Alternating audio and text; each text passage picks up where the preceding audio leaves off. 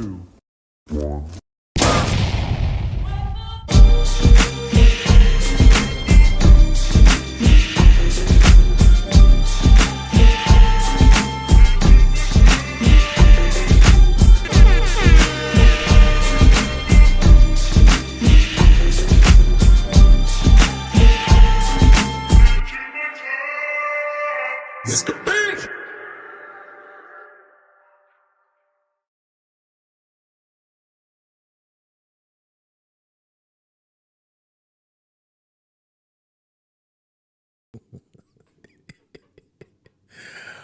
Up to the sky.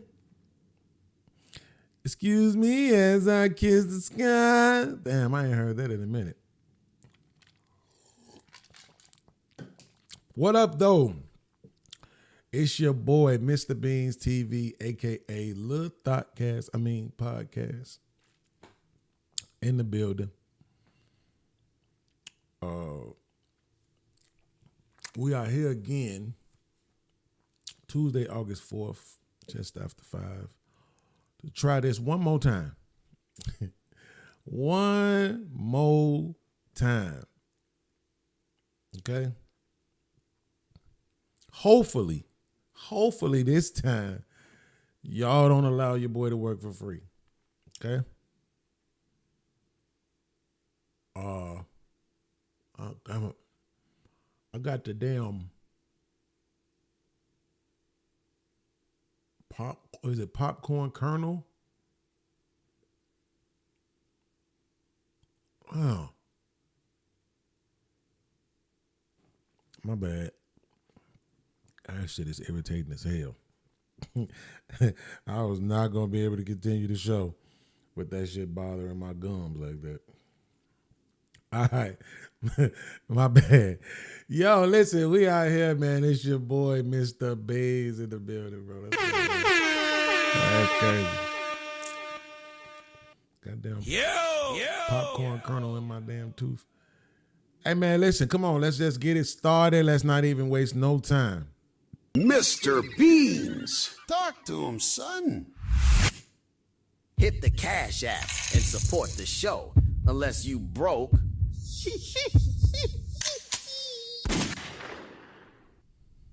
Hey, yo, Mr. Beans, let me talk to him. Support the show and make the chat glow with a super chat. On me. On me. Everybody break bread.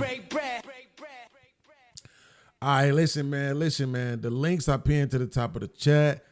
The super chat link, the PayPal, the Cash App. Bro, I know that ain't somebody knocking on my door. It can't be. It can't be. I'm gonna just act like that's not what's happening right now. Cause it can't be. Yeah, that ain't nobody knocking. Why am I like, yo, what the? Yo.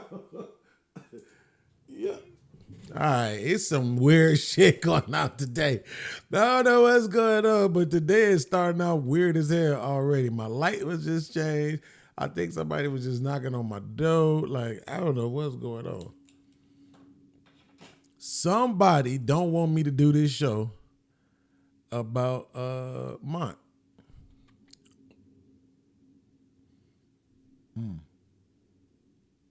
I don't know who it is. But just gonna have to take this. You just gonna have to take this work. I'm sorry. Okay? Like, just get over it. So whatever voodoo princess this nigga got trying to put a spell on my show today, just stop. Okay? The power of Christ compels you. The power of Christ compels you. Allahu Akbar. Nam yoringegyo. That should break all the spells, okay? Let me get through my show, okay? And let some people support. Now, where were we? Oh, yeah. So, pin to the top of the chat are the dono links, man. Super chat link, PayPal link, Cash App link. And if you love me, the Zelle, okay? bell.portlogic@gmail.com, bell.portlogic@gmail.com, okay? Show some love. Everything counts, twos and fews. All right. So, like I said, I got a jam-packed show. I have multiple videos to react to. And I got to start off with one that wasn't even on the schedule. Like, it is not even not pinned, but it's not in well, I guess it is pinned. It's not pinned to the description. It's not it's not pinned in the description. I'm telling y'all, it's a weird ass day. All kind of weird shit going on. I don't know what it is. Damn! All kind of weird shit going on right now. Okay. And then I gotta switch it now that I think about it. I gotta switch the video out because my startup video just changed. Because I just heard about another story that just blew my mind. Like, I shouldn't even be this happy about this story. But I am. I'm not even gonna lie to you. I am happy that this story came across my desk, bro.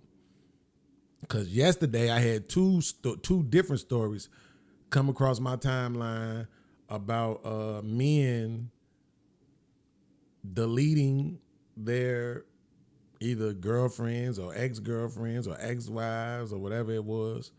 I seen one story about a guy who went to check up on his ex-wife and he got deleted. Right? So we was down 2-1. Like, I ain't trying to make light of it. These people family members and they gone, and that ain't, that's not funny. But the way they be pushing these stories, and y'all know my opinion on this is that this shit is MK Ultra. I think they have found a way to control people's minds, and I think they are causing folks to do it. Because just all of a sudden everybody just crazy. Like, all of a sudden, everybody just crazy and everybody just shooting and everybody just, no, stop it. No. No. That's one of the biggest issues that I have when I debate with or conversate with conservatives is the fact that they act like the world started with crack. Or they act like the world started with whatever issue they're addressing. So it's like, oh, welfare is the problem. So the world started when welfare started, right? Particularly for black people, because that's the only people who they think welfare is a problem for, right? You never hear white people or black conservatives talk about welfare for white people. They never do. They always talk about black people. So whatever issue they're addressing, or it's the murders. Oh, so whenever that started, ever since the 80s, right? In the beginning, there was the 80s, and black people were murderers, right? Wherever issue they talking about, that's where the story starts. Because if you go before that, it will upend whatever arguments they're making. That shit is gonna fall apart, right? The accountability will land at the feet of white people, and they know it. This is why they never want to talk about nothing prior to whatever issue they're discussing, right? So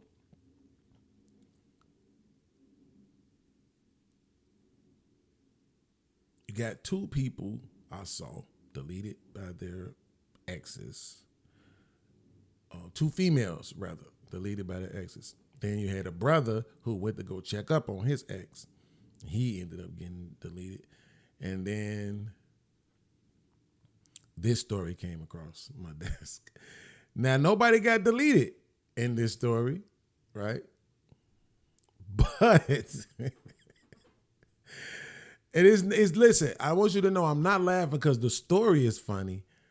I'm laughing because I'm thinking about Jazz, Taz, fake ass Cellulite, phony ass Daryl Long, and all the rest of these niggas who keep pretending like they are so offended by age gap dating, particularly when it comes to males, the older males than the younger females. But this wasn't in none of their catalogs. This story didn't come across their timeline. This story wasn't on none of their thumbnails. This story ain't none of their videos. Like, what's going on? As far as I know, I guess I can't argue that it ain't in none of their videos because I don't watch their channels, but I would be willing to bet good money it ain't, right? Well, let's get to the story. Story takes an interesting... Hold on, because I can't hear on my side. Okay, cool. Boom, let's go. Story takes an interesting turn. A Baton Rouge woman is wanted after allegedly helping the teenager who shot her run from police. Police claim 31-year-old Charletria Thomas withheld information about the teen's whereabouts. They also say the 15-year-old teen is her ex-boyfriend. He was eventually caught in Mississippi and faces attempted murder, illegal use of weapons, armed robbery, and firearm possession charges. What? Nah. She ain't say that. Let's listen one more time. Story takes an interesting turn. A Baton Rouge woman is wanted after allegedly helping the teenager who shot her run from police. Police claim 31-year-old Charletria Thomas withheld information about the teen's whereabouts. They also say the 15-year-old teen is her ex-boyfriend. He was eventually... What? The 31-year-old Charletria. I mean, listen, when you name your kids something like this, expect for them to be stupid. And I ain't saying she's stupid because she was messing with a 15-year-old. I'm saying she's stupid because she's stupid. Right? Like, I don't need to know nothing else. You're stupid, right? Your name is Charletria. And your last name Thomas. I guess you some kin to Cain in them. Right? So Charletria, 31, her ex-boyfriend, 15. Stupid. Where is all the uproar at, man? I'm not understanding this. Where is all the uproar? Where is all the whining and pissing and moaning and, oh my God, how could she and why would she, and throw her under the jail and lock her up and throw away the key and R. Kelly's sister? Where's it at? You know why you ain't know about it? Because they don't really care. This is the truth. They don't really care. Nobody talking about this age gap shit really cares. They're lying. Okay? They are lying. They only talk about it when it's an older guy and a younger girl because it allows them to demonize men, which is the culture in this country. I'm going to say it one more time. They only talk about it when it's an older man and a younger woman because it allows them to demonize men, which is the culture in this country. Damn! Nobody cares. You are not affected one way or another by this 15-year-old boy banging the cheeks of this 31-year-old woman. You don't care. It don't affect your day at all. At all. Right? But let's reverse it. Oh my God, how could he? Where is the firing squad? Life without the possibility of parole. Oh, he's the worst kind of human being. Yeah, I can't take niggas, bro. I wish niggas would just come on and be honest, man, and just tell the truth. You don't care. Let me see. I want to see who's brave enough in the chat to admit that they don't care. Like, it don't bother them at all that she was 31 and he was 15. I'll go first. Oh, hashtag I seen your little not caring. There it is. I'll go first. Don't care at all. Don't give a flying freckle-faced French toast. Who else? Let's see. Anybody? Look at all y'all. Oh, no, Beans. No, we must clutch our pearls. We must be offended. We must care. Why? Why do I care at all?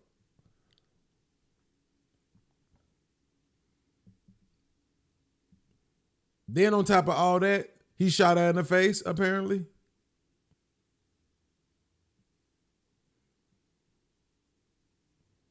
Now, here's what they're saying. They're saying that she has been trying to hide him. Right? So he shot her in the face and then she tried to hide him. So here's the thing. What's more concerning to her? Who's willing to tell the truth and shame the devil? He shot her in the face. And according to them, I mean, let's just assume that they're telling the truth, right? We know they're lying 99% of the time, but let's just assume that they're telling the truth. He shot her in the face. She's trying to hide it. So what's more concerning to her? What is she more concerned about? Probably was more concerned with him not telling everybody that she was screwing him, right? She's more concerned in that than this crazy nigga shot her in the face.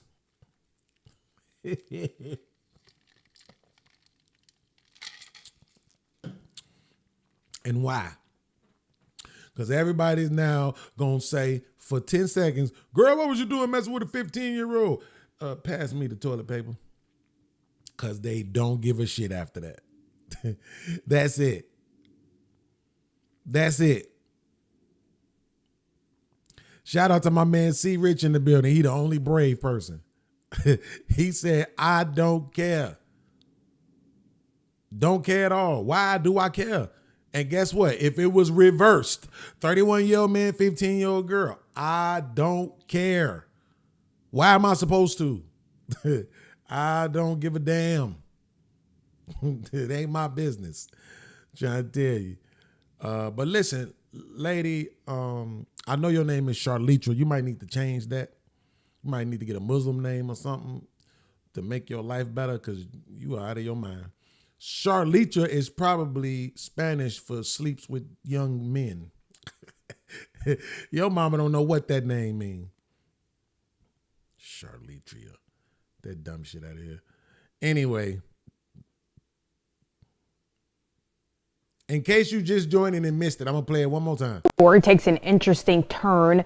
A Baton Rouge woman is wanted after allegedly helping the teenager who shot her run from police. Police claim 31-year-old Charlitria Thomas withheld information about the teen's whereabouts. They also say the 15-year-old teen is her ex-boyfriend. He was eventually caught in Mississippi and faces attempted murder, illegal use of weapons, armed robbery, and firearm possession charges. So they caught his ass. I think they said in Mississippi. So they caught his ass, which is probably how they know the rest of the story. I want to thank you, Charlitra, for screwing the 15-year-old and providing me with content to prove that these niggas is full of shit and don't really give a damn about no goddamn age gap dating. Okay. I thank you. I want to thank you, Charlitria, for letting him get them guts so I can talk about it on my podcast and joke about these lame ass niggas pretending. I know that they don't really care about no age gap. Liars, shut the fuck up. You get the fuck out of here, nigga. You don't give a shit about none of this shit, nigga. Stupid. Lying ass niggas. Oh, we go to each gap. Oh. Fuck out of here. Yeah, I can't stand these niggas, bro. None of these niggas. All right, let's go to the next video so we can get through this disrespectful ass day. All right. We're about to be 30 minutes in. We should have had $10 by now. I can see I'm never gonna get to react to this motherfucking Mott video, bro. That's crazy, man. I don't know why y'all doing me like this, but okay. Okie dokie. Okay, now which one was the one that was next? The one that was next was, okay, this one right here. Yeah. Yeah, here we go again, man. Here we go again. Watch this one, y'all. Watch this one. Tonight with a road rage incident in Smyrna. Good evening and thank you for joining us at 10. I'm Russ Spencer. Video shows that incident led to a violent attack with one man ending up in the hospital. Fox 5's Denise Dillon is live in Smyrna tonight, and Denise, police are still trying to find the other man involved, right? Yeah, they certainly are. They tell me that two strangers were driving near this intersection. It was the middle of the day when one of them suddenly cut the other one off. And that was just the beginning of it all.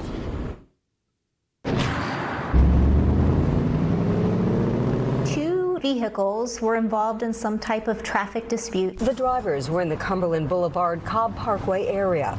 Words were exchanged, but both drivers kept going. Police say when the driver of the black car pulled into his complex, he realized the other car was right behind him and got out to talk to the passenger. That's when things escalated. He didn't want the people to know where he lived. And when he walked back to his car after exchanging words again, the passenger of the second vehicle, who's a male, got out and a physical altercation ensued. The passenger punches the driver of the black car in the face multiple times, knocking him to the ground. The passenger then pistol whips him. The driver of the silver car gets out, and eventually she and her passenger both get back in the car and leave. Hold on. Now, this what made me so happy to report on this story. Let me show y'all what made me so happy to report on this story. Watch this. The driver of the black car, who is in his 50s, can be seen staggering to his feet, then falling again. The driver of vehicle 1 was beaten pretty badly, pistol whipped with a firearm, and he sustained significant injuries, one that required him to have a surgery. The incident happened in late June. A little more than a week later, police identified the driver, 18-year-old Haley Kirkpatrick. What?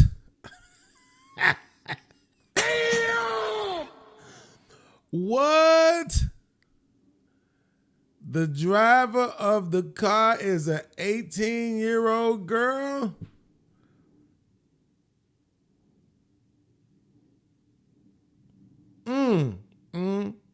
Let me guess. So the dude cut her off, and then the guy in the car with her told her, "Bitch, you better follow him right now or else." And she was afraid for her life.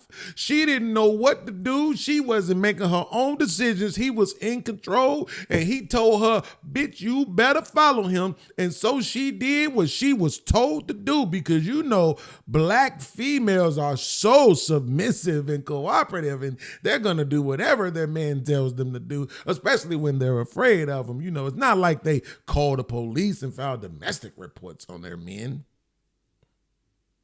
I can't do the wink shit. Right? So she was scared for her life, and she just followed his instructions. Let's see if that pans out. But she refuses to tell police the name of her passenger. But she refuses to tell the police the name of the passenger. Wow. Damn. She refuses to tell the police the name of the passenger. That's y'all's motherfucking punk ass friend. All right, so I'm not sure how to feel about this. I ain't gonna lie to y'all. I'm not so sure how to feel about this because on one hand, I don't know how to deal with the story. Cause the video starts with the dude out the black car at their car, right? So what do you want me to do with that? Like, I don't know what it is you want me to do with that. You start the video at him out the car at their car talking shit. Do I think that dude should have got out the car and packed him up like that? No. Do I think he should have pistol whipped him like that? No. Let's say the story is true and they were following him because he cut them off. Let's go with that, right? Do I think they should have followed him because he cut them off? No.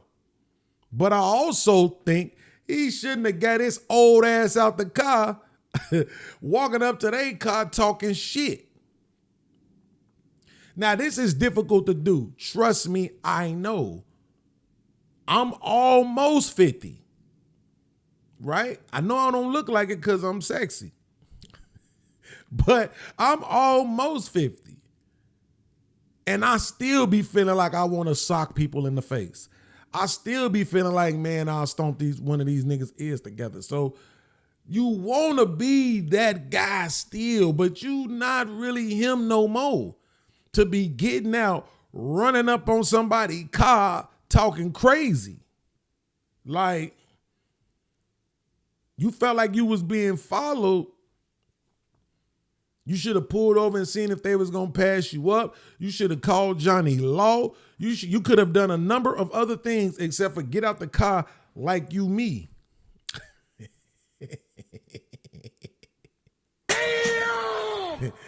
You not me, sir. I still have a slight bit of a physical prowess that will intimidate the average nigga. So I probably could have did that, but like, yo, I beat your bitch ass. He probably wouldn't have got out the car and ran up on me like that. He probably would have got out the car with the banger already drawn on me. Cause he probably would have been, yeah, them shoulders, yeah, I don't really want to smoke. Not knowing my back so bad, if I swing on him, I might dislocate my back. Swinging on him, right? But at the end of the day, nigga, why did you get out the car? Now, this girl, though, on the other hand, though, again, this is why I'm saying I don't know how to feel about this. She 18, so I want to hear all the feminists, all the what they call them, all the simps, all the white knights like my man Mont. I want to hear all them pander and say, oh, she was misled and he forced her to go and she didn't want to I want to hear all of that shit, you know what I'm saying, so I can cook it, right? But then at the same time, she ain't telling the police who he is. So she's standing on business, which will trump the dumb shit that they gonna say trying to defend her, right? And make it like she was some scared victim who was just following orders, right? So it seemed like she like, nah, that's y'all job. I'm not telling y'all shit. Y'all figure out who he is. I don't got nothing to say to you about who he is. I ain't do shit. I got out the car. You see me get out the car. I was about to try to stop him. He stopped on his own and came back. Hey, what I'm supposed to do, it's not my job to turn him in. I don't got nothing to do with none of that, right? So I could respect her on some level for that. I just can. I just can, man. But any chick wearing those glasses is trouble. I'm telling you now, to all my young cats who might see this, if the chick wears those glasses, run, my nigga. Don't listen to these people when they say you can't judge a book by its cover. Yes, you can. Yes, you can. Look at me. Do I look like I got some money? No, right? Exactly. And I'm broke. So that's my point. That's my damn point right there. Okay? That's my point. You can judge a book by its cover. Those glasses reek of toxicity. Only toxic feminists wear those glasses. And toxic gay men as well. Okay? So I'm just trying to tell you. But damn, man. Pistol whipped is horrible. Pistol whipped is horrible, bro. That's just, it ain't right. It ain't right. It ain't right, man. All right. Let me check my, let me go up here and check and make sure I'm not missing any donos. Oh, man, these people in Chicago got me bent up, bro. I sit up there, I put a post on Facebook, and the post, it was a meme that I created. And, excuse me, the meme basically has the 8 people right now who have declared their candidacy for the mayor of Chicago, right? And so, hey, I'm telling black people, I'm like, look, you better pick the Republican. Right now, ain't no Republicans running, as far as I could tell. No Republicans are running. Right? According to my research. But it's this one white boy, he's a Greek dude, Alexei Genialopoulos, some shit. I'm like, y'all better vote for that dude. He rich, right? He's a rich white man. Vote the rich white man into power, right? And there's logic behind this. I really wanted to go live from to Facebook and try to see if I can get some of them people from the post to come up and talk about this or debate with me on this. Because nobody, like, people really be thinking that they be making sense, but they really don't. You know, you're going to vote for the black guy because he black. You're going to vote for the woman because she a woman, right? Okay, cool. Let's use that logic then. I'm saying vote for the rich white guy, right? If he's a Republican, vote for him. And that's literally what I said in my post. My caption was, if a Republican white man run, y'all better vote for him.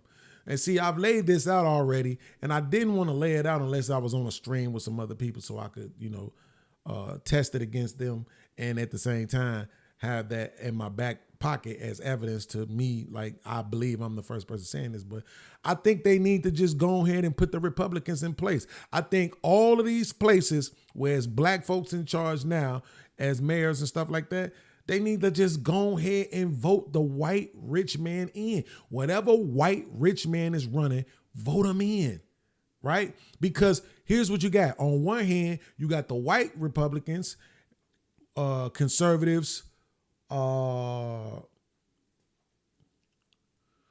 ain't it another term for them? It's conservatives, it's Republicans. Oh, MAGA, I almost forgot. So you got the white MAGA conservative Republicans, and they saying, yo, we need to get the Republicans in there. The Democrats have ruined this and ruined that, and everywhere where it's bad, there's Democrats in charge and all that other shit, right?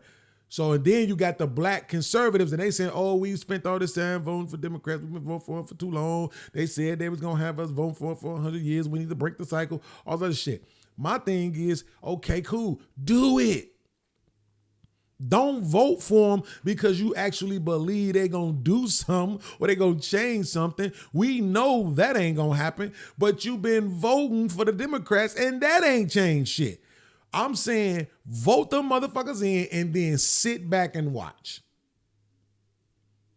Just sit back and watch. Don't be on social media every week saying, see, it's been 7 days and they ain't changed shit yet. See, it's been 30 days and they ain't changed shit yet. Nah, just vote them in and then just sit back. Don't say nothing. Year 1, 6 months in maybe. Year 1, definitely. Then you could chime in and say, hey, been a year. Where's all those changes? That motherfucker said he was going to do this within the first year. It's been a year. It ain't happened yet. And we already know they're going to say the same thing both sides say when they side can't get it done. They not letting us. It's too much opposition and all this other shit that you knew before you swore up and down the person could get it done. right? So I'm saying vote the Republicans in, vote the white rich man in, and just let them have that shit. Because here it is. The biggest benefit for black people to put the white Republican into play is that A, it ain't your party, and B, it ain't your race. I feel so much better being able to blame the white man. I don't want to have to blame the nigga. It does a disservice to my soul to have to blame Brandon Johnson for Chicago. When I know in reality it ain't his fault. This nigga's a puppet. They all are. You can't do nothing that ain't in the plans to do. You ain't changing nothing that they don't want changed. It is what it is. Unless you ready to be martyred, or unless you ready to have them have some women come out and say you did something to them. Right? So why even take the job? Let the white man be in those positions, and then we could continue blaming their ass while we live our lives. Live your life, enjoy yourself, and when anybody want to talk about that shit, then all you gotta do is say, shit, that's the white man's fault.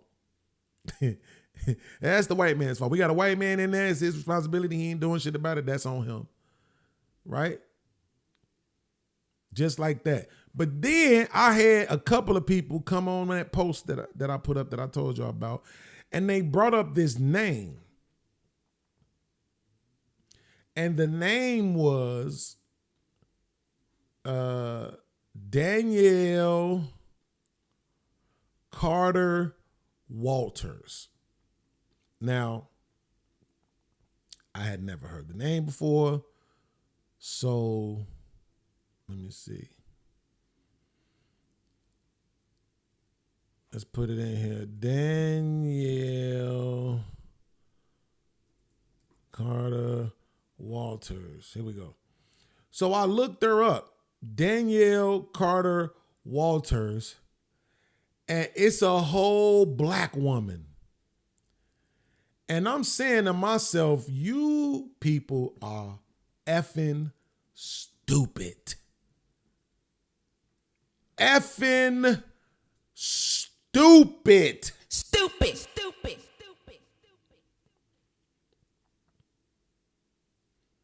Y'all ain't learned no lessons from all of these other cities where black women run it. Y'all ain't learned no lessons.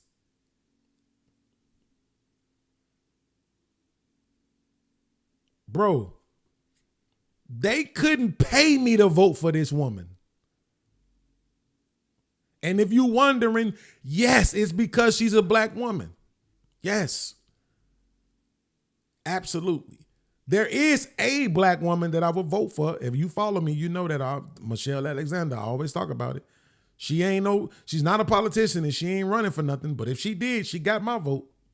I wouldn't give a damn what she was running for. She could be running for dictator of the world and I would vote for her. Okay? Like, cause I know she gonna do right, particularly by my demographic. So she would get my vote. But the other 99% of women, no, they not. No, absolutely not.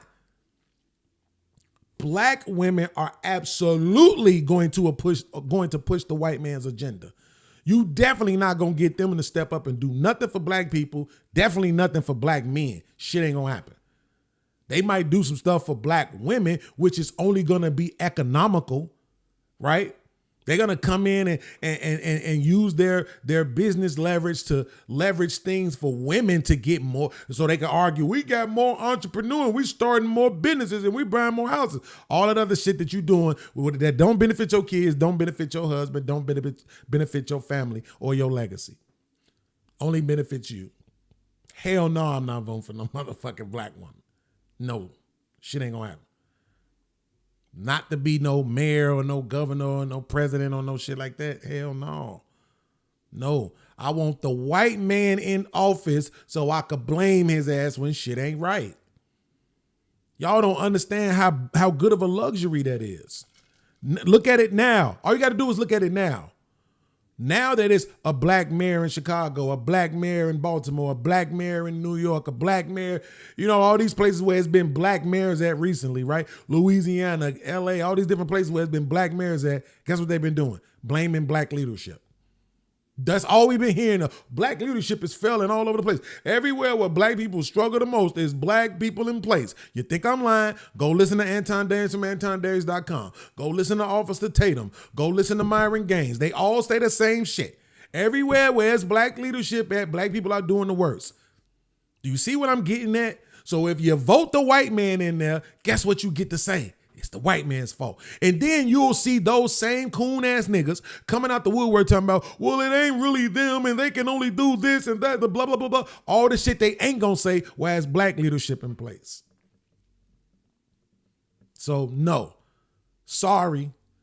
She looked like she might got a nice rack. Maybe she need to be an Instagram model. She definitely won't be getting my vote. And anybody in my family, if you vote for her, I'm done with you. I'm done with you. Or every time I see you or talk to you, it's going to be shame. Shame, shame, shame, shame.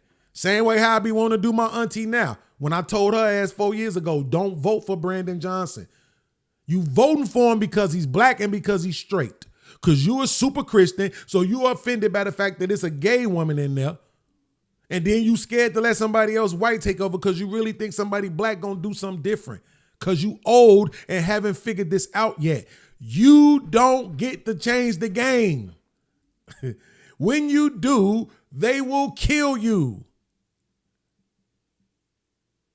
Even if you are successful at changing the game, they're going to murder you. It's like it just is what it is.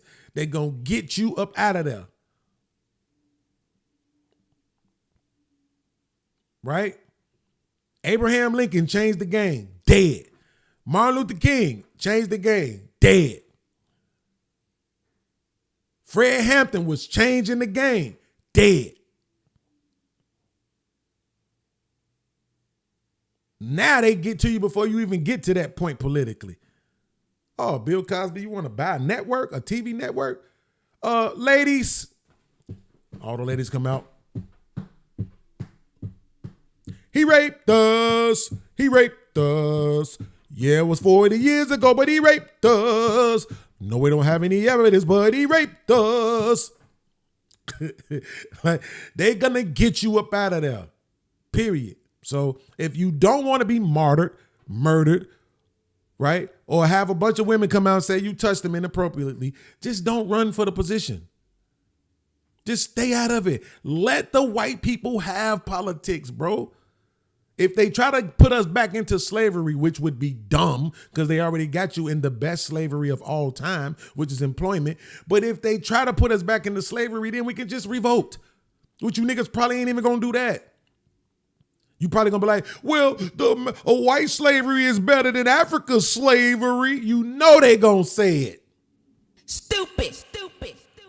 Soon as you just heard it come out my mouth, you knew they was going to say it. Uncle T going to say it. Anton Darius from AntonDarius.com going to say it. Mr. Fantastic going to say it. Angry Man going to say it. They all going to say it. If they brought back slavery right now, all them niggas going to do is say, well, this slavery better than the slavery in Africa.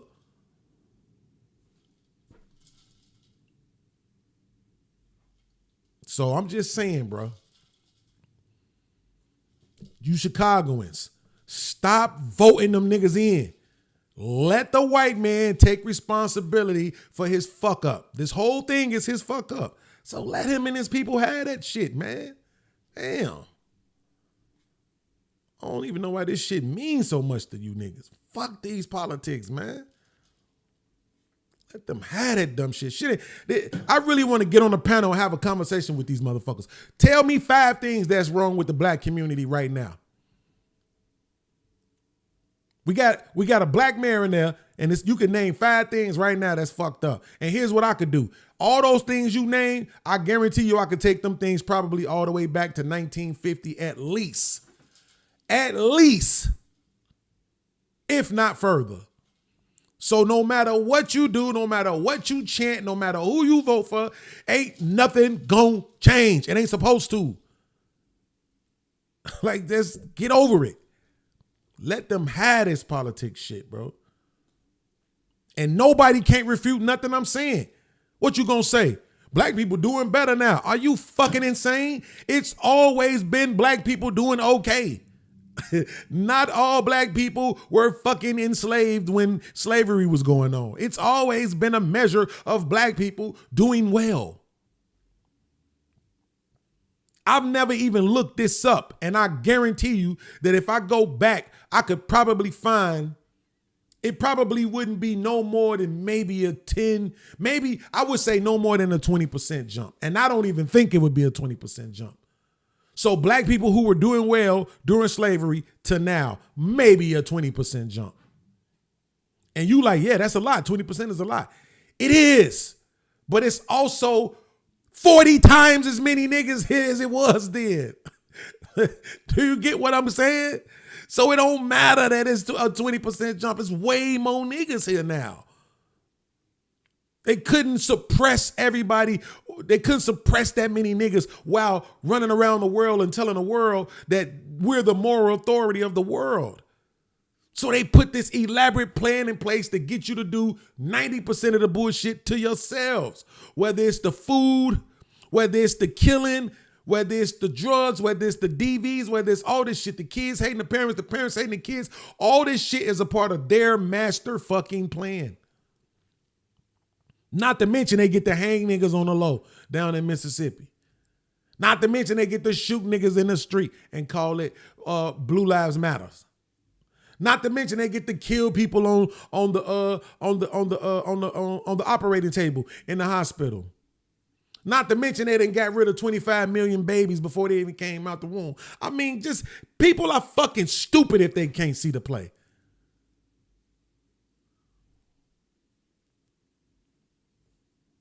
God damn. Fuck is wrong with you niggas? Shit, man.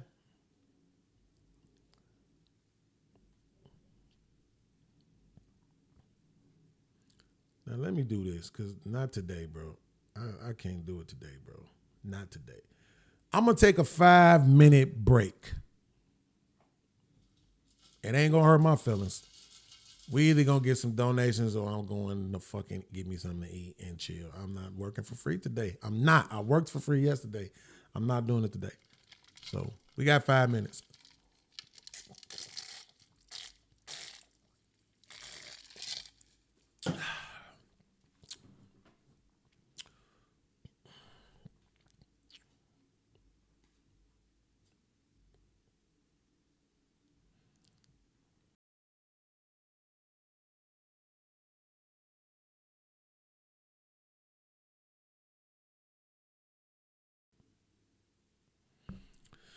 Shout out to C Rich for the $5 super chat. He said, I want you to get on that batch nigga Mott's head. I think he'll lame.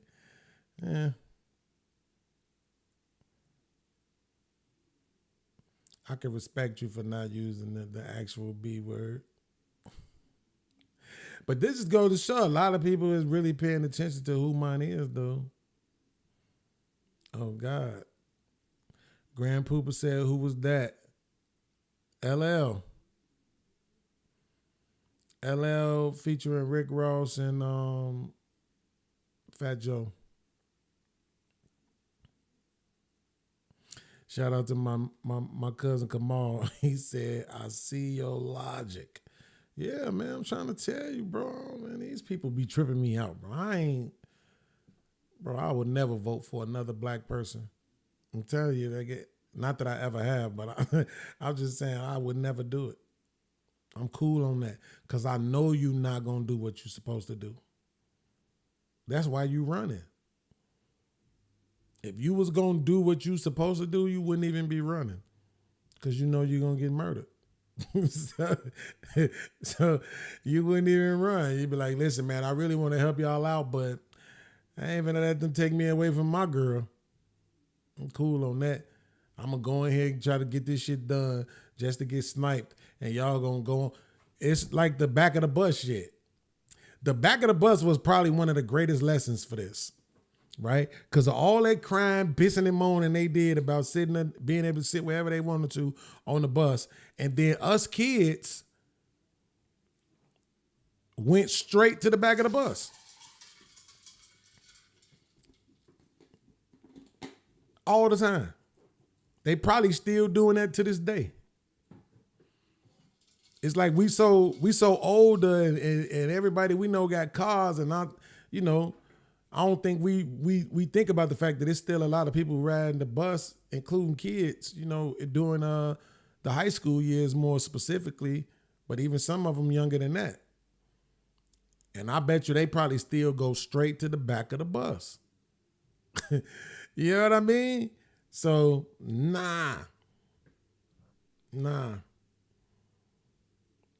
Don't martyr yourself for these people. You know what I'm saying?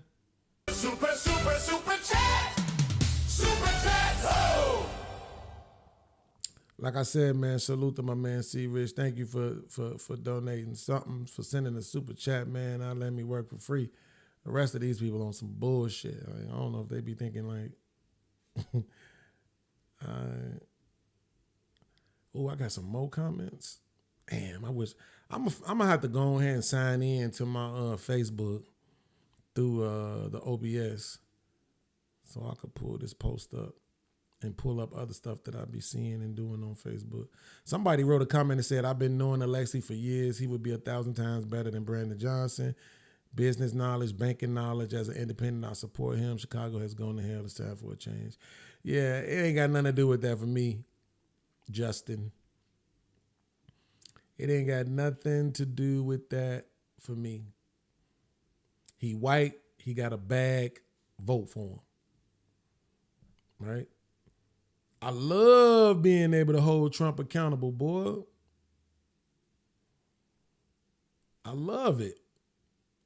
There's very few things in life as good right now than being able to hold Trump accountable and be like, yeah, bro, what happened to all that shit y'all told me he was going to do? I thought y'all told me he was bringing all the jobs back from overseas. What happened? Them same people will be the ones today telling you, but if they bring those jobs back, then the iPhone gonna cost $3,000. It's gonna cause inflation on everything we buy. But motherfucker, you knew that when you told me he was bringing the jobs back. Before Trump was running. This is why I need to start chronicling my lives, like what I said in certain lives, because when he was running, I said, I can't wait till I be able to hold this against you niggas. All you niggas running around talking about he about to bring these jobs back. Where they at?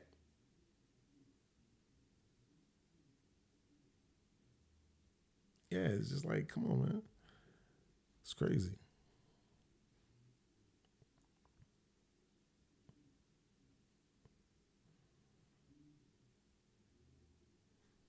Okay.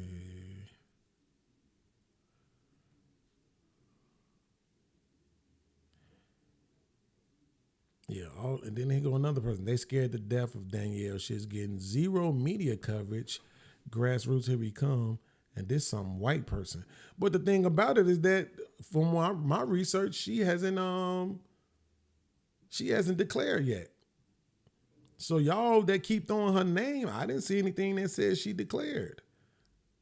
Let me see.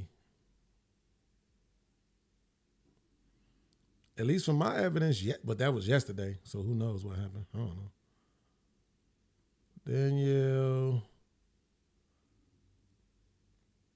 she carrying purses and shit. Like, why the fuck do I want a politician that carry purses? I know, bro. Like, yo, I'm going to download this just so I can show y'all. And then, if, like I said, man, I guess we just go get out of here. I'll do the show tomorrow. I'll try again tomorrow. I can't do the working for free shit, bro. Let me download this. Mr. Beans. Talk to him, son. Hit the Cash App and support the show. Unless you broke.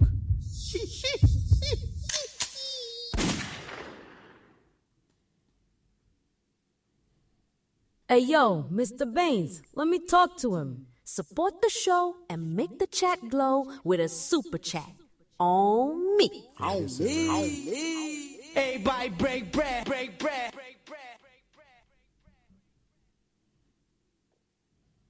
Bro, look at this. No, I don't. I don't want this for a politician, bro. This is crazy to me.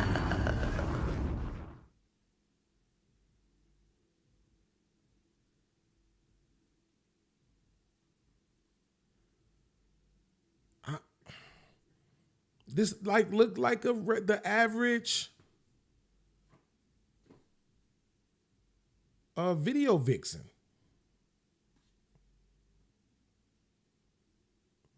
No, I don't want that, man. I don't want that to be my politician, bro.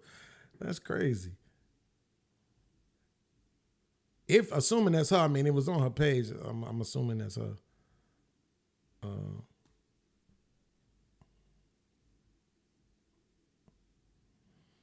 Shout out to my main man, Grand Pooba, for coming through with the $10 super chat. Super chat. Super chat.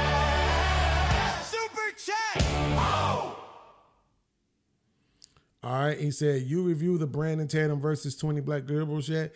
Hell no. Boy, they ass be on it. The last 2 times, I messed up the last time a few weeks ago. Trying to react to Jubilee. Jubilee be on bullshit. Racist ass motherfuckers. Fuck them, man. Nah. Don't want nobody to react to their little dumbass show. Like, nah. Now, truth be told, I react to other people that's like that too. And I just changed the video. You know what I'm saying? But it's just like, it just irritate me. It's like, damn, man. I didn't want to have to go through all that editing the video. I don't want to watch the whole thing. No way. I'll be waiting for somebody else to react so I can kind of see like where a good part is at. And then, but nah, I didn't, bro. I didn't, man. I don't know. If it's I'll put you like this, Grand Pooba. Since you supported the show, if it's a specific part that you want me to react to, timestamp it and send it to me. Like, send me the timestamp. Either send it to me in my DM on IG or send it to me at the email isylpshow@gmail.com. They both are in the on the page. If you go to the home screen on the YouTube channel, they both right there. The email and the IG.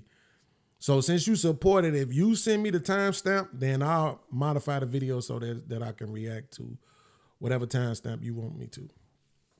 How's that? That sound fair? You know what I'm saying? I want to look out for those who take the time to support. I appreciate you and C. Rich for coming through and not letting me work for free. You heard me? So now we can continue. I got this particular video right here that I'm supposed to react to too, right? But something is telling me I probably need to just go ahead and skip ahead to the Mont video, especially since C. Rich did his. Because if I react to this, we look up, it's been 30 minutes, a whole nother hour, and then I'm going to be talking about somebody that needs support so I can keep going. So I think I'm going to just jump to the Mont video now. And hopefully people will respect the show and respect what I'm doing enough to, you know, to continue to support. Send a little $1.99, send a little $2 super chats with y'all comments or whatever, you know. So I'm going to skip this video for now. We might be able to get back to it, assuming that, you know, we get enough support. If we get another $20 in, then I'll make sure I come back to this one. But I'm gonna skip this one and I'm gonna just shoot over to the Mont video right now. You heard me? Jersey.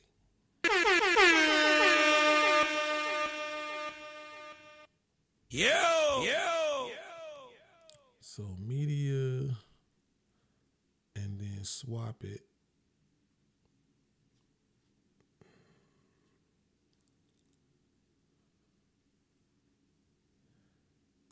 All right. Here we go. Come I turned the wrong damn thing.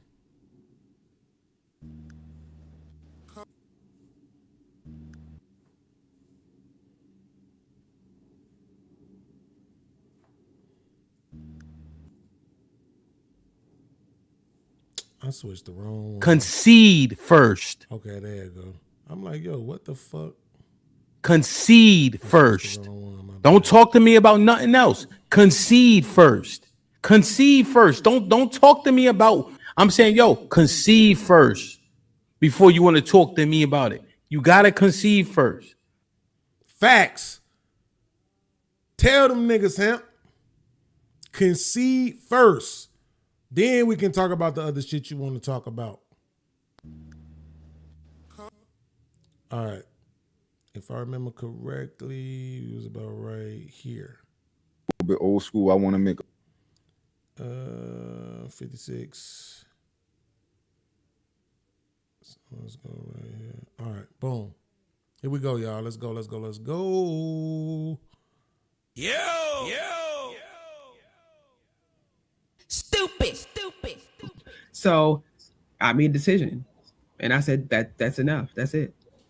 You learned yourself. You tried something and you actually figured out who you are, what's your purpose, and it wasn't, what he wanted it to be. But he deserved to be happy too. And right now he is remarried. He got remarried very quick after our divorce, and good kudos to him. She doesn't look anything like we do, and he's happy. She was fine baking the cookies. So I ain't mad at you. Live your best life, bro. I mean, I ain't sending no present, but She doesn't look anything like we do. He found happiness, and he had to find it with somebody who doesn't look anything like we do.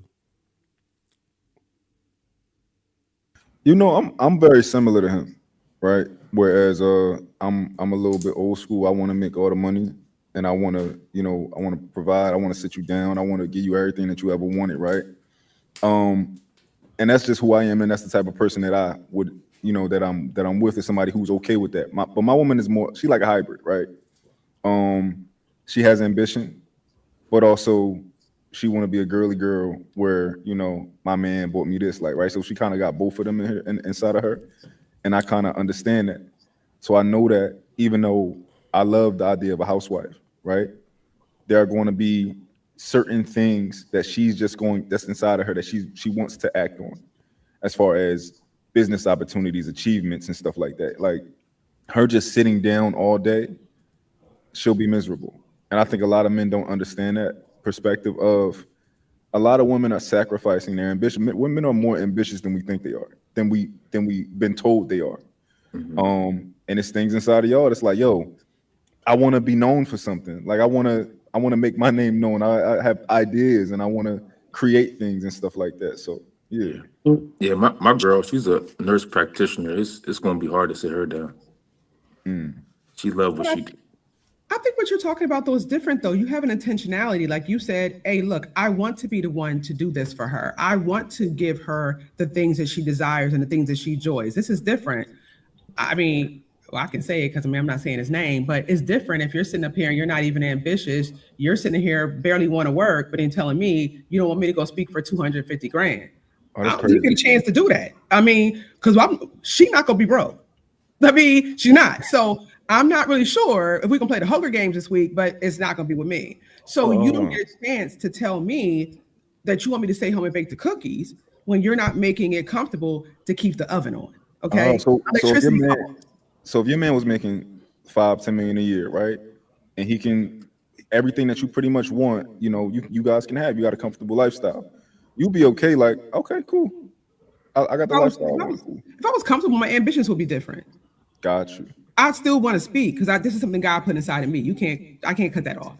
Yeah. But my ambitions will be a little different because I'm more comfortable. I'm going after stability for my children. That's different.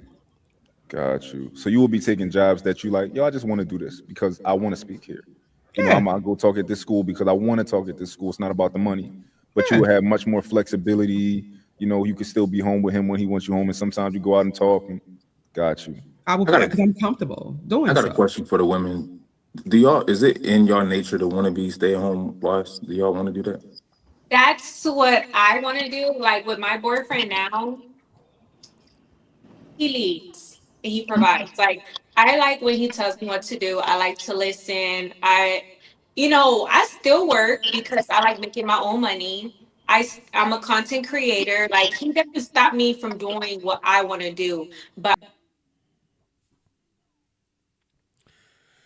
We need to take notes, right?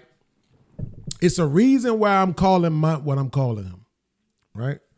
The white knight, don't ask me what it refers to. I just heard people use it, whatever that shit means. But the reason why I'm saying he's Ace Jackson, he's Derek Metaphor, is because of shit like this, right? When you hear the hypocrisy from women, you don't call it out. But when you hear it from men, you do, which I respect. But when you hear it from women, you don't call it out. Let's listen to it one more time.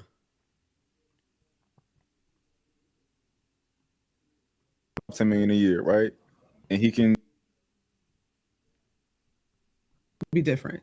Got you. I still want to speak because this is something God put inside of me. I can't cut that off. Yeah. But my ambitions will be a little different because I'm more comfortable. I'm going after stability for my children. That's different. Got you. So you will be taking jobs that you like, I just want to do this because I want to speak here. Yo, why I'm going to go talk at this school because I want to talk at this school. It's not about the money. But you will have much more flexibility. You could still be home with him when he wants you home. And sometimes you go out and talk. And got you. I will because I'm comfortable doing I got a question for the women. Is it in your nature to want to be stay-at-home wives? Do y'all want to do that?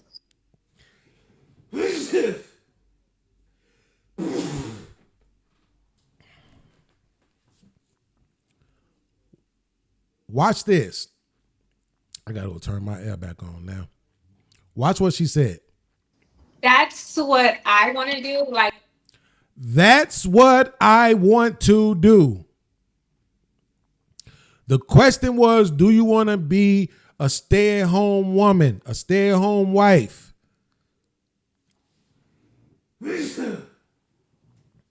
She said, that's what I want to do. Put a 1 in the chat if you heard her say, that's what I want to do. Let me turn my air on.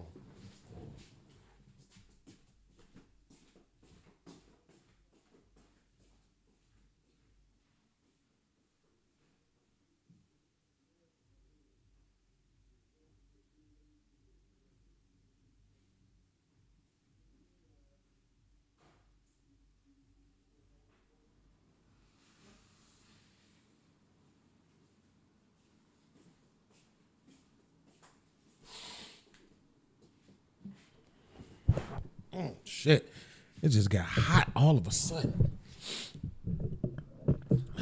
It's messing with my nose. Shout out to my man Kamal, the only one who listened. Y'all be on some bullshit. I swear I can't wait till my members get back up. I'm gonna do all my shows members live, bro. Like all my shows just gonna be for the members, bro. I swear. Cause this shit be crazy. All right.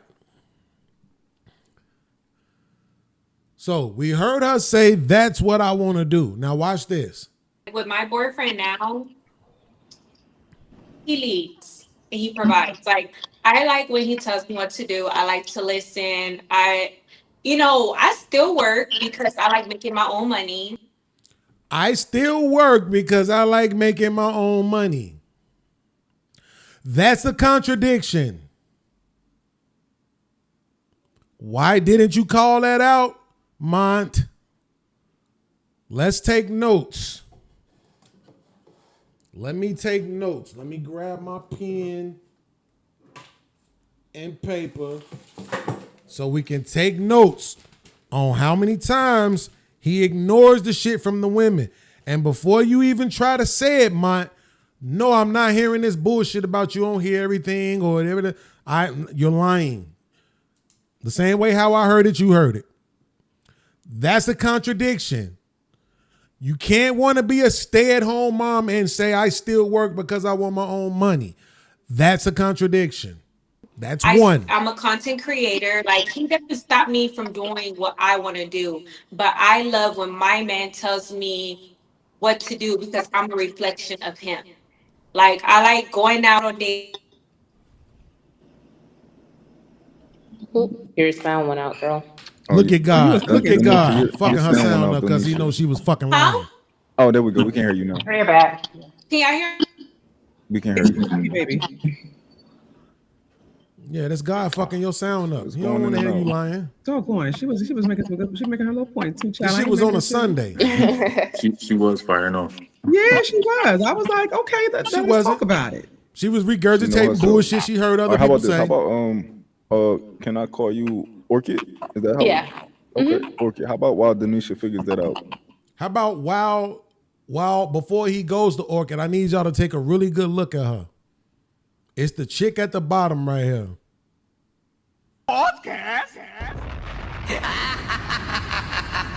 It's the chick at the bottom right here. Shout out to my man C Rich for coming through and messing up the messing up her face. I'm trying to show y'all. You see her right there? Okay. That's her. Right? Now you got to keep that in mind because that matters. Right? It matters.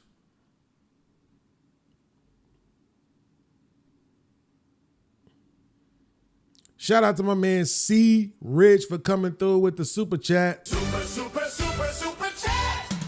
Super chat. Oh. He said, mine plays the middleman to not offend women. That's why P Smurf go on his head. Yeah.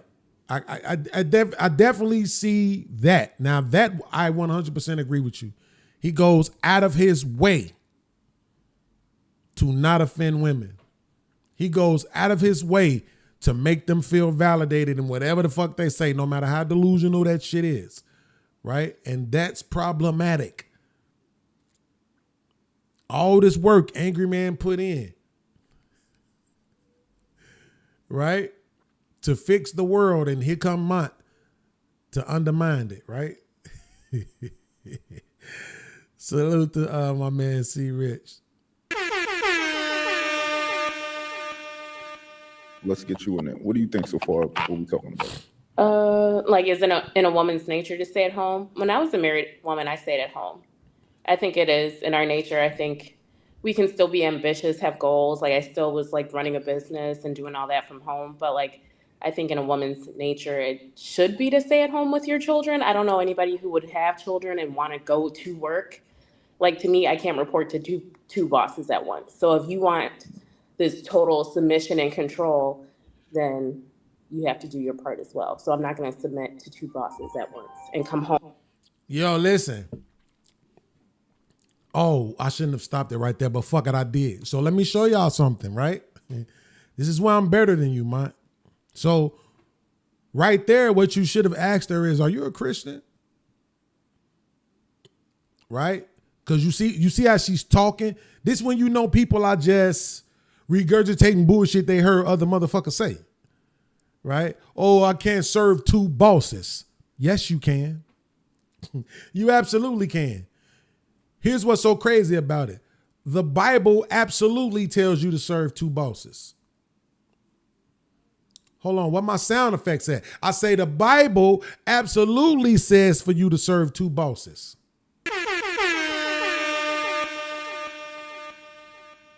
See, it's difficult for me to lay this down if she's not a Christian, but the way she's talking, right? Well, I just have to assume that she probably is one, right? But think about what she's saying. Oh, I'm not supposed to serve two bosses. Well, that's not true, because are you supposed to serve God? That's a yes or no question. Well, we know the answer is yes. But then also in the Bible, it says for you to submit yourself to your husband as unto the Lord. Is that not two bosses?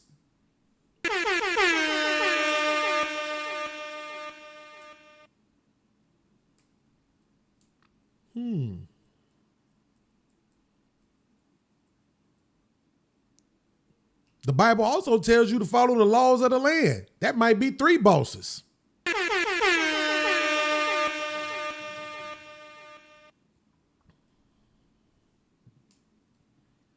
oh, this is just too easy, right?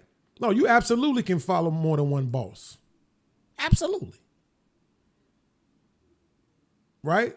Because here's what you don't usually do. You don't usually work 2 jobs at the same time.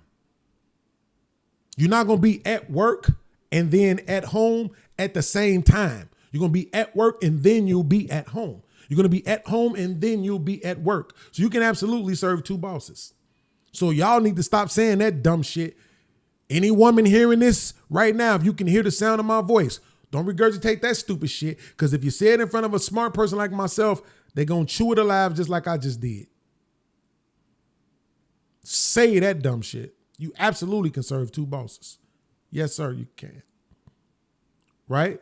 So it's just some slick shit that women want to try to say to try to demean you as a man if you're not in a position to pay for her entire life. Right? And then they always want to throw kids in the mix. Right? Like I'm supposed to meet you today and make babies tomorrow. Right? So that all that's just some bullshit. And submit to you after I just submitted to some other man all day. Yeah. You know what's crazy? I heard somebody say this the other. Right. Submitted to some other man all day, which was more than likely a supervisor and not the actual owner of the company.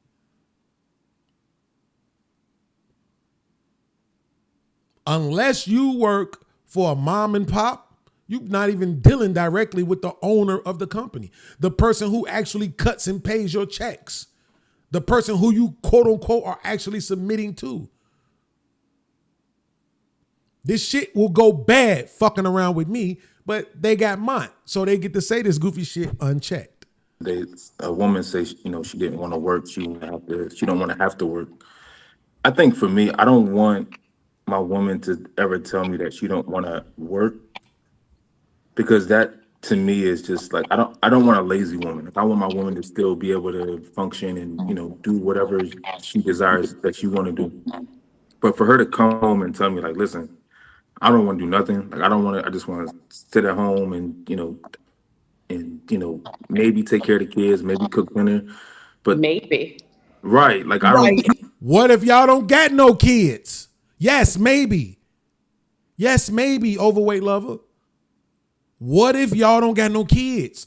Why is it that I have to automatically have kids with you in our scenarios? Why we can't be just singling together for a little while? Y'all can't even see yourselves without kids because that's y'all way to security. Ain't no maybe. You better. Right. It's either right. Ain't no maybe. I made 3 meals a day and 2 snacks. Like real chef work. Imagine her saying she made snacks every day. Who believes that? Okay. Style type shit. I respect it. Power to you. Mm-hmm. What is it? I'll say this too. Oh shit, my bad. Shout out to my man Young Lee for coming through with the dono via Cash App. Salute to you. Thank you for supporting the show. He said, keep going. That's a fact, bro. Mr. Beans. Talk to him, son. Hit the Cash App and support the show. Unless you broke.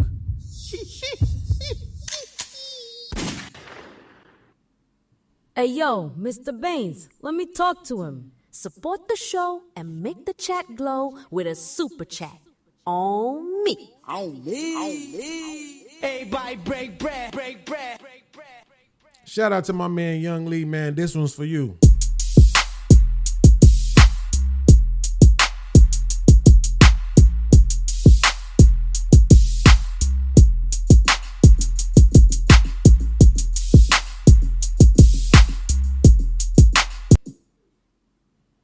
Yeah, we in the building, y'all. Let's go. All right. Ambition. I've homeschooled my children. My oldest is now 32. I've homeschooled for 30 years. I made choices to be a mom and a wife, right? But I think that, and I'm comfortable in that. I do love that. Jill Scott said, if you could tell me what to do, you could tell me what to do. Mm-hmm. So if you're going to tell me what to do, then I'm going to need you to know how to properly lead. And I'm going to need you to make the amount of money we need to make us comfortable. Now, if you're not doing those things, then you then can't dictate to me what my ambition should be to get us comfortable. because I'm trying to get us to a space where we can actually live this life thing. So, question: does the respect value change based off the amount of money that the man makes? For me, In general, like if depending on the amount of income he has, does that determine the amount of cooperation you give him? absolutely not. He's still my husband was my husband. So if I you did make one, not. This is the thing. I'm a hustler. I'm gonna make money. That's what I'm gonna do. I'm gonna make money. So you got to get up real early in the morning, and go to bed real late at night to out earn me. It's just what it is. That's just who I am. Everybody who knows me knows that.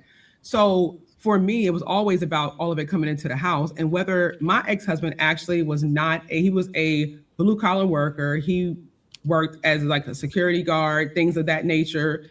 One time he was a trash man. I've made more money than that. I knew that when I married him, and I was okay with that. It was about him. It wasn't about the title or about the income. It was about him. I married him, not all that stuff could go away at any point. well, no, you said, because you said if you could tell me what to do, then you can tell me what to do. So if he's in a position where he's not making as much money, can he still tell you what to do? Is it temporary? You said, is it temporary? Is it temporary? We don't know how long is you put the time frame on it. We don't know This how is the long. thing. I think that he's still my husband, so we're still gonna have our talks. There's still things he's gonna want from me, and I'm okay with that. It's not about the finance. It's always about the ambitions. So here's where it gets really bad. I think this is the part that I was watching, and I think I was commenting at the chat at this point, because this lady got a doctor in front of her name and all that. She talk about all this money she make and all that other shit. But the contradiction was so glaring, right? We already got two. So we got one from the chick with the horrible audio. We got one from the big girl at the bottom, right? Now here comes one from the doctor. And through them all, mine is just sitting there. He's just talking. Or I'm sorry, he's just letting them talk, right? So she just said, it's not about the money, it's about the ambition. And this is where the bullshit double talk comes in at. Because it's absolutely about the money, right? If all of his ambition was to do and succeed in things that generated no money, it wouldn't be good enough for you.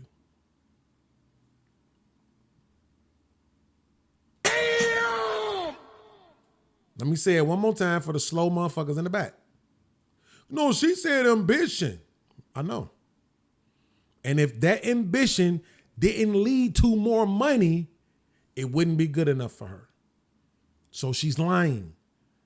Now watch what she says and you'll see that I know what I'm talking about. What are we doing together as a unit? What other problems are we having? Let's say that. Do me a favor, though. Answer the question. Podcast? Do you what is? Hold on.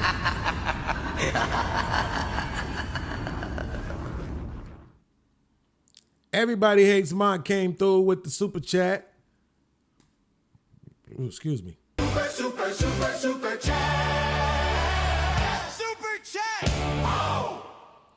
He said, P. Smurf played himself. I put him in a headlock for a month. He ain't know I was a big dog. That's y'all problem. I don't even know what situation. And if let's just talk about that situation I was there for, and I can't remember what that was even about because I don't care that much. But no, what I'm talking about you today, brother, is all about this video right here. I don't got nothing to say about none that happened before this. Everything I'm talking about is this video right here.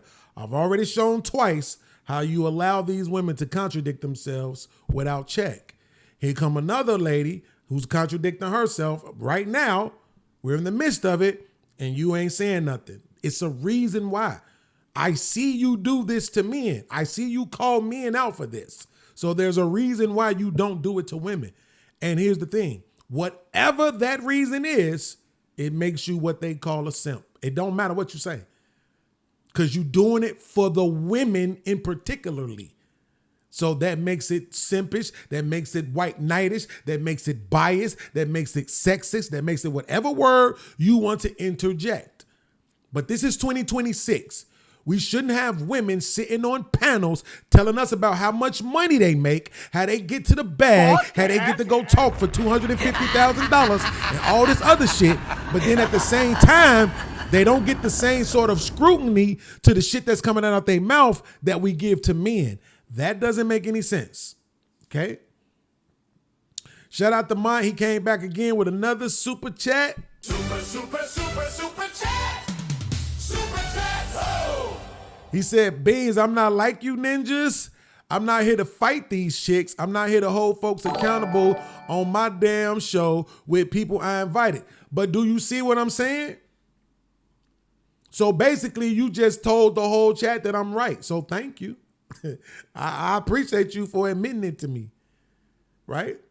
I literally just said that.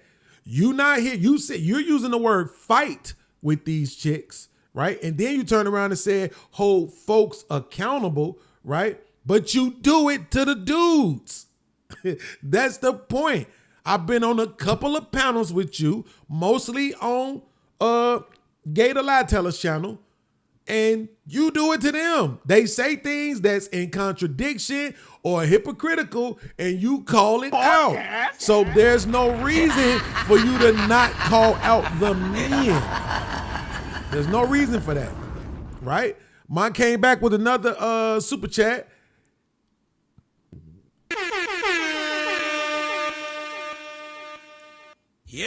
He said, no, it's not. I never called no man out on my platform. Okay, so you're making it about your platform. Never, not once. Okay, so you saying on your platform, you just want to, you push, oh, I see what you're saying. I see what you're saying. Okay, I see what you're saying. I see what you're saying. I see what you're saying. Okay, I see what you're saying. Well, listen, that remains to be seen. But Mont, do you know you're setting yourself up now, right? Because even if I accept this narrative that you're giving to us right now, which is that you're doing something specifically different on your platform, even if I do, when the first time you do it, I'm gonna have to call you out, right? Like if you say, yo, I'm trying to do something specifically different on my show, I don't want it to be a fight club. I can absolutely understand that. And truth be told, the only way you can even avoid it becoming Fight Club is to not have the specific pushback, right? So I can understand that. He's saying on his channel, he only pushed back on the points that he disagrees with, right? So he not necessarily trying to hold people accountable to what they said, call out their hypocrisy, this or that on his channel. He's just saying on his channel, he's just there for the conversation. And the only thing that he's necessarily going to push back on is something that he doesn't agree with. So that kind of makes sense. Shout out to my man, Grand Pooper, for coming through with the $5 super sticker, I believe this is. If I'm wrong, if that's not a super sticker, if that's something else, if that's one of those gifts or something, I don't know, let me know. But shout out to my man, Grand Pooper, for coming through as well and supporting the stream with the $5 super sticker. Mine came back with another super chat. Super chat. Super chat. Oh. He said, I never tried to hold a man accountable on my platform ever. Trade the truth late night in a different personality. I'm not a leader over there. So basically he's saying he conducts himself on that platform over there the way that they, or not just that platform, but he'll conduct himself on the platform the way the platform is set up. So if it's a debate style platform, then you'll debate. If it's a conversation platform, you'll just have the conversation.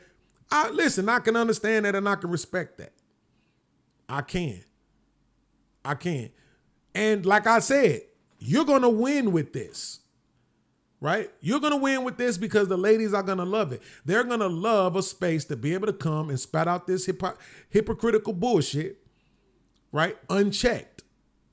But you have to take what comes with that, right? Because of what we're facing as a community, as a society today, for you to create a space to allow women to come in unchecked, right? And just say all of these things without question. Cadaverdog donated $10. Glad you going over him not giving no pushback. He plays the game. He manipulative and acts like we don't see him. Well, I mean, I think he's being honest, but I'm just pointing out the fact that I think he knows this, right? The same way how I'm doing this stream now, but Mott's the homie, so I'm not finna try to treat him like he's some type of bitch ass nigga. But at the same time, for what we're dealing with, it's like imagine this. It's like imagine we in the middle of a crack epidemic. And then I create a spot for people to come and just smoke crack freely. Without question. Without any challenging or anything else. That's what you're doing, man, essentially. Right? We're in the middle of third wave toxic feminism. Right? They had an opportunity for all those years to get on media and talk shit about men and spew their delusional, hypocritical, toxic bullshit unchecked, unchallenged at a minimum. So you're creating a space for crack to exist while we're in the middle of a crack era. It's gonna work for you. You're gonna make a bag just like most crack dealers did. You know what I'm saying? You're gonna make a bag, but you also are helping destroy the fabric of what we've been trying to fix for so long. Right? Because they need pushback. At a minimum, women need to hear that this delusional shit coming out of their mouth is delusional. Right? So let's go. His amount of income determine your level of cooperation. No, that's respect. Okay. Just asking. No. I'm always going to respect my husband. Always. I don't think money has to do with the respect level. No, but that's then in my case, watch this. She said money doesn't have to do with the respect level. But watch this. See, this is what I mean. Here comes some more hypocritical shit. Watch this.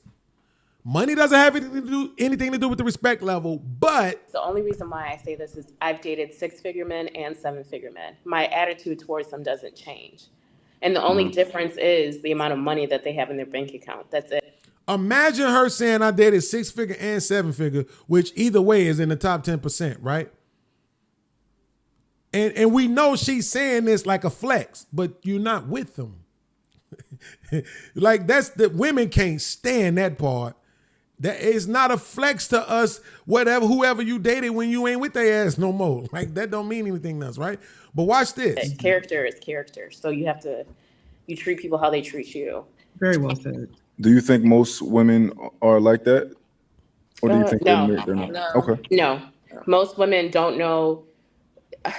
It's so fucked up to say, but they don't know their role as women.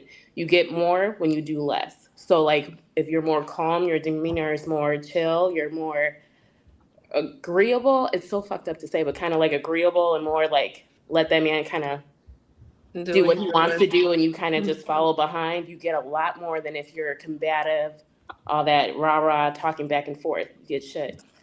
So like when I see women and they're struggling in love or co-signing the struggle of, it's like, well, you set yourself up for it. If I tell you that if to date a 6 or 7-figure man, you're going to have to be more agreeable or more calm or cook more or like sit down or be like this, they're like, oh, I'm not doing that. Okay, well, you stay over there and tell me how that works out for you.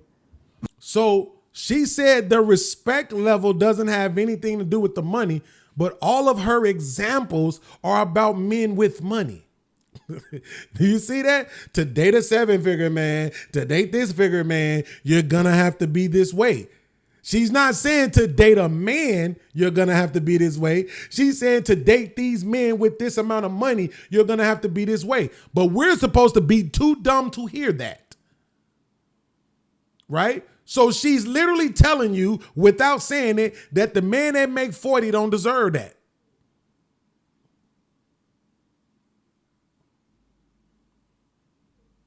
Yep.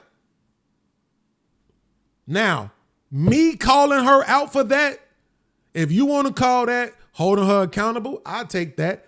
I don't think that's fighting with her. It's not fighting. I don't want to fight either. I want to say the shit that's right and smart, and people be like, damn, you right. Damn, that makes sense. And move on with their fucking lives. I want people to be able to accept what is real and what's true and just accept it and move on. I don't want people who want to fucking fight. I don't want to have to fight. Right? But I do want people to be honest about what they saying. That's determined by the type of man too, because there are certain men who like power as well. So I think it all depends on the type of man you're dealing with. It depends, but a lot of these high earner men, sometimes they have so much power in their field that they already want you to come with a brain and have something already laid out for them when they come home. So they don't it's going to be either one or two things. Either they're going to have so much. Hey, my bad. I'm streaming through the OBS and I didn't put the hookup in, so I can't do the whatchamacallit. I don't have a link. I don't have an actual link for you. Like I could drop a link, but we wouldn't be able to, it wouldn't be cohesive with the show. Because I didn't hook it up this time because I wasn't expecting for anybody to, I wasn't expecting to drop it. But if you chat and I see it, I will highlight it. The show is about you. It's okay with you having a voice. So if you send a chat, I will highlight it for sure. I will read it. Power, they're going to come back home and trip it on you, or they're going to have so much power that when they come home, they want to be more relaxed and have you make more of the at-home type of decisions. Okay, so high earner, y'all have a housemaid, y'all have a cook, a chef, whatever. So all that's already taken care of. Mm-hmm. What is your role in a relationship outside of cooking, cleaning? Damn, we still ain't got to the a high point I earner. saw yet. To have intellectually stimulating conversations. He has a therapist. Then what? Well then. Oh no. See what I mean? This is what I mean. This dude ain't ready for this conversation, man. That was the stupidest comeback. He has a therapist. Okay, Orchid, I'm gonna say this with your big ass. That was actually a great response. To say high intellectual stimulating conversation was actually a great response, right? It really was. But at the same time, I don't think you can do that, or else you would be with those guys who you were talking about you dated. But this guy here, this is what I mean, man. You put these light-skinned dudes up here and they not ready, bro. Intellectually, A therapist they don't really not the same thing. I think that It's not the same thing. People have this like misconception that like high earner men are just so off the wall different. No, they're like men at the end of the day, and they really do some of the same shit that like regular, what do you call them, 5-figure earners do. They eat kind of from the same places. Usually health and all that is at the center, but like there's really nothing different to them. You have to be an intellectual if you're going to be around some. Trip, shut your ass up, man. I just told you I could drop a link, but it's not gonna be cohesive with the show. That's why I didn't set it up, because I didn't think anybody was coming. And if I reset this right now, I don't know how it's gonna work. So, I mean, I could try it. You know what I'm saying? I could try to reset the OBS so that I could open up the link, but I don't want to mess up my show, nigga. How much you gonna pay me to do it? Why you talking all that shit? Motherfucker, I drop links and you niggas never come up. Now I don't put a link out. Now I'm the bad guy. Fuck out of here. Maybe y'all should start hitting the link when I drop the motherfucker. Stop being scared. Somebody who's making 6 or 7 figures, like you're gonna learn something from them, but they also want to learn something from you. They don't want to be with somebody who's just like a dumbass, just coasting through life. Oh, just in case you don't understand, what I'm saying is this. So I could drop this link. He'll be able to hit the link. I'll hear him. He'll hear me. But he won't hear the video. He won't be able to hear the video in real time. So that's what's going to mess it up. So, no, I didn't prepare for that. But you niggas need to start hitting the link when I drop it. Now, tomorrow I'm going to drop the link. Nobody going to hit it. And then I'm going to tell you niggas, fuck you niggas. I'm not going through the trouble of setting that shit up just for you niggas not to hit the link. Having a therapist is going to be different. You can't talk to your therapist like you can talk to your mate. It's just not. So, Greg, we got to get you on that. You know, a therapist is they got a different role than your woman who are. Oh, shit. You know what? Hold on. I might be wrong. I might actually know how to do it. You know what? Hold on. I'm gonna try this. Just because you be supporting too, Trip. So I'm gonna try this real quick. Going to be around, let's say 24/7. You're gonna be around this woman 24/7. It's almost nothing. Nobody. She's your best friend, right? She's your best friend. All of my ideas that I have, everything that I want to do. You know, I wake up in the middle of the night. I'm like, yo, Eureka, right? I want to be able to turn around and talk to somebody, and I want her to be able to like tell me some stuff and like be like, you know what, that's a good idea, right? You want to be able to trust that person to be as competent as you. You know, like when I'm not, I want you to be in business. You know, I want you to run my businesses with me. You know, I want my woman, right? When I'm ready to like start restaurants and stuff like that, I want to send her to work inside of restaurants and tell me everything. And then 6 months later, we start our restaurant. But I want to trust her to be me, like have my brain. You know, I want a second set of eyes, you know? So I think from that perspective, I think it's very valuable. Now, I wouldn't say just, you know, have intellectually stimulating conversations is a little bit broad, right? But I think within that context that I laid out, that's valuable to me.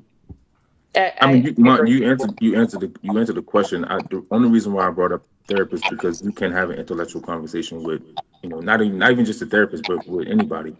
So outside of that being, you know, your role in the relationship to a high earner, what else is there that, you know, a woman can offer outside of cleaning, cooking, you know, conversations, all those things? What else? I want on the table, but what else I does think she you'd have to offer? ask the high earner that and what's I think he looking for. in my opinion, they're really not that high maintenance. They're really low maintenance. A lot of the time they're either on the road or on their phone so much doing work stuff. So then really all they want is like peace, love, and sex and like understanding. They don't want to come back home and like combat with you. They just want to like chill and put on their I feel PJs and that. be No, unstiff. I I feel don't know. that. It's not as complicated. Bro, it's tripping me out that I was for sure that I was at the spot where I started watching it at, but I'm not, because I don't remember hearing her say none of this shit. So I don't know where I was at in the stream, bro. That shit fucking around me 4 hours down the line. I'm gonna be mad as hell. Like, come on. I don't remember her saying none of this shit. And it sounds like she's saying all the right shit too, which is pissing me off kind of. It's kind of pissing me off a little bit. Like, damn, hold on, fam. Where all this shit come from? Podcast. It sound like she said all the right shit.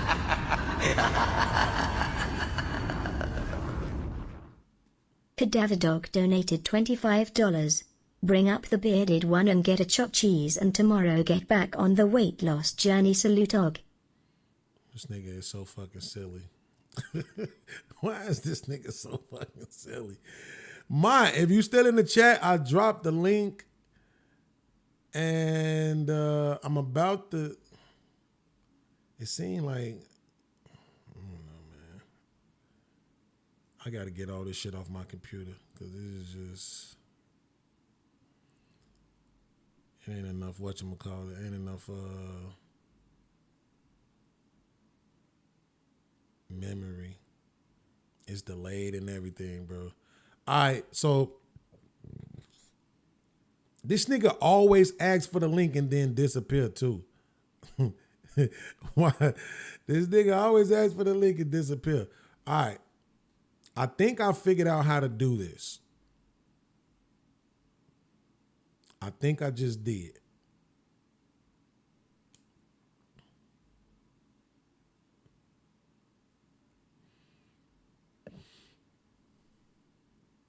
I think I want to reset the OBS though, because it look like it's a bit of a delay. So let me do this real quick. Y'all, this ain't gonna take nothing but a second. And to show y'all, I'm gonna play the video, because obviously I'm way ahead of where I'm supposed to be.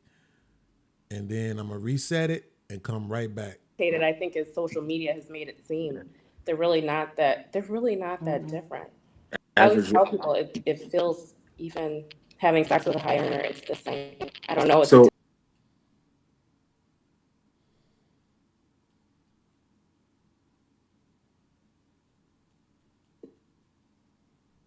All right, we back.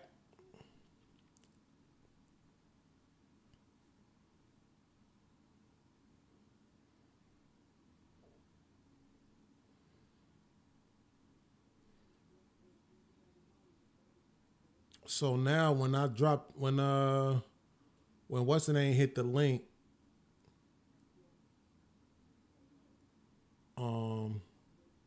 he should be able to come up, and then what I'm gonna do is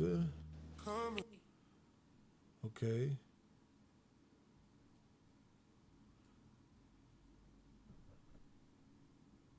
This how I'm gonna do it. I'm gonna do like this, and then I'm gonna go here, and I'm gonna say cam on. Cool. I'm gonna take these down for now.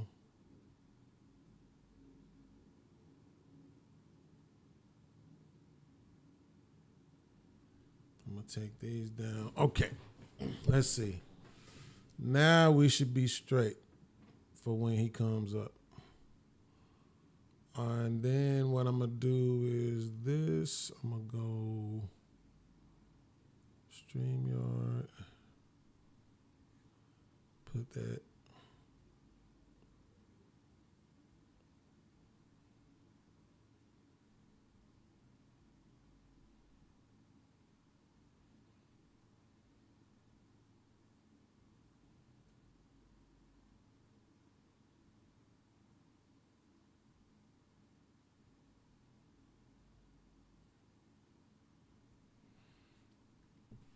Oh, that's because it's using the whatchamacallit. Hold on. I got it. No. Not a big deal. Not a big deal. Not a big deal. So the camera needs to be.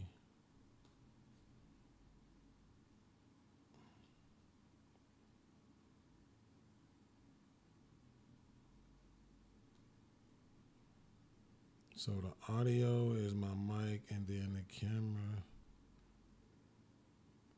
Damn, because it's doing that, I can't see. Hold on, let me fix it first. Oh, it's not letting me switch the camera.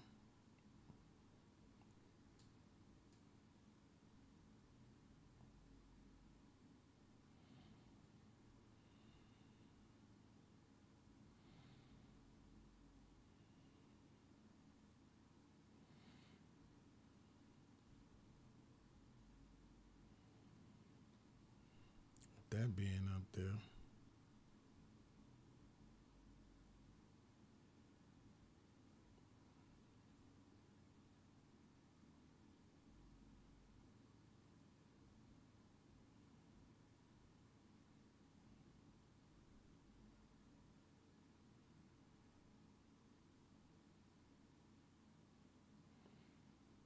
Now, what's my other one? How do I switch this again? Oh, yeah. I'm supposed to be able to switch this so that I'm gonna switch this so that way when he comes up, you'll be able to see us both. But I don't see it. Oh, that's because it's up here, stupid. I'm all down there. That shit is all the way up here. Okay. Okay, cool. So it's up there. All right, bad. Boom. All right. Don't judge me. Don't judge me. I'm a thug.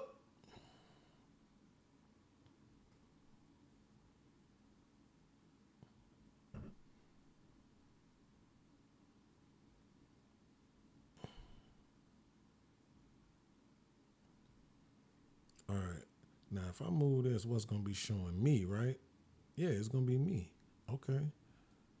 So at least if I do it this way, y'all still see me in the video.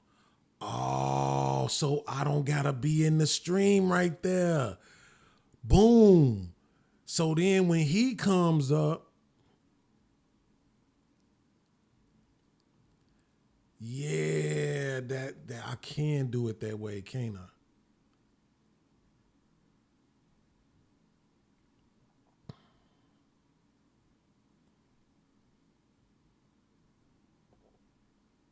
Why can't I see this?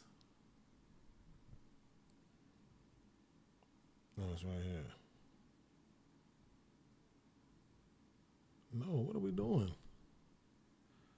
Okay, the timestamp was about right here. Okay, cool. For now, let me take it down, then blow it back up. Okay. This is what I wanted to see. I wanted to see when I do it this way. Now, I need to know what y'all see. So I'm going to come to YouTube so I can see. Okay, y'all see that. Okay, so y'all see what's going on in the OBS. Boom. So if I make this like this, like how the other one was, and then,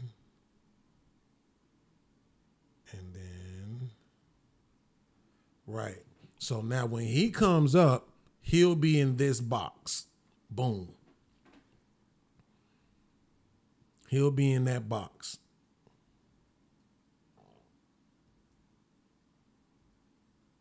Awesome sauce. Awesome sauce. All right. Now, for now, let me go back out so I can pull the video up. I've really dated somebody that made more than me. And I've dated some that have, and they, like I said, very simple creatures. Some of them I wonder how they make as much money as they do. But the ones who make less than me, they deserve the exact same. Okay. The exact same. I mean, that just says character. I cannot believe she said that. I ain't gonna lie. I cannot believe she said that. She said the ones who made less money than me deserve the same thing. Hold on, let me put my sound effects back up. Hold on, bro. I can't believe she said that out loud. Yo. That is beyond shocking to me right now, I must say. Now, is it a way for me to make this where it's not in my way? Okay, cool. Okay, cool, here we go. That's good. That's not a bad thing. That's all. I don't know about other men who I do well for myself, right? I can afford to go to the Maldives and these type of things, right? I'm simple, but I don't know how many other men are as simple as me. That's cool for he's a high earner, y'all. No, I'm just saying, I don't know how many other men are like. I literally don't want gifts for like my birthday. You don't. I mean, I appreciate thought, think of me, study me. I appreciate all of that type of stuff, but it don't really mean anything to me. You know, your thought means something to me, but the gift and all that stuff, I'd rather have you. You know, I'd rather, you know, my favorite time of the day is bedtime. You know, that, you know, cuddling, you know, even if it's for a split second, then I get hot, turn around. But yeah, I'm simple for myself, but I know a lot of guys are different. LeBron James said he don't want no lazy woman. He don't want to see you on his couch. I love to see you on my couch. I love to see you in my bed. Like, yo, I just want to see you peaceful, because that's what I do all this for. You know, you, my babies. That makes me feel good. See, watching her sleep. LeBron. You know what's crazy about that? Because then now it really makes you have to think about it, right? LeBron James, he said LeBron James said, I don't tell nobody I said LeBron James said this, because I'm just quoting him. He said LeBron James said he don't want to see no woman on his couch, right? And he's saying he do.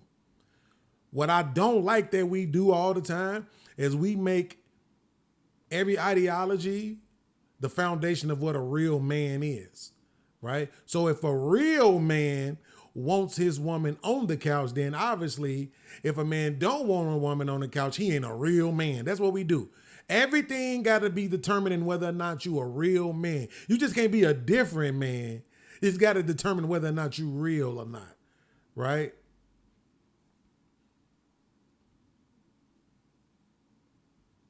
So here's what I'll say.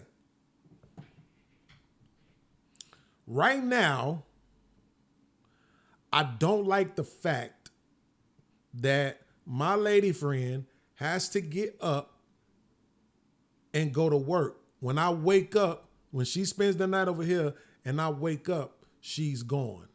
I don't like that. Right? But let's just say I was in a position where that was unnecessary. Right? Well, she still has kids. And when I say kids, I'm talking about grown ass niggas, but she still hasn't figured out that these are grown ass niggas. She still hasn't figured that out. And when I say grown ass, I don't mean grown ass like what we saying when the 20-year-old was messing with the 13-year-old girl. I don't mean grown like that. I mean grown like they don't need you, right? As some mainstay every day. And even if they did, then you would need to question yourself on why these 22, 21, 20-year-old boys can't function without you. Right? If my mama at 20 if my mama would have provided me with roof, light, gas, food, and all this other shit, and all I had to do was play my video game and go to work, nigga, I'd have been straight. What we talking about? You don't have to be here. I'm good. Shit. If you come once a week and say, hey, sons, and hug and kiss and then check on it, all right, cool, and then be gone, we straight. So if you don't have 21, 20-year-old, 22-year-olds who can survive like that, then you've done something wrong. Right? And you probably need to stop doing whatever you're doing because you're impeding their growth. You're impeding their ability to develop. So even if I had the money right now to say, well, you don't ever have to work again, she's still finna have this other thing impeding my necessity for her to just be there for me. Right? And the thing about it is, I don't think women understand this. It's not cute for you to tell a man that he has to pay for your, what is it called?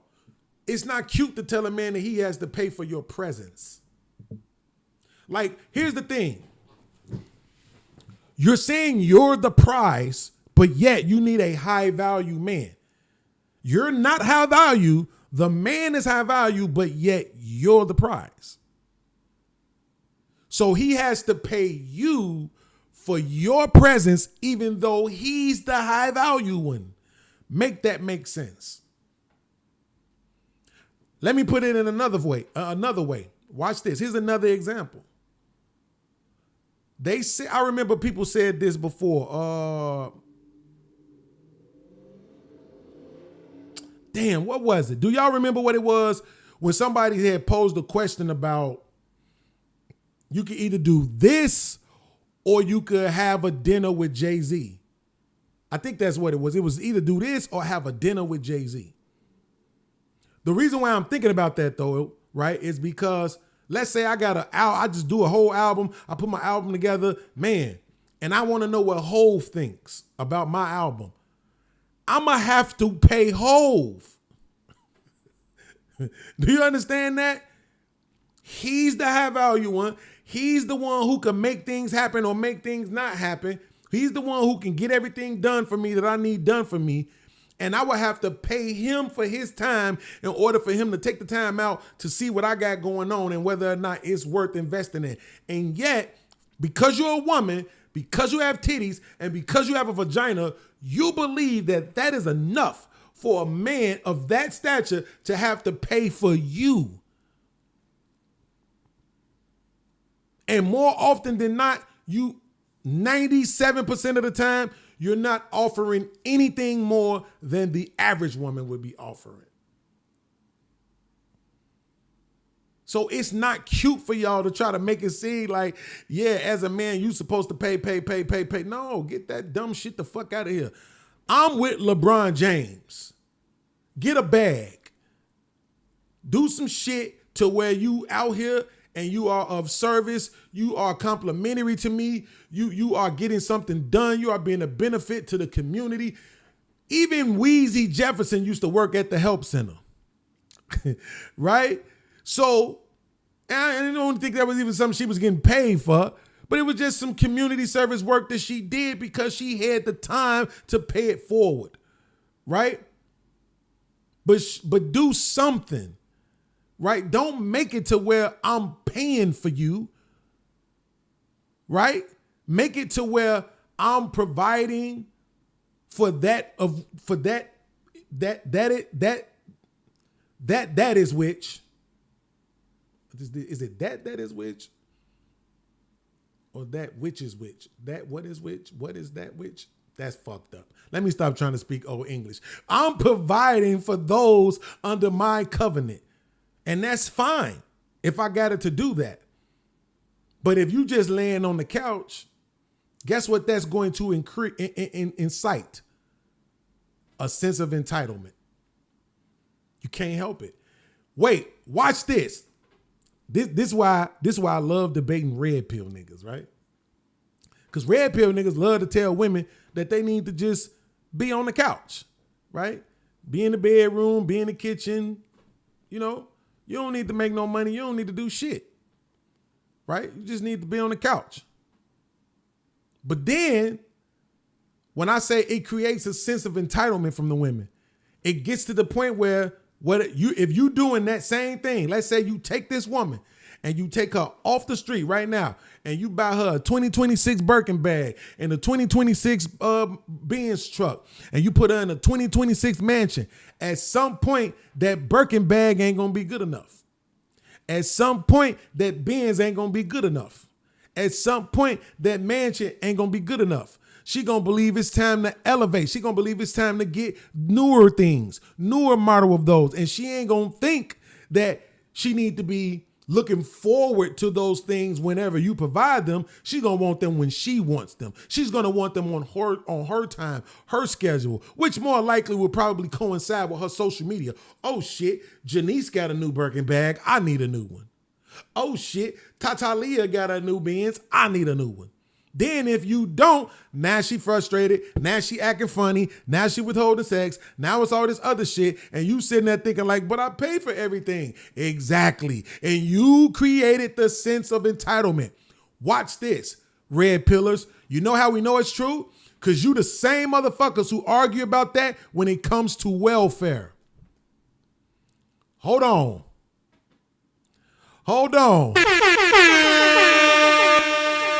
Y'all the same ones who argue this when it comes to welfare. Stupid. Your whole premise is that because these women get to sit on their ass and not have to do anything and allow for the government to take care of them and pay for the rent and pay for the light and send them all the food stamps and all this other stuff, then it creates this sense of entitlement and it makes them not want to have to do anything and they become lazy and all of that. And somehow, if you provide it for them, you don't expect the same level of entitlement to show up.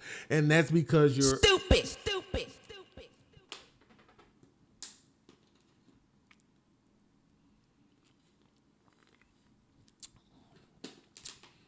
You keep telling me women are like children, red pillars. You buy your child the new Jordans 3 months later when the new Jordans come out and they friends got them and it's like they Jordans now don't mean as much as they did 3 months ago. Now they want some new Jordans. You don't get them Jordans, they got a whole attitude, sense of entitlement, just like a child. Red pillars. I don't think y'all be listening to yourselves talk a lot of times. I think you niggas just be whistling Dixie, right? So I'm with LeBron on this one. Get the fuck up and do something. Right? It ain't that I need you to pay nothing. I just need you to not have that sense of entitlement. I need you to still be working. I need you to still be valuing yourself. Because we know what you do inside of this house at some point, you're not even going to value that shit. It's going to make you feel unvalued when you got to keep picking up shit behind your kids, keep picking up shit behind your husband, picking up shit behind the dogs, picking up shit behind the cats. You'll start feeling unappreciated because ain't nobody handing you money directly in your hand for the shit. Motherfucker could be giving you money, but they ain't giving it to you exactly for. Right after you finish sweeping, if I don't come hand you $5,000 for sweeping, you're going to feel unappreciated about sweeping. That's how women act, bro. It just is what it is. It's sad, but it's true. They don't appreciate shit. 10 years ago, almost 10 years ago, my lady didn't have no car at the time. My lady at the time, she didn't have no car. I came into some bread. She was trying to get me up every day to take her to work. I'm like, right now, I don't got no job. I don't want to have to keep getting up 6:30 in the morning to take your ass to work. So I went and bought her a car. Here you go. Take yourself to work.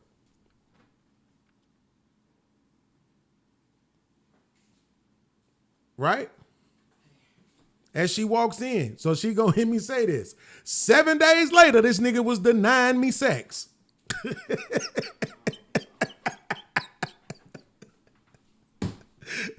7 days later. And I'm sitting there like, nigga, I just bought you a car. You really finna tell me no for sex? This won't take none from niggas because y'all always think we owe you something. I'm gonna control you, wanna throw it in my face and all that extra shit. But it's like my uncle said, bro, you either gonna accept who they are and operate with them along the way that along the ways that they are, or you gonna drive yourself crazy because you can't change it. So I ain't mad that Mont is saying he want his girl on the couch. I ain't telling him don't have your girl on the couch. I'm just saying be afraid. Like, think about what the red pillars say about welfare and the entitlement that creates. If welfare creates entitlement, we talking about motherfuckers in the hood. We talk about people who still dodging bullets and shit. We talking about people who still they building is loud and speakers and music and shit all times of the night. We talking about block parties and kids all loud and shit, ignorant shit. Like, we talking about in the hood welfare, they saying. They not talking about suburban welfare. They talking about in the hood on welfare, you will create a sense of entitlement just because the government per se is paying your rent, like gas, food, all that other shit. And then you mean to tell me you don't think putting the chick in the mansion, putting the chick in the foreign, putting the chick in jewelry, putting a Birkin bag on her arm and all that other shit, and her having to do nothing for it won't create a sense of entitlement? Man, LeBron James know what he talking about. Trust LeBron. Okay? I know Mike got some money. I don't think he got LeBron James money. LeBron know what he talking about. Okay? I don't like that. I say you going to get up and do something in my house. I feel that. And I think that's what I respect about what men and women bring to the table. I think that sometimes I hear people, men say, "What do you bring to the table?" I hate when I hear that. Hold on, y'all. Because I feel like nobody has a right to devalue someone else's contributions. Even Manor had. No. See, I gotta say I need to copy this. She said nobody has a right to devalue anybody else's contributions, and at the same time, some contributions wouldn't be enough for her. I hope we get to it. I don't remember where we was at, man. I wish I could get the timestamp. What's the name said he in the back? Nigga, ain't nobody back here. And it's supposed to make a sound when somebody come back here. We would have heard it. I'm sitting in the StreamYard on purpose. So where you at? Mont, where you at?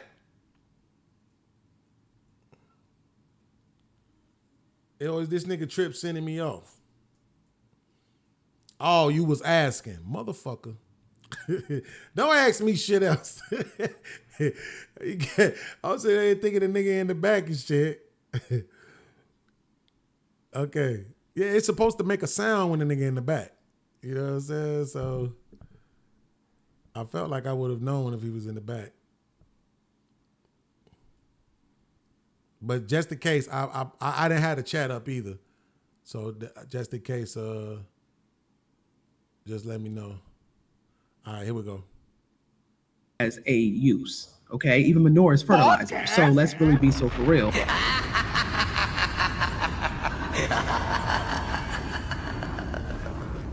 Shout out to my man Sophisticated Jerk in the building with the $10 super chat. You heard me? He said Beans is cooking. Instead of putting a woman in a mansion, put her in a cubicle. This nigga is crazy. Yo, he talking about put her in a cubicle. No, I ain't saying she gotta go to work. No. You know what? That's right. No, he's right. Put her in a cubicle in the mansion. How about that part? Stupid. Put her in a cubicle in the mansion. How about that shit? Right? I've been trying to get my lady friend to do this shit. Fuck that. Take a fucking what do they call that shit when you work from home and shit?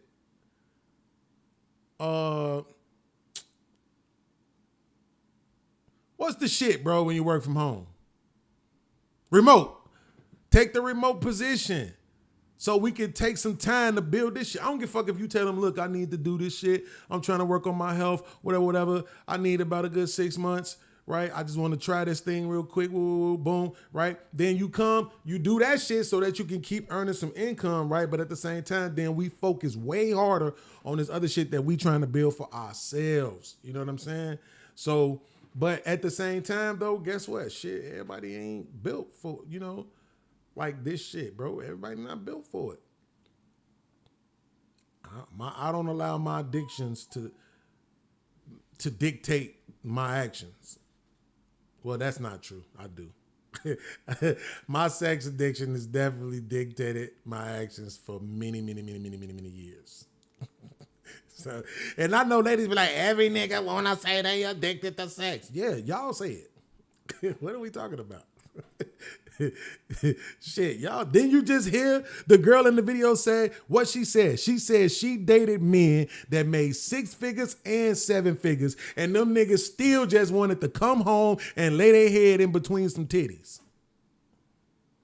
Men are very fucking simple like that. That's why we want a woman, right? They was like, oh, you just want to have sex and you just want to have some pussy in the house. It's not just the pussy, it's the titties, it's the face, it's the lips, it's the ass, it's the elbows, it's the feet, it's the ankles, it's the calves, it's the hair, it's the voice, it's the sleep, it's the everything. You want that presence there. Yes, you spent a minimum of 18 years. You spend your first 9 months inside a woman, then you spend the next 18 years with a woman in the house doing all this extra shit for me, and then you want to tell me now I'm supposed to spend the rest of my life happy without one? Fuck you. Sell that shit to somebody who's stupid enough to buy it. You're not gonna make me feel bad because I want a fucking woman's presence in wherever I'm laying my head. Yes, I do. Yes, absolutely. Yes. Now that I've gotten older, I find a sort of peace sometimes when I am alone, when I do get to be alone, and it's not horrible like it used to be. Because now I have something that I could do. And I have friends and associations and shit that I didn't used to have. You know what I'm saying? I can jump online. I could do a show. I could rap with y'all. I can go slide on somebody else's podcast. If I was at the city and back at the crib, I could slide visit my mama, slide visit my brother, right? You know what I'm saying? I have other things that I can do. What?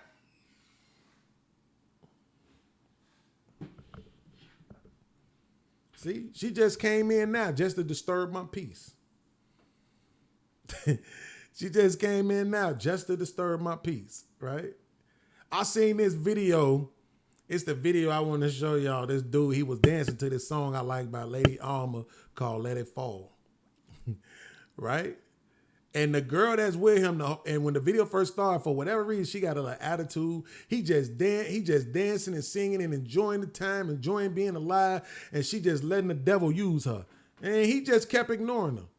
And at some point, the music got to her too, and she started dancing and left him the fuck alone. Right? Let niggas have a little piece. You understand? So, yes.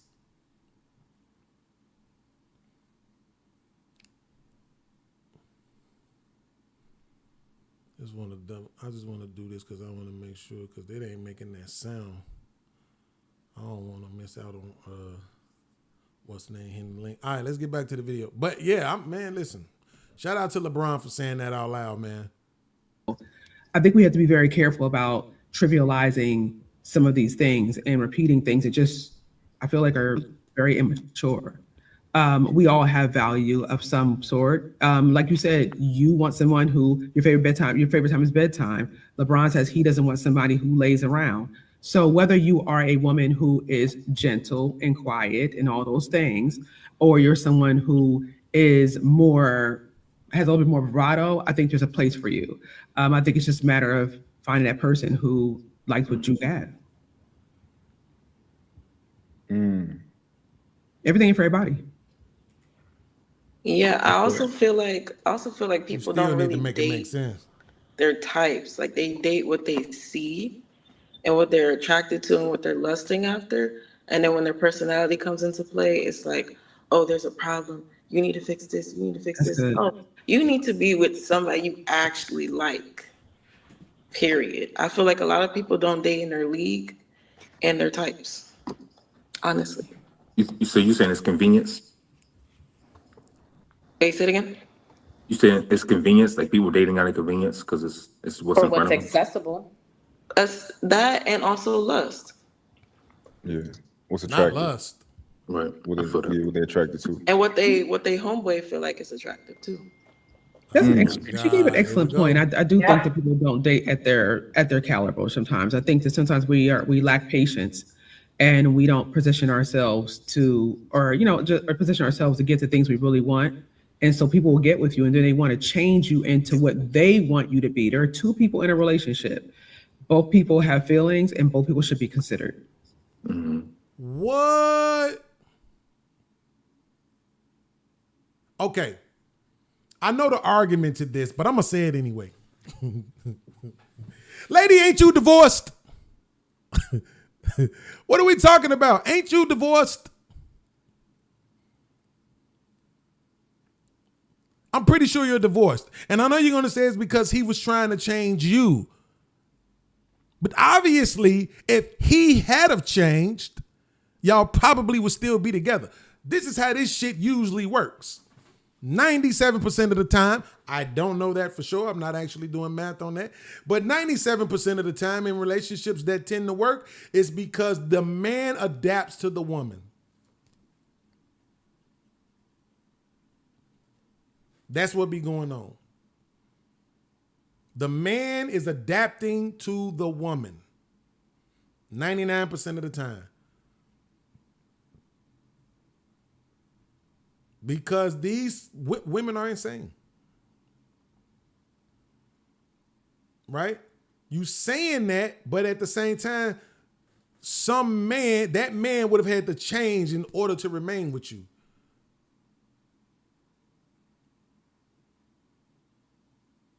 Women, I swear, bro, it almost seems like, and I'm saying seems on purpose, it almost seems like women take pride in being able to say, ain't no man good enough. Ain't no man good enough, or I ain't met him yet, or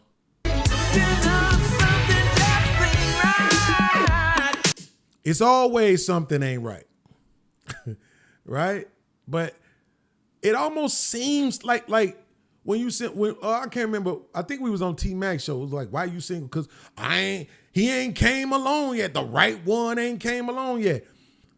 How many niggas you been with? How many? Here's what's crazy about this. When you ask men this same thing, you know what you usually hear from a man? I lost her.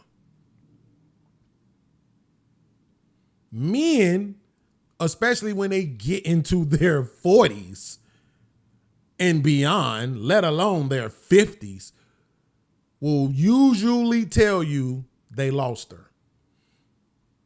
It's one. Some men, it might actually be two, but it's definitely one.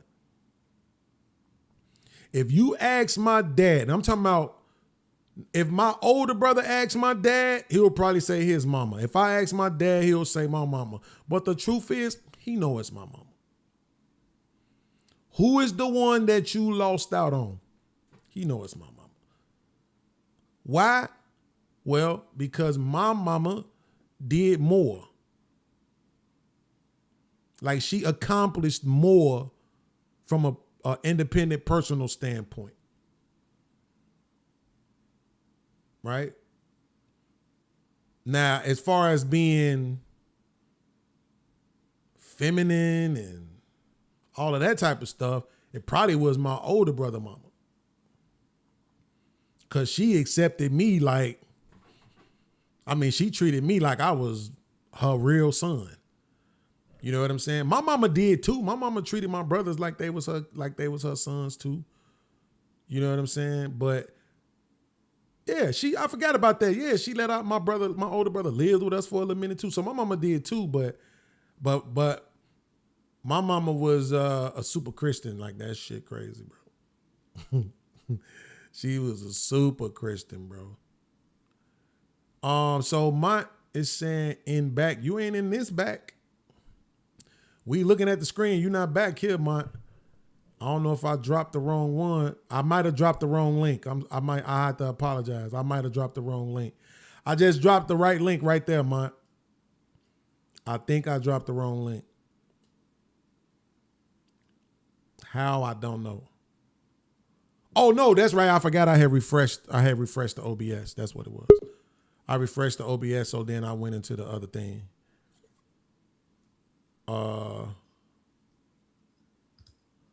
Okay, so I'm in the stream, but I'm only in the stream via sound.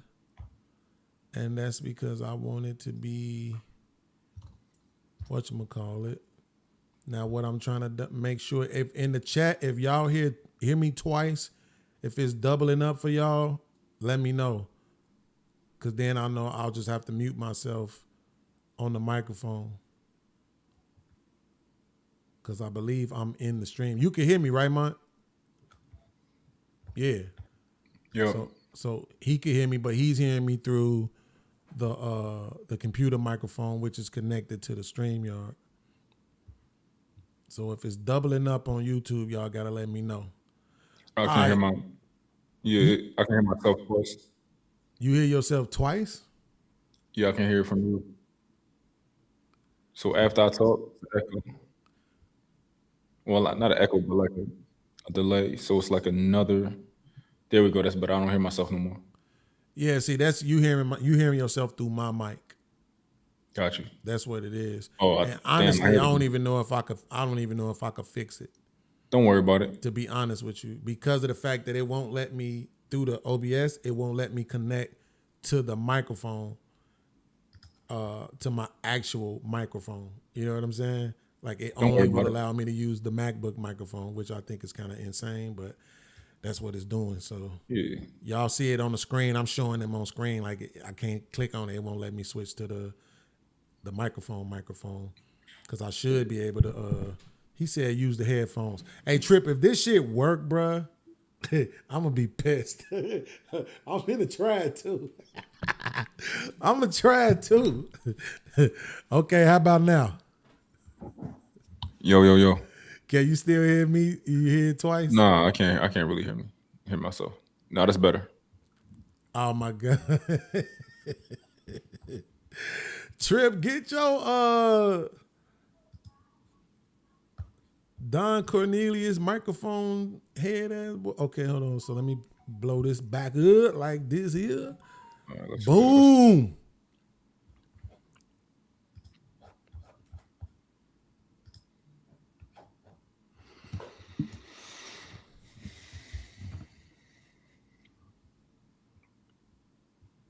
Okay, cool. All right. So I think if I remember correctly, no, we went past that part already.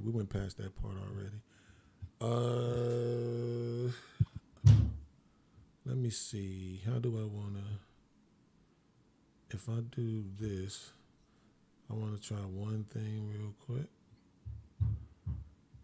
It's probably going to be too small for them. Okay, there we go. All right. Oh, boy, look at me looking all professional. Got multiple screens and shit. You know what I mean? Mike don't know how to do that. You know what I'm talking about? You make this shit so hard. Hey, man, watch out, man. Watch out, man. No, it's not my fault StreamYard went up. Nah, I ain't paying them all that shit. Fuck that. Oh, shit. You trying to do the free joint? Yeah. No, I'm not paying. Hey. No, that's insane, bro. Come on, man. And then they took all the perks away. Like, they trying to make you have to pay for the advanced version. They want $100 a month, basically. I'm not doing that, bro. I'm sorry. No, okay. I'm not gonna do that. This look better anyway. But at the same time, though, so I do want to give you a chance to hop in right here if it was anything that you had on your mind. If not, we could go back to where the video is at now. Because unfortunately, I just realized my timestamp was way off. I think I'm way ahead of the timestamp that I really wanted to be at when the chick Orchid was saying a few of the things that she said, and that the doctor chick had said a few of the things that she said that I kind of wanted to challenge. But right. But I'm here for it though. No, let's get to it. I gotta get back with the kids when I'm done with you. So, but I just wanted to say, like my whole show, I wanted to tell you the premise. Mm-hmm. The premise of my show is to, for one, give women a space to, like get them a space to express to us what they think, right? Their opinions, their perspectives. Mm-hmm. And what I want to do is, of course, hear that, and a lot of men hear that. If the men have any questions for the women, absolutely always send them in so I can ask them. But beyond that, I find that I can articulate the male perspective when it comes to certain topics, because I can come from a different perspective with my communication skills. So that might not be everything that you feel something, you might have a feelings towards certain topics, but I know what I have an opinion on and what I can articulate well. So those are the things that I want to walk. Like if I can walk away in 2 things or 3 things, women be like, you know what? I see your point of view on that. Then I'm happy. Listen, everybody, this was a lesson that we all had to learn coming up in this space. Everybody is going to run their show the way they want to run their show. Right? I mean, it just is what it is. Some of us, that's going to work well for the audience that we have. And the audience over here in particular, some of us, you're going to have to try really hard to build your core audience that's going to rock with what it is that you're doing. So I think, like I said, it's going to work. I've consistently said that you're going to win at this, but this is, in my opinion, it's a hindrance to what we really have going on. I used the example earlier when you weren't here. I use it again. If we're in a crack epidemic, and then I say, well, listen, I want the crackheads to be able to smoke crack freely, I'm a problem. I'm helping perpetuate the thing that we're trying to eliminate. And what we dealt with for 40 years or more was media that allowed women to paint narratives, to say things hypocritically, to create double standards, illogically, right? And have these things go unchecked. Most of the time, just because they were women, and now when they have PhDs and they make a certain amount of money, it's problematic to me to have a space where they get to say things like, oh no, it's not about the money, as long as he have ambition to get to the money. And then that goes unchecked. You're double talking It is about the money. If the man has to have ambition to reach a certain amount of money for you, then it is about the money. Your respect for that man is about the money. Because if you wouldn't be with a man, right, because of the amount of money he makes, that shows a lack of respect. Yeah, I think there's a middle ground there. So I understand the idea that a woman is okay being with a man who makes less money as long as that man is driven, right? Driven to do what? Do things that will ultimately end up in him making more money. Because she's driven in that same way. Whereas I'm driven in a way that I want to have a lot of money and I want to have a certain type of lifestyle. I'm not upset at a woman for wanting a driven man who wants to do the same things that she wants to do. I'm not upset. I know women's nature. I'm not upset, or at least in our society. So I'm not mad at them for that. That's not nothing that I personally will push back on. But I do understand that that's something that you found a contradiction. Even though, maybe I wasn't listening close enough, or maybe I just didn't really, have interest in that one. But you found that contradiction, and I get it. Maybe next time just point it out to me, like, yo, I found a contradiction. Can you, if you also see this contradiction, can you address it?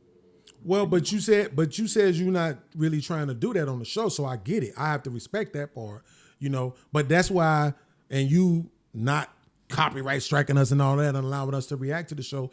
At least you're doing that part, right? You're allowing for the criticism and the scrutiny to happen. You're not trying to silence people.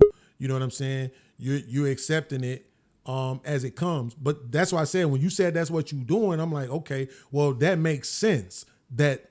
Because I've seen you. I like it when you challenge people when they say things that are contradictory or whatever. So when I didn't see you doing it, I'm like, oh, so he's not doing it because it's women. You like, no, I'm not doing it because that's not what this show is. So I have to respect that. There's no need for me to come in your chat now and tell you what you not catching or none of that other shit. But I can do the scrutiny. You see what I'm saying? And I think you see I'm not being disrespectful. I didn't put you on a thumbnail and make you cry or none of that other shit. I used a nice picture of you, right? It's just my show, The Stupid Detention, right? And then I just said, white knight, you're using the ace metaphor blueprint, which is to validate their feelings. And you are. Blueprint. Yo, come on, you are. You are definitely validating women's feelings, bro. Stop it. You know you are. But, you can't say you're not doing that. Check this out. Like, it's not although I believe it's not my job to attempt to hold other adults accountable, depending on how I feel about the topic, right? Certain things are important to me or dear to me, so I might choose to attempt to hold somebody accountable, even though we all adults. You can't really hold nobody accountable. I'm not against pushing back on points. I will push back. If you have like, yo, I found this contradiction, can you push back on that? I'll push back on it, but I'm not going to do it to the degree on this show that somebody else would. I'm gonna ask questions, I'm gonna offer perspective, and at a certain point, I'm gonna move on. But it's not gonna be what y'all used to for sure. Because this particular show on Sunday at 2:00, it's not really about that vibe. It's more of, I'm gonna try to get my point of view across on certain topics that I want to, Yeah, absolutely. Let me say, hey, Scam, I see you in the back. This is not an open panel show. I should have stressed that when I dropped that link. I just got Mon up here because he's the topic. He was in the thumbnail. It's his video, so of course I let him up. But this isn't an open panel right now. I hope you understand that respectfully. All right. So but next Thursday when we do our show, I hope you come back, Scam, for the Thursday show for sure. I definitely want you to come back. I appreciated you last Thursday, man. It was a great showing from you. So I hope you understand that. Scam be trying to get his runs in. I see him. Yeah, Scam on that healthy shit. No, I meant runs as far as like this YouTube shit. Like he like, yo, I'm trying to go get a run. Like, where can I talk my shit at? He been here damn near as long as I've been here. That motherfucker ain't new. Yeah, but he trying to hoop. He trying to hoop. He like, yo, let me get up there. Like, he was gone for a little minute. So you right. He probably right. He was gone for a little minute. So now he back. He, like you said, yeah, he trying to get his runs in. So yeah. He said, I'm looking for dust. Right. No, we're not doing that today. We're not doing dust. This is just, like I said, and I think I'm probably way ahead. Cause so far they've been saying a lot of shit that I agree with. They've been saying a lot of shit that sounds so good, but they have said some other things, you know what I'm saying, that can hold to account. So it's okay. I want to play a little bit more of the video while I got you. It's not just what the man wants. He's a leader, understood, but women have feelings too and should be. If the man loves her, like he says he does think about her and think about what she feels about something. And he wouldn't want to change her or she change him into what she doesn't want to be. Again, like I said, for my ex-husband, I knew he'd be happier. I felt like it was stressful for him to be married to me. I felt like it was wrong of me to demand things of him that were beyond where he was. Oh, she just cleared that up. Okay, cool. So I was wrong earlier, y'all. So, because earlier I said that if he would have changed, she would have stayed. But now it sounds like she's saying she didn't want him to change. You know what I'm saying? Like, no, stay who you are and just accept the fact that you and I don't mesh, right? So I'll take that. I messed up on that earlier. Beyond his reach. That doesn't mean he doesn't have value or that he's not a good person. That just means what I was aspiring for, what I am doing in my lifetime was too much for this amazing person. He's now happily married. So obviously I had a point. You know what I mean? To a non-black woman though. Like, I'm just saying. He's happy. He deserves to be happy. Even if it's not with me. That's a level of love I tell people that a lot of people don't understand. If you love somebody, you'll never put them in a situation to be unhappy. Even if it's with see, I don't believe that. Right? Because we love our kids and we definitely care more about their safety, their security, their whatever. Right? We care more about their behavior. We care more about their grades. We care more about a lot other things than their happiness. Well, I think we make those decisions because we think ultimately in life it will benefit them, which ultimately we think will benefit their happiness and contentness in life. But what if it doesn't? Right? So then we wrong. You see what I'm saying? Like, we got a lot. Like, so when I was a kid, my family wanted me to be happy because my mom was providing food, shelter, and clothing. But I was unhappy because the house wasn't the way it was supposed to be. The clothes wasn't what they were supposed to be. The food probably was because my mom could cook her ass off. You know what I'm saying? But they just wanted me to that's your mama. She trying her best. She did like whatever. It's like, no. The way my mind has always been set up is, if I know better, then better is my expectation.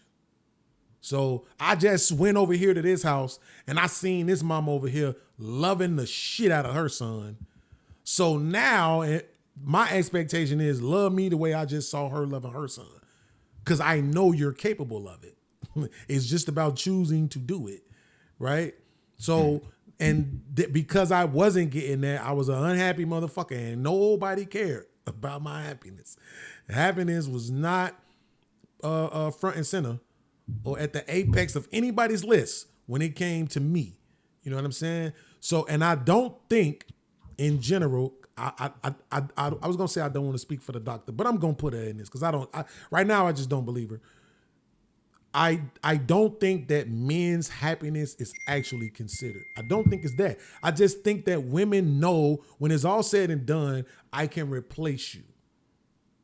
And so because I know I can replace you, there's no genuine reason for me to fight for you. The women that you really see fight for men are women who know they can't easily replace the guy that they're with. I got a guy, he's worth 6 figures, and every other dude I know make 50. He's not easily replaceable. I got a guy, he's 6'2", and every other dude I know is 5'8". He's not easily replaceable. You see what I'm saying? Yeah. So let me ask you this. She's not here right now, so you can answer this.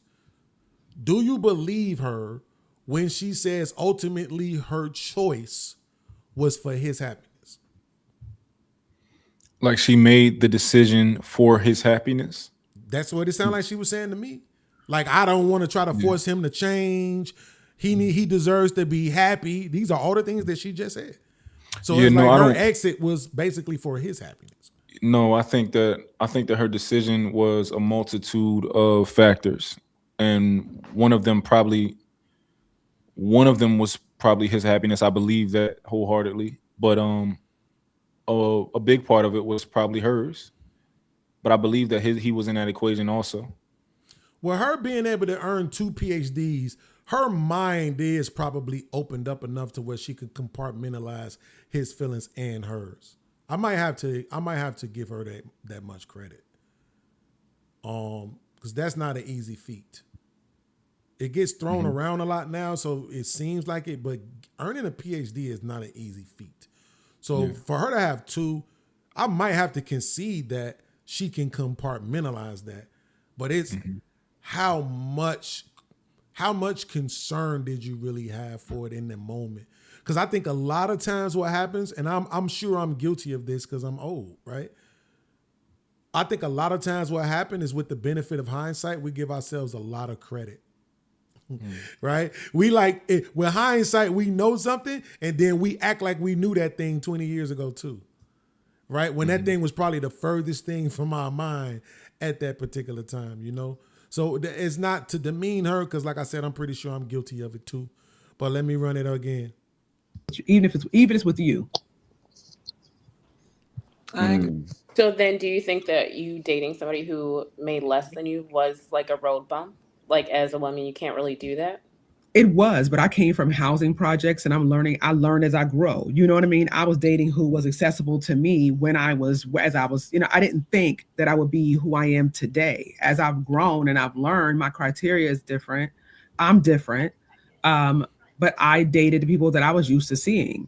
So, and I dated what I loved at the time. And I'll still say he's exceptional. He's an exceptional human being, but he's exceptional for her. He was not exceptional for me. So then it's Dang. Oh, no. Let me not stop. kind of like when you do level up, you kind of do want a man to make that or more. So you can feel, and I don't even think it's like a bad thing. I think sometimes people are shunned for like saying things like that, but it's just like the truth. If you're saying you can make so much money that you can go on all these trips and do all these holidays, you would want a man to pay for you. You wouldn't want to be the one dropping your credit card every time for flights and hotels and all this. So I don't understand why that's such a bad thing to say, that if you're saying, Oh my God, man. I can't believe in 2026, we still have women saying they don't understand why this is a bad thing to say. Right? Like, we have a woman on the panel. The girl said, I'm not going to turn down a speaking event where I get paid $250,000. Now, did she really have that offer? I don't know, but she used it as an example. So you're telling me that men have to live in a world where a woman can get paid $250,000 for a speaking engagement, but when we go on our trips, she can't use none of it? Like, what the fuck is the point of the money then? You speak womanese. Can you explain this to us? Yeah, that's not what I hear from them. Well, we're not talking about the one Orchid, right? But we're talking about the one who was just talking. She literally said, you're not going to want to have to pick up your credit card to pay for things. You're going to want the man to pay for it. But she also said that she wants a man that's doing as much as she doing or more. So if you're doing as much as he's doing, why the hell can't you pay for something? Yeah, I think I truly don't believe that. I think that if these guys were both millionaires in a relationship, I think their money, in a marriage, I think they wouldn't even worry about money. I think money would just be like, this. I don't think they would be stressing about who pays for what. And if she's talking about $250,000 for a speaking engagement, I'm assuming that she's well into the millions a year. So. Oh man, these women is tripping me out, bro. I don't get it, bro. I don't understand the money thing, right? Because it's like money is the thing that you need to pay for stuff. That's it. It has no bearing on how I feel about the person that I'm with. And I think these women are going to be in for a rude awakening dealing with this next generation coming up, trying to keep their money to themselves. Because at the end of the day, if you're telling me that for some reason your presence, your life, your mind, your body, your everything that you bring to the table is worth my resources, what I have to go out into the world and fight and scratch and claw to build, but I'm not worth yours. That just, I don't understand how that, outside of the prostitute mentality, I can't understand how any sane person could think that that makes sense. I understand. So you're talking about you don't understand the reason that women want men to just make so much money. No, I'm saying I don't understand the reason why you want him to. She just said it. I don't want to have to lift my credit card. I want him to pay for this stuff. Orchid said that, right? I couldn't tell which one it was that said it, but more than likely it was her though, because she was the one who was talking reckless that had me in my feelings. Orchid, what I get from Orchid, right, is that she's been privileged to date a certain type of man in her area, right, and she's accustomed to it, so she expects this, and this is what she thinks comes with dating or being with a man. And as long as that man is getting what he needs from her, whatever he seeks out from her, I get it, right? Like, listen, that's how girls are. Like, that's how some girls are raised, or that's how some of them are socialized, or they're experienced dating men. If all of them, and also Orchid said that she dates men that are 60 plus, right? Really? That's I don't know if you heard that. She said all of it. She says she likes men that are 60 plus. She says they've been some of her best sexual experiences in life. She said that she really likes and loves them men that are 60 plus. So I think that did add a different layer to this conversation. It does. It really does. It really does, man. That's crazy. Okay. All right. And you want somebody who's financially compatible. Like, even if you were someone in the hood still and on projects in Section 8, you might want to stick with somebody in that realm, because if somebody's trying to introduce you to all these new things and you're like, oh, I don't need all that, I want a 10-piece with mild sauce, it's like the conversations are just going to be totally different. Well, the conversations are going to be totally different if you're a woman, because I'm one of those guys, and I think I hold my own with these niggas. with all these conservative, rich, military douchebags on the internet. I haven't lost too many debates. Like, you know what I mean? So it's not, I think, see, this is what that's what I'm saying. That's a woman's mindset. You do have chicken wing energy though. That's fucked up. I'm sorry. Hey, y'all heard that, right? So I'm saying the bounties is in effect. $2 to kick mine off. That's that bullshit.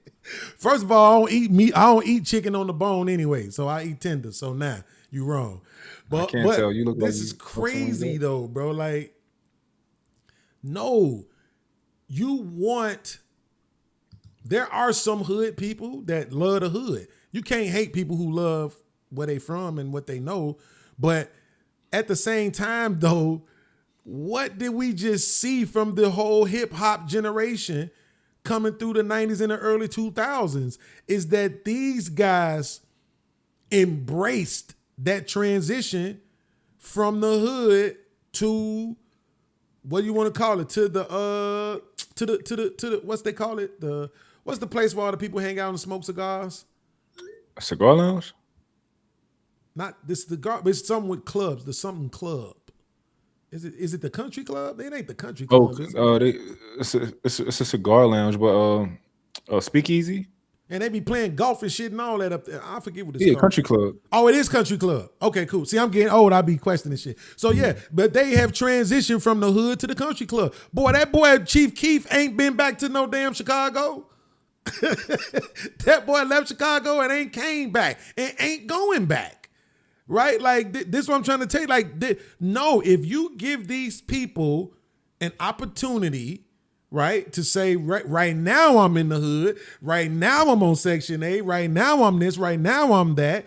But if you give them an opportunity to go somewhere else outside of that comfort zone, but they put it to you like this, the one caveat has to be their earning potential has to be related to what they're qualified to do.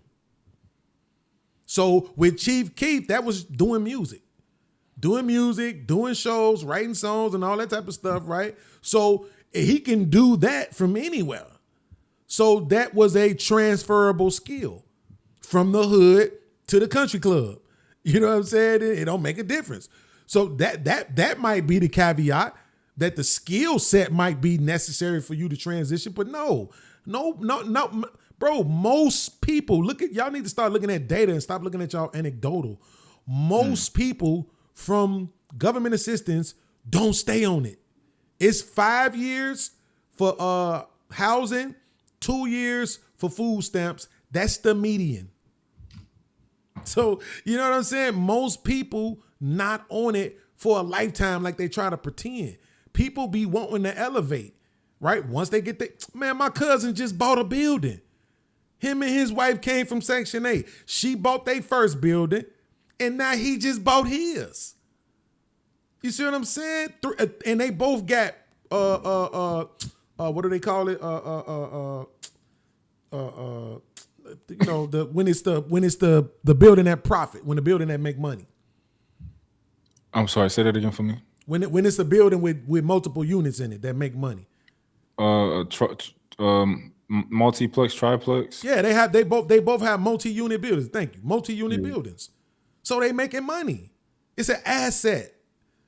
You see what I'm saying? They ain't just go buy houses so they can say they own a house. They went and bought buildings. You understand? These people came from Section 8. Mm-hmm.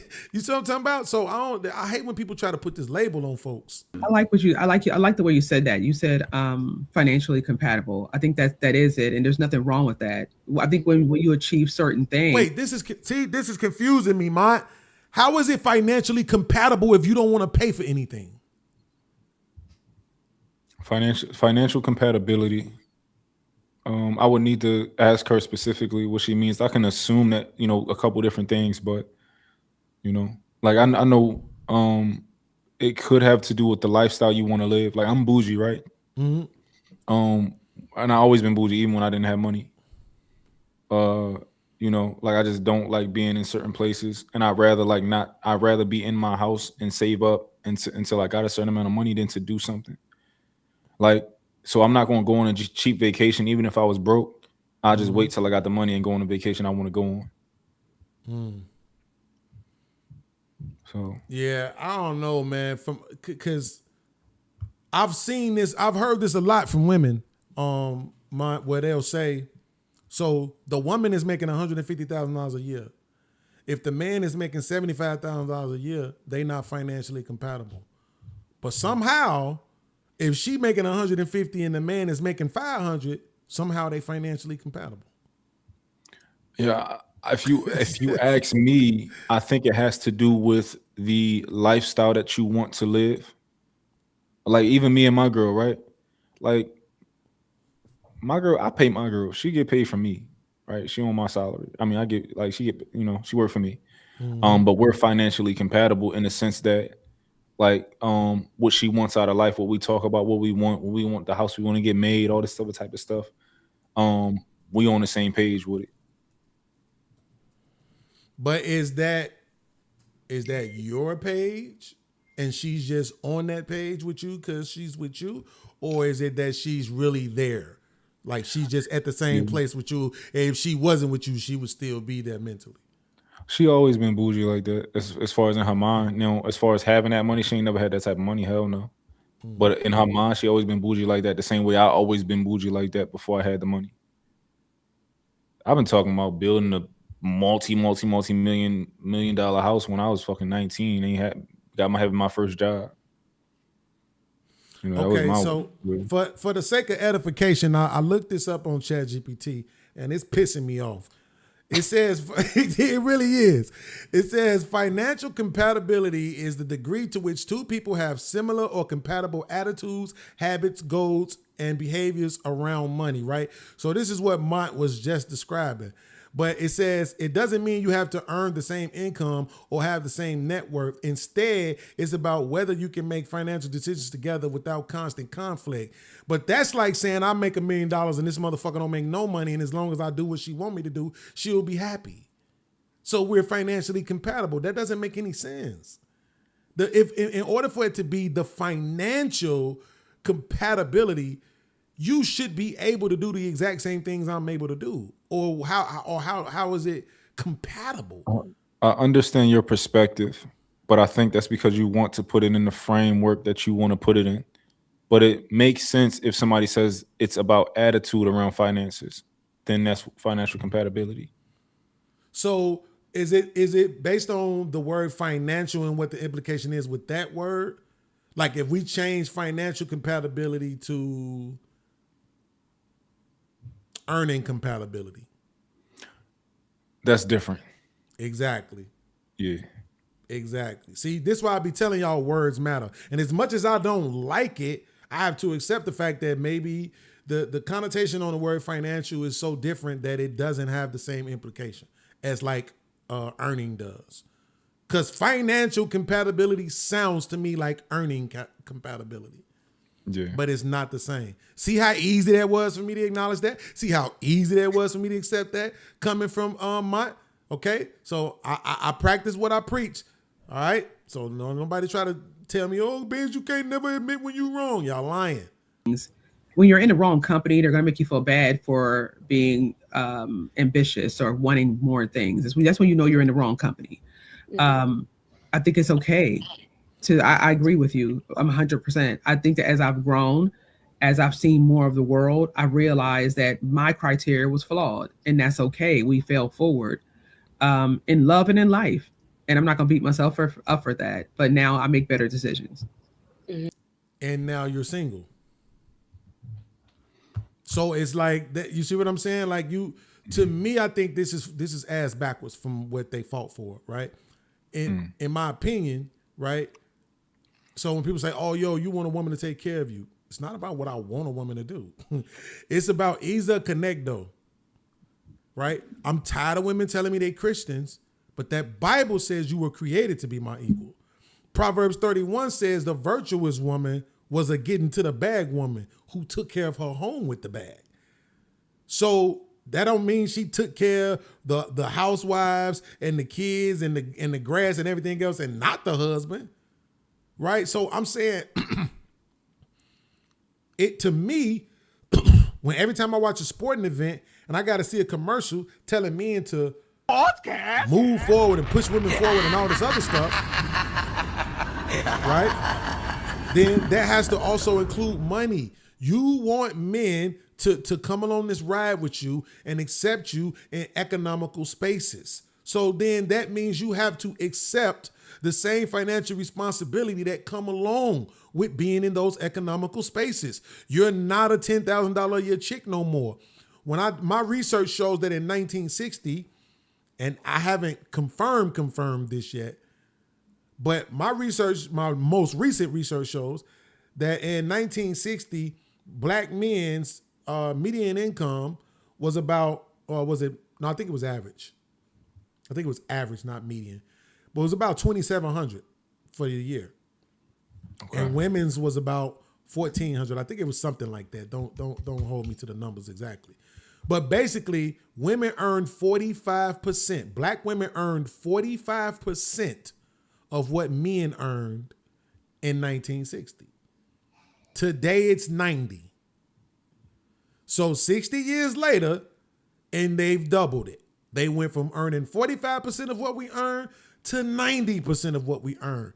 There's no more excuses, right? At this point, it's just like, yo, what's the point of you getting up every day and doing whatever you're doing to make this money, but your money is being put up for when you decide I'm not good enough for you no more. That's the problem with this. It's not about just me and you. Most of the stuff that we talking about in a relationship is not a me and you conversation. It's a men and women conversation. You and your girl could get together. You can have your girl, and your girl don't got to punch a clock or do a nothing, right? And then over here, this guy, he's saying, listen, I make $60,000 a year.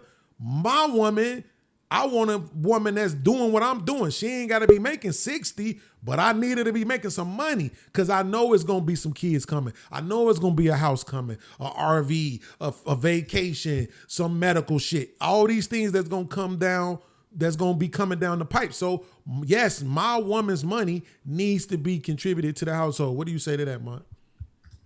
Absolutely. For me personally, hell yeah. Like I love an ambitious woman to a degree. I want you to be a mix of both. Because at the end of the day, I want you to understand that I want you to appreciate my there you go. My earning ability and my earning potential, right? Yep. I want you to appreciate my mind and how I think I'm a genius. I want you to think I'm a genius, you know? I want you to admire those things about me. And when I do bring home that bacon, I want you to just be like a girl. I want you to be like, oh my God, my man, look what he can do. You know, like look what he can look. I'm gonna be like, look at me, look at this money I made. You like, I know it. Like that's what I want, right? That's what make me happy. This nigga, he want a soft cheerleader. This nigga ain't shit. Yeah. That's my wave. Shout out to my man Uncle Rick in the building, bro. Uncle Rick came through. Uncle Rick came through with the $5 super chat. He said lunch money, hashtag Chicago beans. That's a fact, bro. Salute to you for that. I'm about to start calling myself Indiana Beans since the Bears moving to Indiana. I know they keeping the Chicago name, but I'm kind of glad they moving. I'm fucking around and move over there, bro. I swear. Especially if I can move my business, if I can pick up some more business with my livery service over there. Now that they about to be playing out there, I'm gonna go move up to Indiana. I wanted to get out the cold, but man, I gotta go where the money at though. So yeah, I mean, look, again, so let's just say this. I always say hit the lottery, right? But let me do something different. Since I got Mon up here, I ain't gonna say hit the lottery. Because Mon think he's smarter than me. And I know he's not. So I'm gonna say this. Not hit the lottery. Let's say I invent some flash shit tomorrow. See, he ain't know I was an inventor. So let's say I invent some flash shit tomorrow and I end up selling it for 20 million, right? Boom. Now, I literally, let me see, 10 years, what's retirement? 65 right now. So that's what, 23 years. So 10 years, 600K, that's 1.2 million for 20 years. So yeah, I could literally fund my lady's retirement right now, right? If I had the 20 million. She ain't never got to go to work again, right? But is that the smart move? I don't know. Because to your point, people need to appreciate what it is that their providers are doing. This is what continues to blow my mind to this day. We'll get right back to the video, Mont. That black women have always worked. So let's not get that twisted. But we do see that even in 1960, their earning capability was less than half of what the black man was doing, right? So, but it trips me out that after all this time of women being independent, arguably for the last 40 years, that it never dawned on them, damn, this is what the men had to deal with. The same way how I don't like it if I'm getting up and going to work every day and it's a nigga laying on my couch ain't doing shit. The same way how I don't like it if I'm paying for everything and the people around me ain't appreciative and still talking shit about what I'm not doing. Damn, this must be how the men felt. So how about let me change my attitude, my thinking on this and say the same way how I don't want to do it alone, I don't want to have to pay for shit, particularly when I got a man. Damn, let me value the man to the point where my expectation ain't for him to have to pay for everything. Because when they talk about, oh yeah, during that time when men were doing most of the providing, they were also angry, alcoholic, violent, right? Well, half of that was due, or the majority of that, I would argue, was due to the stress of all of the financial burden being on them, if not more than 50% of the financial burden being on them, right? Yeah. So I'm saying, I think right now what we need is a strong push. Shout out to Cheeky Banter.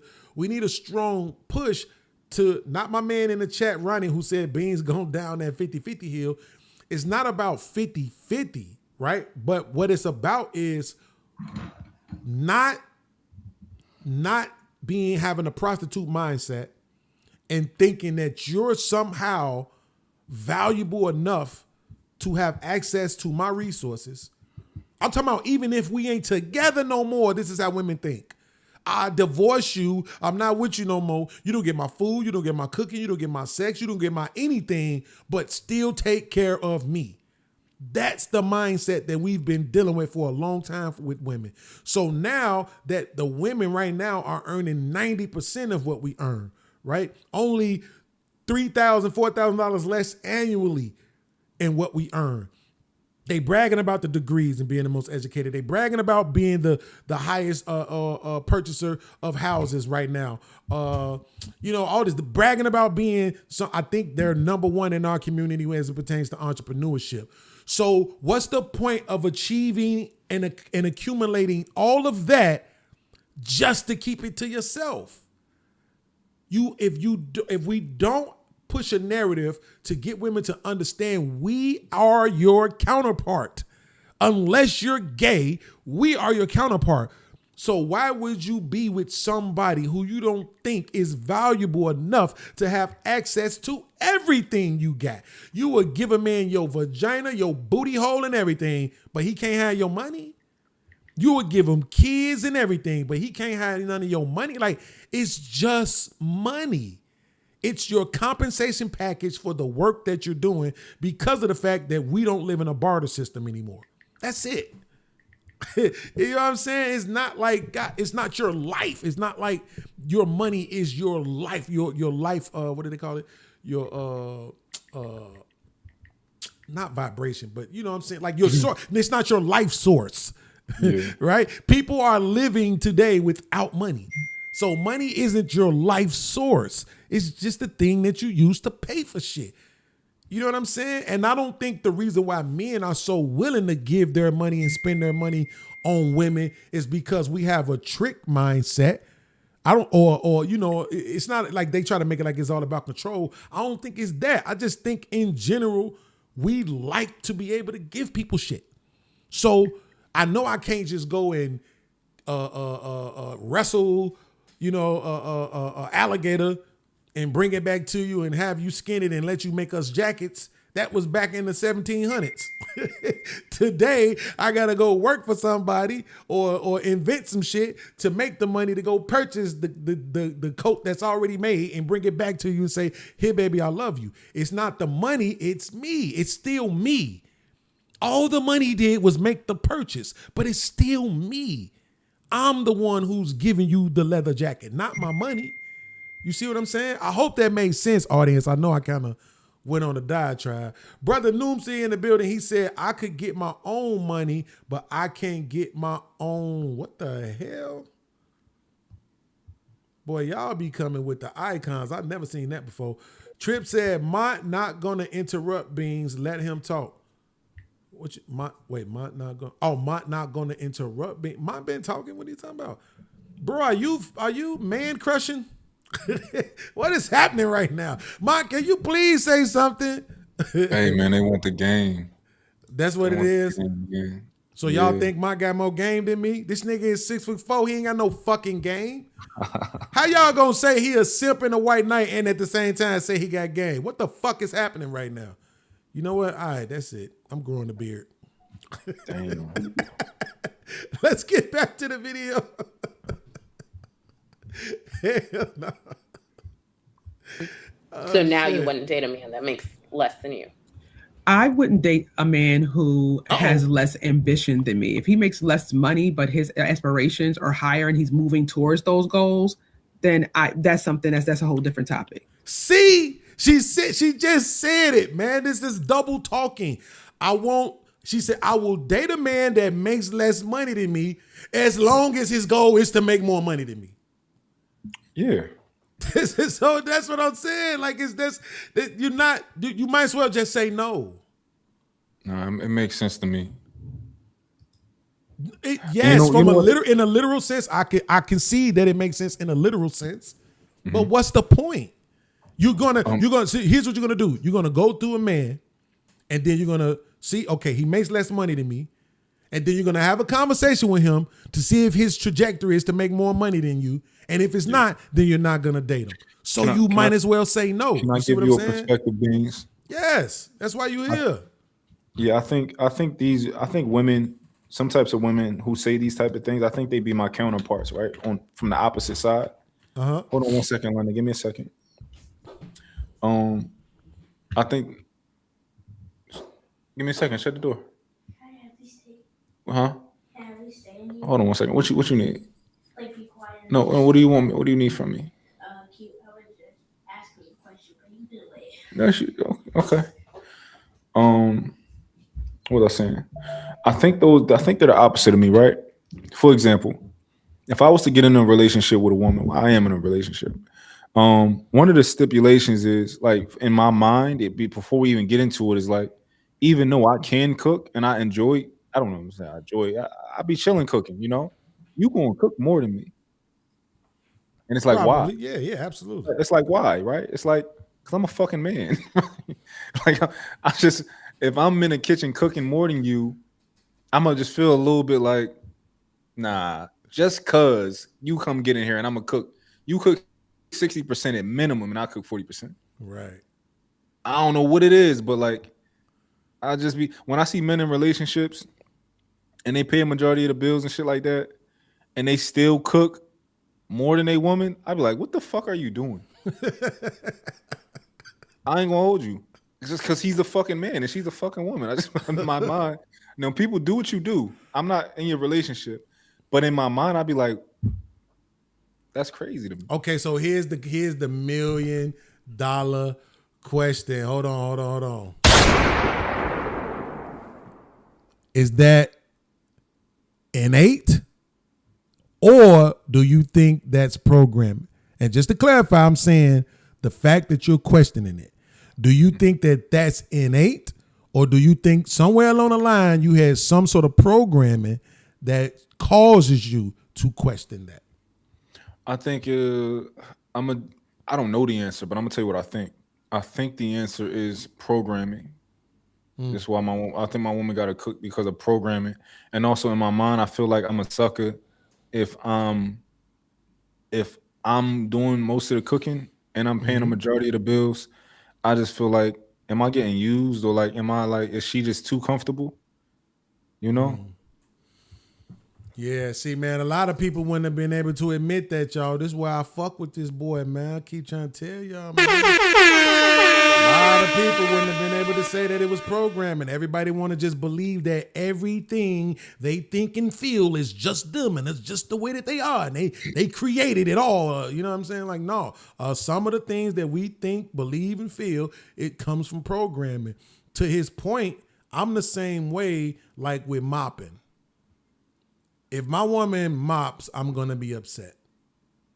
Why are you mopping? It's okay if you sweep. That ain't shit. But mopping, you ain't got enough muscle. You be here all day. You know what I'm saying? Podcast. Trying to put some muscle into that shit. Nah, I got the mopping. You know what I'm saying? Like that kind of shit. So I get that. And I don't think that's programming on my end. I just think that's something that I developed over time on my own. But the thing that I know for sure is programming, for sure, to your point, is the cooking thing. Like, to the point where I don't even try. Bro, I couldn't even barbecue. Like, I just learned how to start a fire on the grill 2 years ago. Right? Like, cooking was the thing my mama did. You understand me? In the summertime, before my mama just went vegan, bro, she got 3 grills and they all be going at the same time. You know what I'm talking about? Like, my mama cooked. That's what she did. None of her husbands was the cooks, not even on the grill. Swear to God. So cooking, I know my mama programmed that shit in me. It's like, if it's breakfast, I could hook that up. I'm fly with the grits. I'm fly with the eggs. But other than that, shit. We'll be at the restaurant because you don't want me to cook. I don't have enough patience.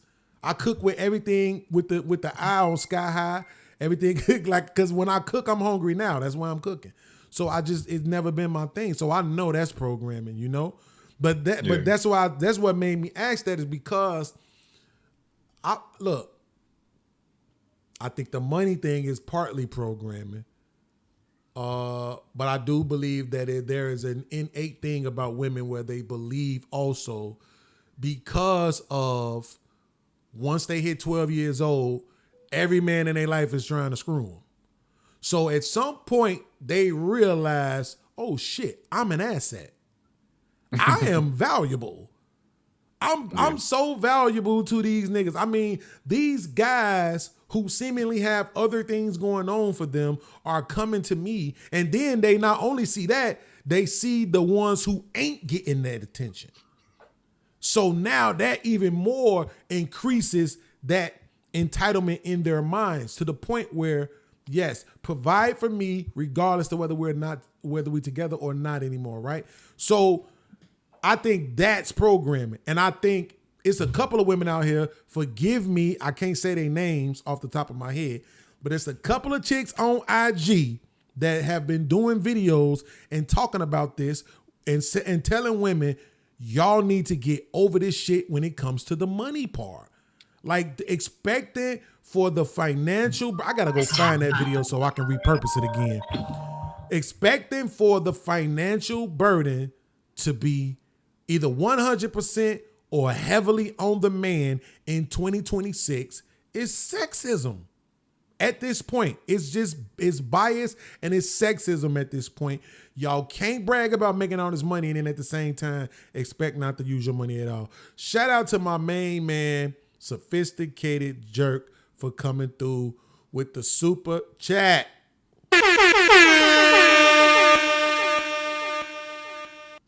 He said, do you think the women in the video think men are inferior to them?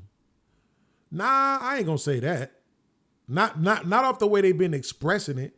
I think these women on this panel with this didn't have anything to do with the superiority thing that we typically see from most feminists. This had everything to do with entitlement. That's what I was getting from this show. Is that they just have this expectation from a financial standpoint, which is why they're single now. Right? Whether you got the overweight chick at the bottom or you got the doctor chick at the top, it's like it's the same mindset. And then you got the one chick, she's saying, oh, I've dealt with guys that made 7 figures. That wasn't even believable, but let's just assume it was. You saying you dated or you dealt with, and now you're not no more. You see what I'm saying? So that's the point. At what point does something solid, something long, some sort of longevity, something that you building toward, like to me, I think when you get to 35, your choice in people should be based completely on who am I going to spend the rest of my life with. 35 is midlife for men and for black men in general. 35. People don't think about it that way. You're 70 years, bro. That's the normal life expectancy. 70 years, bro. And it's shortening up, especially for Gen X's.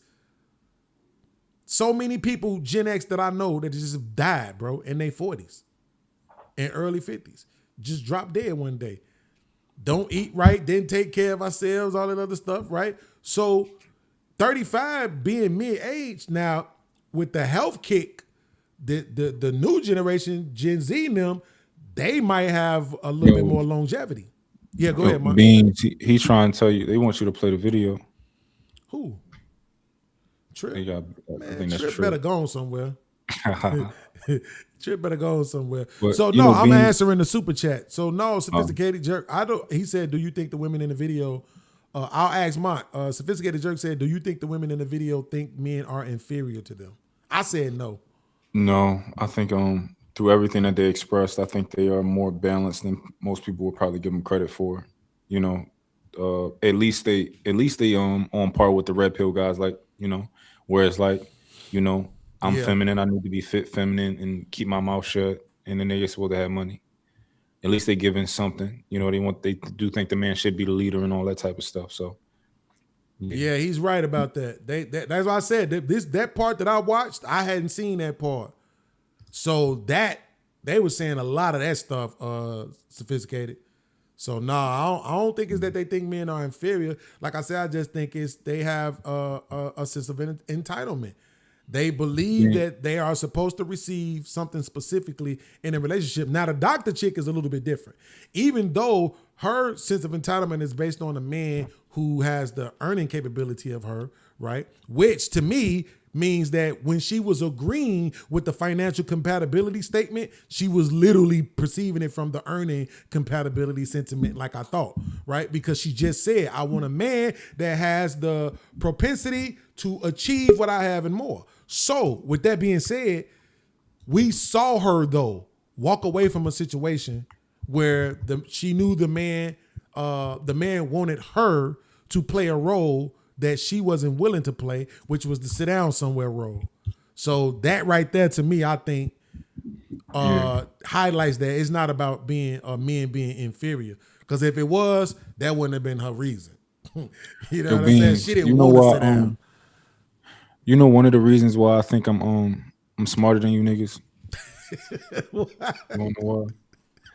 I think everything that I'm doing with the platform that I'm starting to build, I think it's ultimately going to give me the what is it, gravitas? I don't know. But the ability to communicate with them in a way where, of course, right now I tiptoe a little bit more, but eventually I won't have to tiptoe as much, and I'll be able to really get information to them as somebody who they admire and look and trust my word. I believe that ultimately, like, because everybody that's on my panel, I like them, right?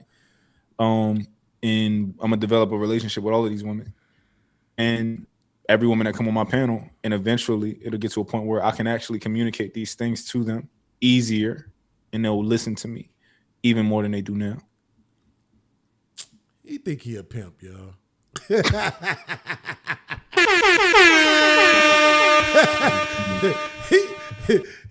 I mean, can you dig it, baby? I just need you to understand me, baby. Looking ass boy. I mean, look, I keep saying it. I think it's gonna work out for you, right? But at the same time, you have to actually see the errors in order to correct them.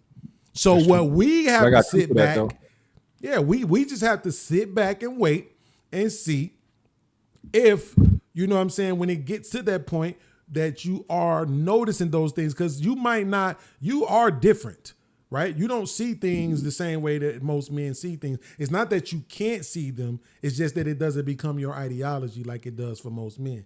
So when they talking, they try to make like, oh, let me show you what you not understanding. I'm like, no, it's not that he don't understand, nigga. He just don't agree. Like, right? Comprehension is not requisite of me agreeing with you. Just because I comprehend don't mean I gotta agree. You understand? Right. So, but we just have to wait to see if you'll recognize the things that need. Because I'm telling you, real talk, the money component is the biggest issue. And I know people will push back on that because some folks, not most red pillars, I would say, but some folks do want to deal with what they consider the woman's behavior. But I also believe that behavior is connected to the money. Here's an example. How many of y'all know women who have been on jobs for 10, 15, 20 years? Here's what we know. They wasn't at work with that behavior. Right? And they will tell you in a New York Minute, yeah, but they pay me at work. Exactly.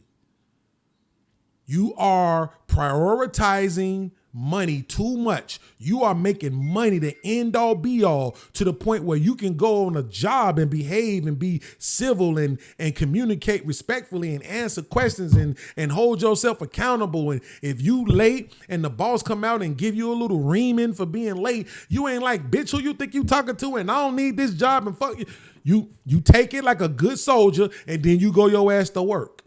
and you don't not do your job as effectively as you could because you mad, because you know it's all eyes on you right now. So you go to work with you might go back with your attitude, but you gonna get the job done. But then when you come home, now it's this comfortability and you ain't paying me so I can act however I want to act. And that's why I'm saying the money component needs to be removed. That shit needs to be corrected. Because if we can correct the money component in women's mind, now all of a sudden you value the man more than you do his resources. Now all of a sudden you value how you're perceived by your men, your children, your society, your community, right? The people around you, your family. You value how you're perceived more than you do money. You don't think just because you got some money, then that somehow grants you some sort of amnesty for any of your behavior. You don't think whatever you've been through, it will grant you amnesty for your behavior because you somehow managed to get a degree. No, the way that you talk to people and treat people will matter more if we can get them over this money hump. You got the bag now. So let's focus on how you think, how you perceive, how you act, how you treat your children, how you treat your man, how you value your man, you know what I'm saying? And how you value your position in your man's life, your position in your woman's life. Because that was Eve's issue. To all my Christians out there, what did the devil tempt Eve with? He came to her and said, you won't die. You'll be better than what you are now. You like, that ain't, yes, that's exactly what it was. All he said was, no, you ain't gonna die. You're gonna be just like God. See?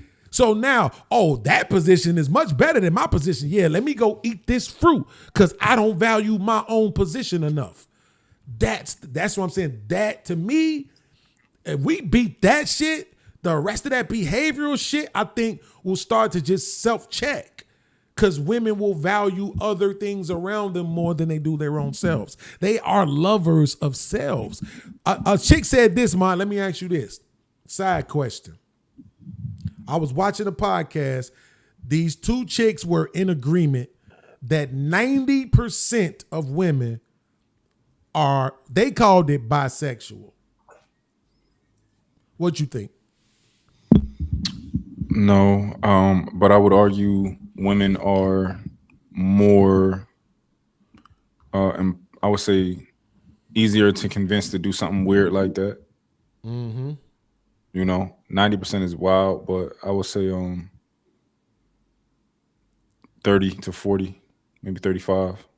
And I think the rest of them, and I think up to 40% of them you can convince to do something strange.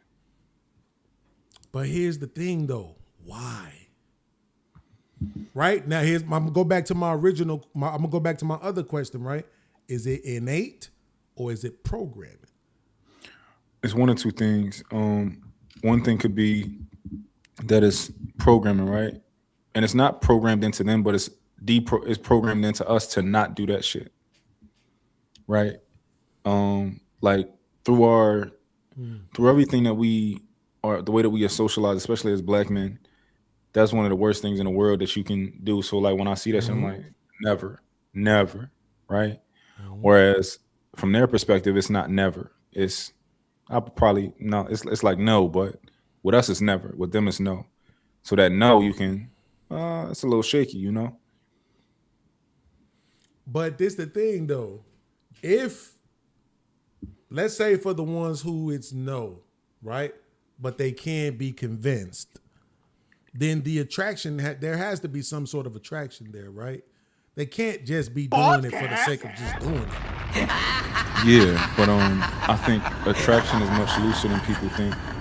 I think you can become attracted to certain things. For example, my whole entire life, like I didn't care about big butts until I cared about big butts. Right. Like for a long time, I just was like, I don't get it. And then it was like, all right, I like that shit now. You know, so I think that might have something to do with it. And when it comes to like gay stuff, it's like my mind is like never, under no circumstance. Because that's the way I've been socialized. Versus other people who like it's a little bit more chill about it if they come from somewhere else, you know. They might be cool. Like we so programmed to a degree. It's like, yo, I don't even want them niggas around me. You know, I don't even want them niggas around me. Yeah, So, see, first of all, let me address this. Construct, this is not an open panel. My was semi the subject of the show. So that's why he's up here. It's not an open panel. Thursday is an open panel. You can come back Thursday though. All right, respectfully. I'm sorry. I looked and I heard it and I looked and I saw you was back there and then it slipped my mind to mention that to you. I appreciate the $1.99, but I know you just did it to get my attention. But I forgot to tell you that it's not an open panel right now. So this is the thing though, like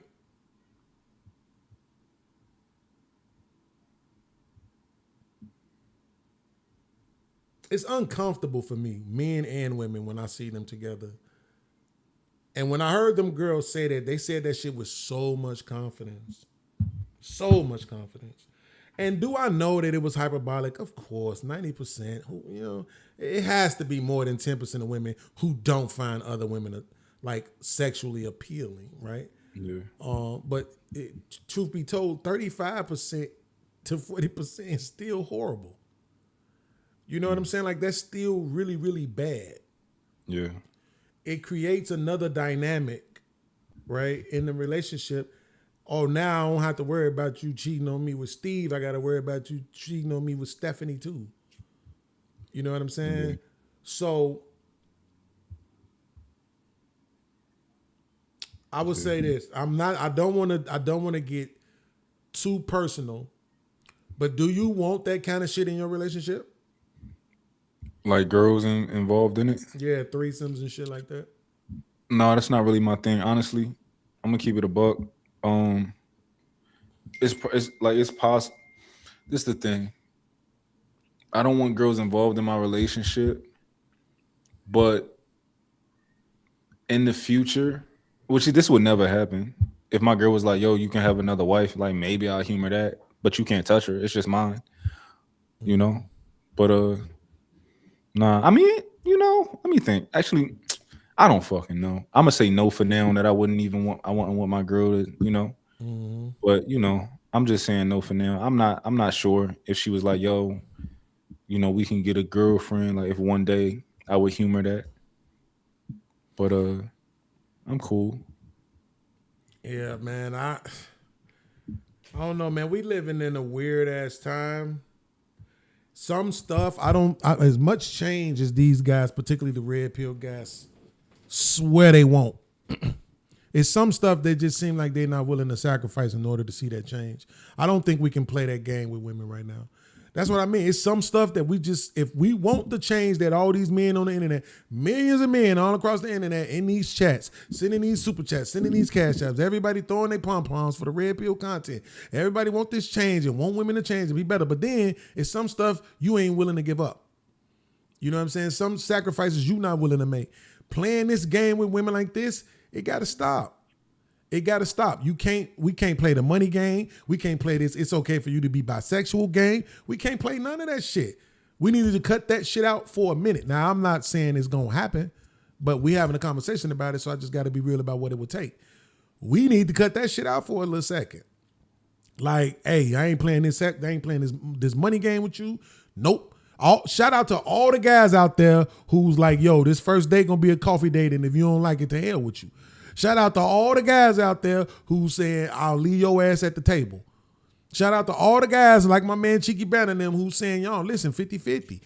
Because 50-50 don't even really mean 50-50 when it's all said and done. Because men essentially are still going to spend more money on their woman than their woman going to spend on their man. Yo, Trip, I mean, Beans, I got to get out of here, but yeah, I want you to, I've been dealing with stupid people for the last 3 days, and it's been bothering me. No, seriously, I feel like people don't think about, like, when you're an intellectual, they don't think it's hard, but it's very difficult to be around other people. Absolutely. And it's frustrating at the way that they think and aren't able to think. Absolutely. Because you got to do a lot of work for them. Mm-hmm. And it's extremely frustrating because they don't come to the conversation with prerequisite knowledge. Or as an intellectual, I challenge myself before I present it to you. Absolutely. Right? I don't want me feeling like I'm talking. I don't want you feeling like you're talking to a first grader because I presented you with a scenario that's so stupid. You got to tell me how it's stupid before you dismantle it, right? So I got like on my I made a post about. I said I don't like other girls' photos, right? Right. As in a relationship, I don't like no other chick photos, and it's going viral on Instagram, right? It's at like 1.5 million views, and it's a girl inside of the comment who me and her kind of like had a little. We went back and forth, right? And I want you to analyze that because it frustrates me. Well, for several reasons. When people are trying to comment on it and tell me why I'm wrong, you're missing the context because something about the way that you think, you don't think context is important. And I understand that if you add a word or remove a word, you might change what I say. Right. And that bothers me so much, but they don't understand that. So I got to explain that to them. But I want you to analyze it because in my mind, from what I've observed, I'm not wrong at all. You know, so we both have that same criteria, but you gonna inbox it to me? Yeah, I'm gonna inbox it to you. Yeah, send it to me. I'm gonna send you the post. I'll definitely react to it. Yeah, because I got the same criteria. I stand on the same criteria for myself. I don't click like on no females pictures. Not like if it's like some family shit that might be different, but like just their pictures, that I actually have a disdain for that shit. Yeah, I do not like it because to me it's just egotistical, especially since 90% of them take their pictures from the back nowadays too. So yeah, I'm not clicking like on that shit. But yeah, I'll definitely go over that, man, and put it on the stupid detention without question. I'm about to send you the post right now. Matter of fact, there's so many people who don't understand why I don't like girls' photos. They saying it's just Instagram, and that bothers me so much when people say it's just Instagram or it's the internet, because you don't even understand what that means, right? Like Instagram is a proxy. People are what's doing the action. You know, Instagram is, oh, I see a photo, I like the photo. That's not Instagram doing that. That's me. If I message you, if I doing anything that I say on Instagram is me saying it as a person. You know, there's no like, oh, it's fake. Nothing is fake on. It's you, nigga. You a real person, right? I'm saying if I like a girl photos because she look good, I'm not playing. I'm like, yo, playing. Yeah, I'm not playing. That's a fact. Yo, leave me alone. Okay, I admit it out loud. Okay, so I do click like on Twitter when girls be giving head. Does that count? When they you crazy for that. What? Hey, listen, but it's okay. If somebody can I click like on a rap video? Yeah. So I should be able to click like on a dick sucker. Yeah, I mean, yeah. See, what I'm saying? It's not the same thing. So don't try to call me out. Trying to hold me accountable behind the microphone. I'm not liking no pic of even if I'm single, I'm not liking no pic because I'm not nobody fan. You know what I'm saying? Damn. I'm in your DM if I like you. You know, I'm figuring out other ways to get to you. I'm not liking your pic because there's no benefit to it. You not going to be like, oh, shout out to him. He liked my pic. No, you going to let that shit pile up with me and all the other dweebs. Right. That's a fact. I comment on it, be like, oh, you look beautiful, sweetheart. She going to go right over that and comment to the girl who comment under me. I'm not no nut ass nigga. You got me fucked up. Right, yeah. Nah, that's a great point. I learned that in like 2010. Like, I'm like, these chicks ain't commenting back. I definitely was I was definitely liking shit back then, nigga. Especially on Facebook. I used to just scroll and click like, nigga. Click like. They didn't even take no time with the motherfucking post. Just scroll like. I ain't understand that shit. Now you be hard pressed. If a chick ain't sucking dick, she probably not getting no like out of me. I would keep it above. But listen, man, salute to you. Thank you for coming up. Thank you for being a good sport. and not being all offended and shit. You know what I'm saying? Making like somebody trying to, ain't nobody disrespecting you and all of that, man. Nah, Salute to I you. know you need the viewership and the clout off my This nigga name. ain't So, shit. That is crazy to say that out loud. you need the clout off my name. You know if you put me on a thumbnail, this shit would go up. Wow. So you know. Damn. He just said that shit out loud.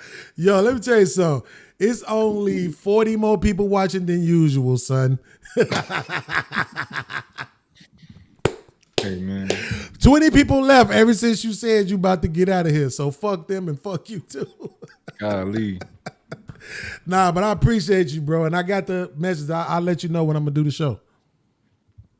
Oh, absolutely. Who tattooed? He said, "I'm from Philly." He used words like "nut ass nigga," "dickhead," and "turkey." Yeah, he can tell. He used words. Oh yeah. Tattoo. What up, though? Nigga just snuck in the chat. It didn't say shit. Well, actually, I didn't have the chat up, so I don't know. Nah, he said, "What up? You tripping?" All right, I'm gonna get out of here. All right, bro. Appreciate you, man. Yeah, y'all. The homie, man, in the building.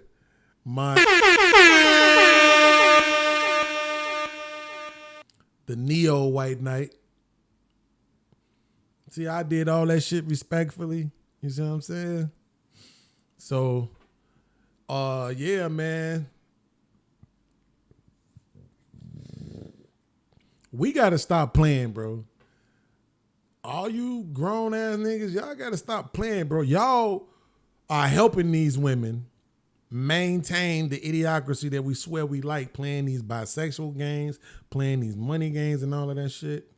I'm telling you, I got a couple of videos for Thursday's show and that I'm gonna do some shorts with. They ain't gonna be out for a minute with the shorts because the shorts is programmed all the way to Monday. I mean to next month. And after this weekend, they're gonna be programmed all the way to October. So it's gonna be a while for the shorts come out, but the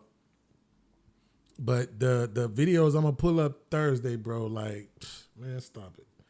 Motherfucker legitimately saying like, oh, if you talking to a girl and she say this and that, you supposed to just automatically offer them. I'm like, bro, all y'all are prostitutes. What in the fuck is going on, man? Like, how?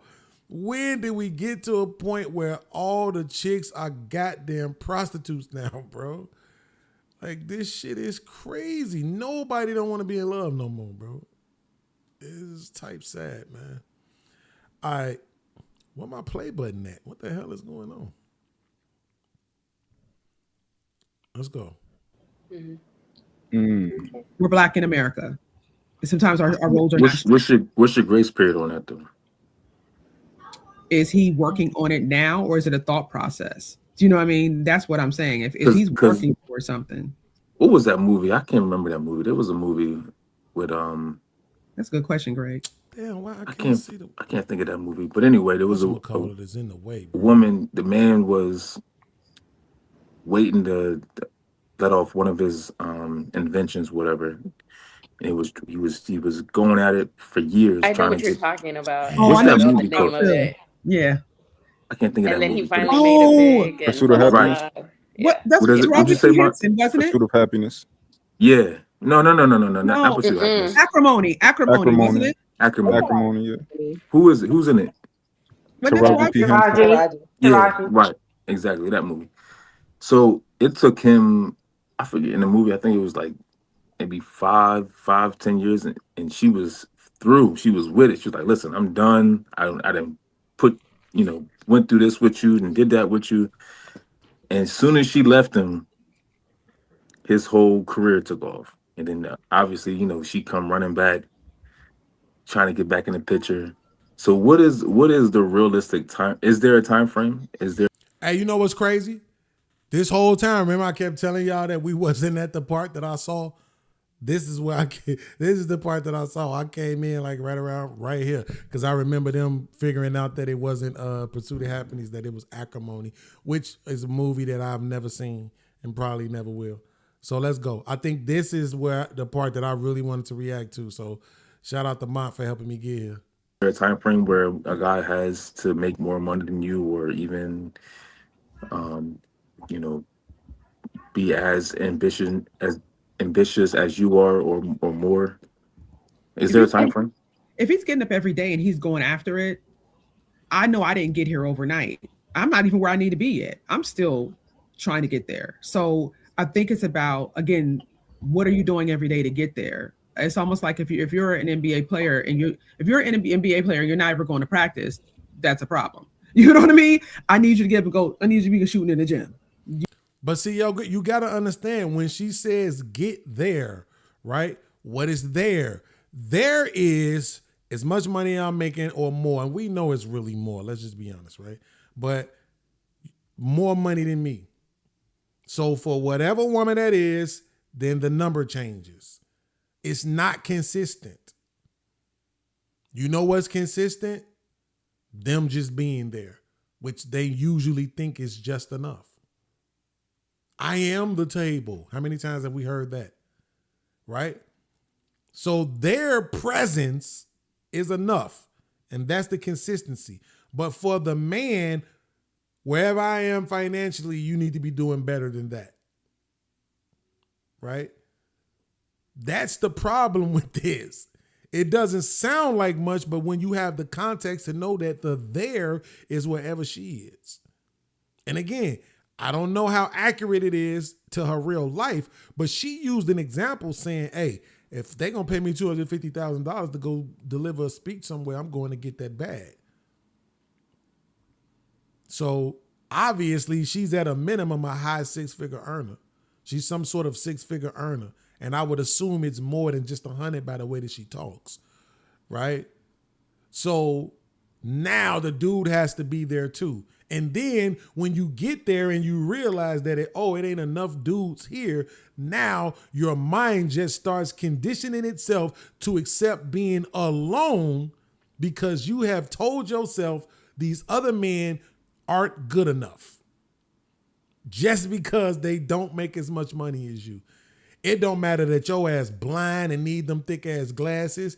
It don't matter that you, not just her. It don't matter if you overweight like Orchid. It don't matter if you, whatever is wrong with you. It don't matter that the inside of your thighs look like smashed up oatmeal pies. It don't matter. Right? It does not matter. Whatever is going on with you don't matter because you make a certain amount of money, therefore the man has to. And this person has PhDs. That's what makes this so damaging. Just the fact that you were able to attain those two says to me you're supposed to be smarter than this, right? Particularly in math. You're supposed to know, okay, this don't even make sense in an equation, let alone in real life. You know what I'm saying? So, yeah, let's go. Watch this. You're never going to hit them threes unless you're practicing. So is he practicing every day? Is he getting there? Is there a plan? And that's if there's a plan, I'm here for it. I'm going to be supportive. So regardless of a time frame, as long as there's a plan, you good. Yeah. Okay. Are we going Because it could take 5 years, 10 years, it could take 15 years, however long it takes to get there. He might never get there. Or he might never what? get there. You know what I say? I'll be the unpopular opinion. I like my. Wait, how can you say or he'll never get there though? What's the point of having the standard just to say, well, but if he never gets there, it'll be okay too? That doesn't make any sense. Oh, ladies, let me give you an example of why this shit don't be making sense. Man meets a woman. Woman is 250 pounds. Man says, yes, I'll date a fat woman as long as she's on a trajectory to lose weight. As long as and how much does she need to weigh? She needs to weigh 140 pounds. So right now she weighs 250. Yeah, I'll date her as long as she's on a trajectory to lose 110 pounds. No woman would say, yeah, that makes sense. No woman would be like, yeah, nah, that makes sense. None of y'all would. But somehow I'll date a man that don't make as much money as me, as long as he's on a trajectory to make more money than me. Still not sensible. You see what I'm saying? Because look what she just said. The dude, man, what if it take 5 years, 10 years? She like, yeah, it might. And then Mont was like, yeah, he might not never get there. She's like, yeah, he might not never get there. And then you're gonna leave him. Don't pretend like you're gonna stay. If your whole argument is that he needs to be on a trajectory to make more than you, then you can't say that you're gonna be okay with him never making it to making more than you. Or else he would never need to be on the trajectory. He could make less than you now and you just be okay with it. This shit is wild, man.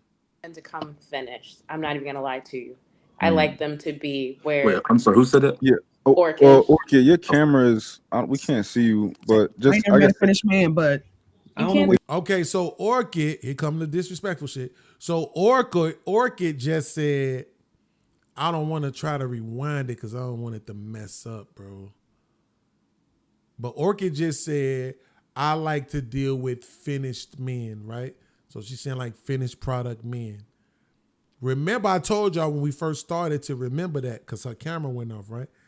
Orchid is the big chick. So the big chick is saying, I like to deal with a finished man. This is the same chick who said, I dated 6-figure and 7-figure earners. Right? So then after she said that, then the doctor chick said, I never met a finished man. Right? Maybe we'll get to see if there was some disrespect behind that. I'm pretty sure it was, but we'll see. Where they cooking at? Where they cooking at? Because I ain't never met none of them. I feel like everybody's definition of finished is different. Because I feel like in this conversation right now, I'm an outlier. Okay. Let me see something real quick. I want to see if I could see the timestamp so I could switch this. So it says 1:20:57 because I'm gonna switch this back to the OBS. So give me 1 second. Let me see if I could just switch it back to the OBS so I can control it from there. It's this one, right? Yeah, it's this one. Okay. Let me take these down to here. Okay, cool. And then the video was here. Okay, cool. And then it was 1:20. He practicing every day? Is he practicing every day? Is he getting there? Is there a plan? And that's if there's a plan, I'm here for it. I'm going to be supportive. So regardless of a time frame, as long as there's a plan, you good. Yeah. Okay. Are we doing it? It could take 5 years, 10 years, it could take 15 years, however long it takes to get there. Or he might never get there. Or he might never get there. You know what I say? I'll be the unpopular opinion. I like my men to come finished. I'm not even gonna lie to you. I like them to be where. Wait, I'm sorry. Who said that? Yeah. Orchid. Orchid, your camera is. We can't see you, but just. I ain't never met a finished man, but I don't know where they No. cooking at. Where they cooking at? Because I ain't never met none of them. I feel like everybody's definition of finished is different. Because I feel like in this conversation right now, I'm an outlier. Okay. I feel like I'm an outlier right now because, yeah, money is important, but that's not the most important thing to me in a relationship. As long as I know that you make enough money to pay your own bills, and I have enough money to pay my own bills, and we come together, we're good. Like, for instance, Yo, who is this? What's her name? What's your name, baby? I love you. Who are you and what's your name again? I see you got the grandmama arms, but that's okay though.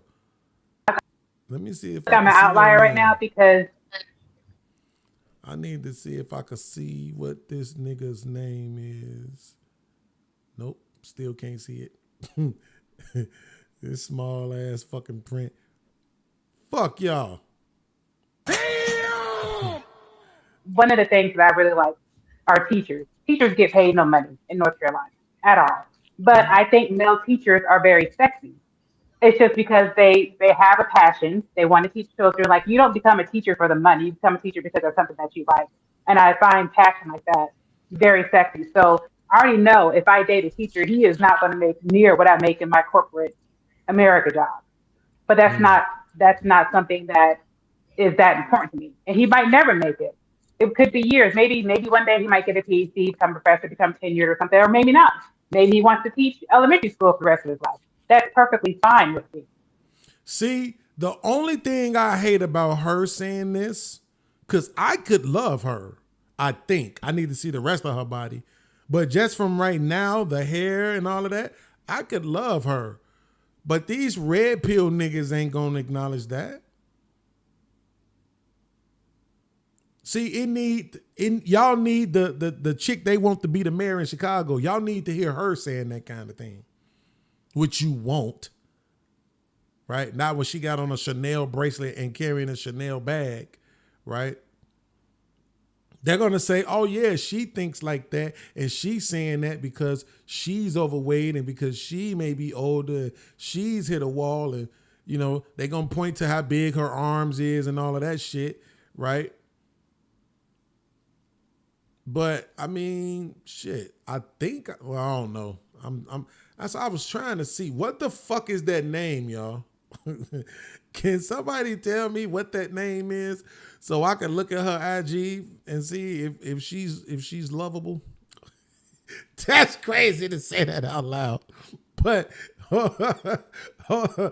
that's crazy to say that out loud. I just want to make sure she ain't too big. You know what I'm saying? Because if I don't want you, you probably ain't shit.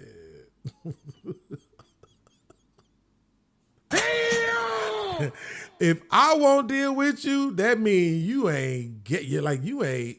I mean just from a look standard, not from a personality standard, just from a look standard. If I won't, well, no, because a lot of niggas like them skinny ass girls, and I don't like them skinny ass girls. So yeah, but baby, I'm glad you said it though. She said, "I love teachers, and I'm gonna respect and value him, and it don't matter if he making that same amount of money for the rest of our lives. That's cool. If this man, if I'm not with him, he in his own place, his own car, his own bills, his own food, his own everything. What am I complaining about? Once I get with him, we just benefiting each other, whatever that looks like." And see, this somebody who don't have these $1 million aspirations, right? Who's not competing with the people she went to school with. And that's why the doctor chick next to her is, right? She needs her life to look like the people that she went to school with life. And that's why it's as intelligent as she might be, she's still stupid. Right? That's why she made the statement, "I'll date him as long as his trajectory." Right? You know what we're asking you. We're not asking you if you'll stay in the dating phase for 30 years. We're saying, will you get with this man and be his spouse and have children and family and all this other stuff? That's what we're asking you. Will you do that with the man who is making less money than you? The answer is no, you won't. That's the answer. You won't.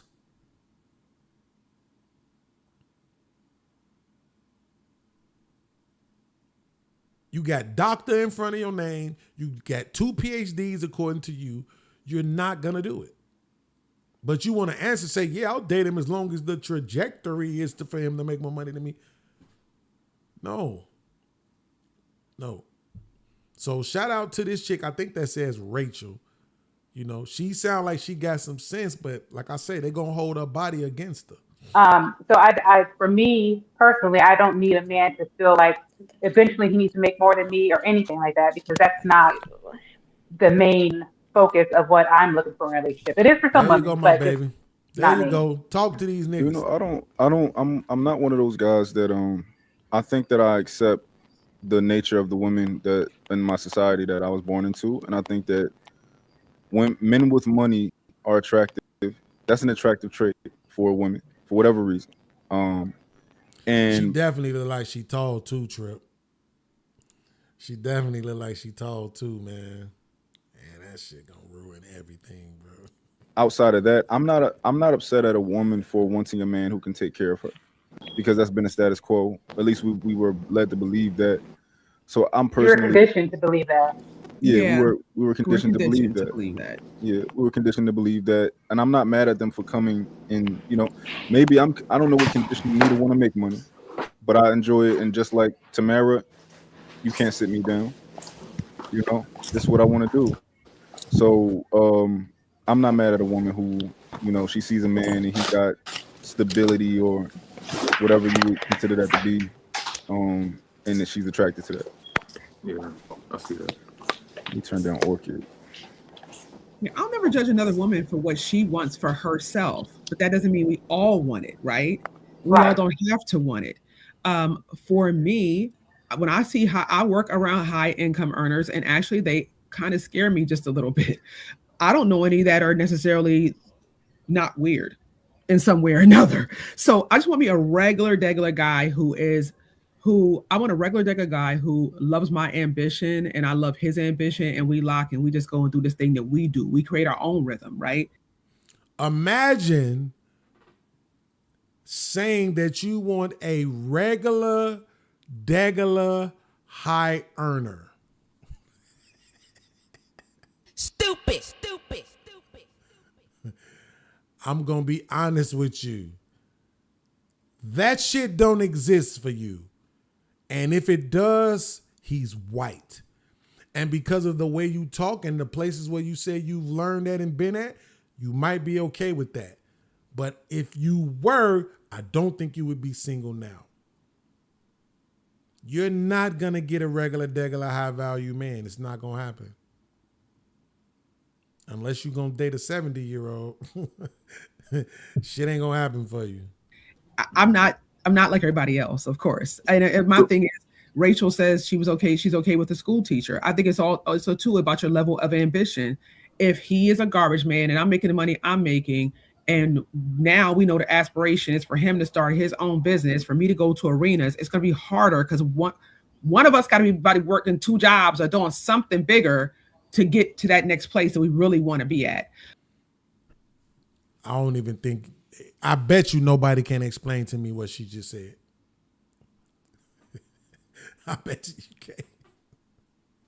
Look, I'm going to try to get, please don't make it go back too far. Hold up. Okay. Yeah, I'll never judge another woman for what she wants for herself, but that doesn't mean we all want it, right? We all don't have to want it. For me, when I see how I work around high income earners, and actually they kind of scare me just a little bit. I don't know any that are necessarily not weird in some way or another. So I just want me a regular guy I want a regular guy who loves my ambition and I love his ambition, and we lock and we just go and do this thing that we do. We create our own rhythm, right? I'm not like everybody else, of course. And my thing is, Rachel says she was okay. She's okay with the school teacher. I think it's also too about your level of ambition. If he is a garbage man and I'm making the money I'm making. If he is a garbage man and I'm making the money I'm making, we don't even know what that is. And now we know the aspiration is for him to start his own business, for me to. And now we know the aspirations for him to start his own business. Where the fuck did that come from when he was a garbage man? Go to arenas. It's going to be harder because one of us got to be working 2 jobs or doing something bigger to get to that next place that we really want to be at. No, it's not the place we really want to be at. It's the place you really want to be at. Damn! That's the point. It's the place you want to be at. And instead of you saying, I want to be here, so I'm going to get me here, and whoever I'm with will enjoy the ride and enjoy the perks and the resources, because that's what the fuck men do. That's what men do. They say, I'm trying to have this, and I'm going to get it. And whatever woman I'm with is going to be, she's going to be along for the ride. She's going to be able to enjoy the ride. She's going to be able to enjoy the perks and the resources that come from that. And it is what it is, and we don't feel no way about it. Here you are with the same access to the same things, the same resources as a man, but because you get into something, he got to get to the same thing. This shit don't make no sense. I swear to God, it is Stupid. You can't make it make sense. You can't. I don't give a fuck how many times y'all say it, ladies. You can't. You can't make it make sense.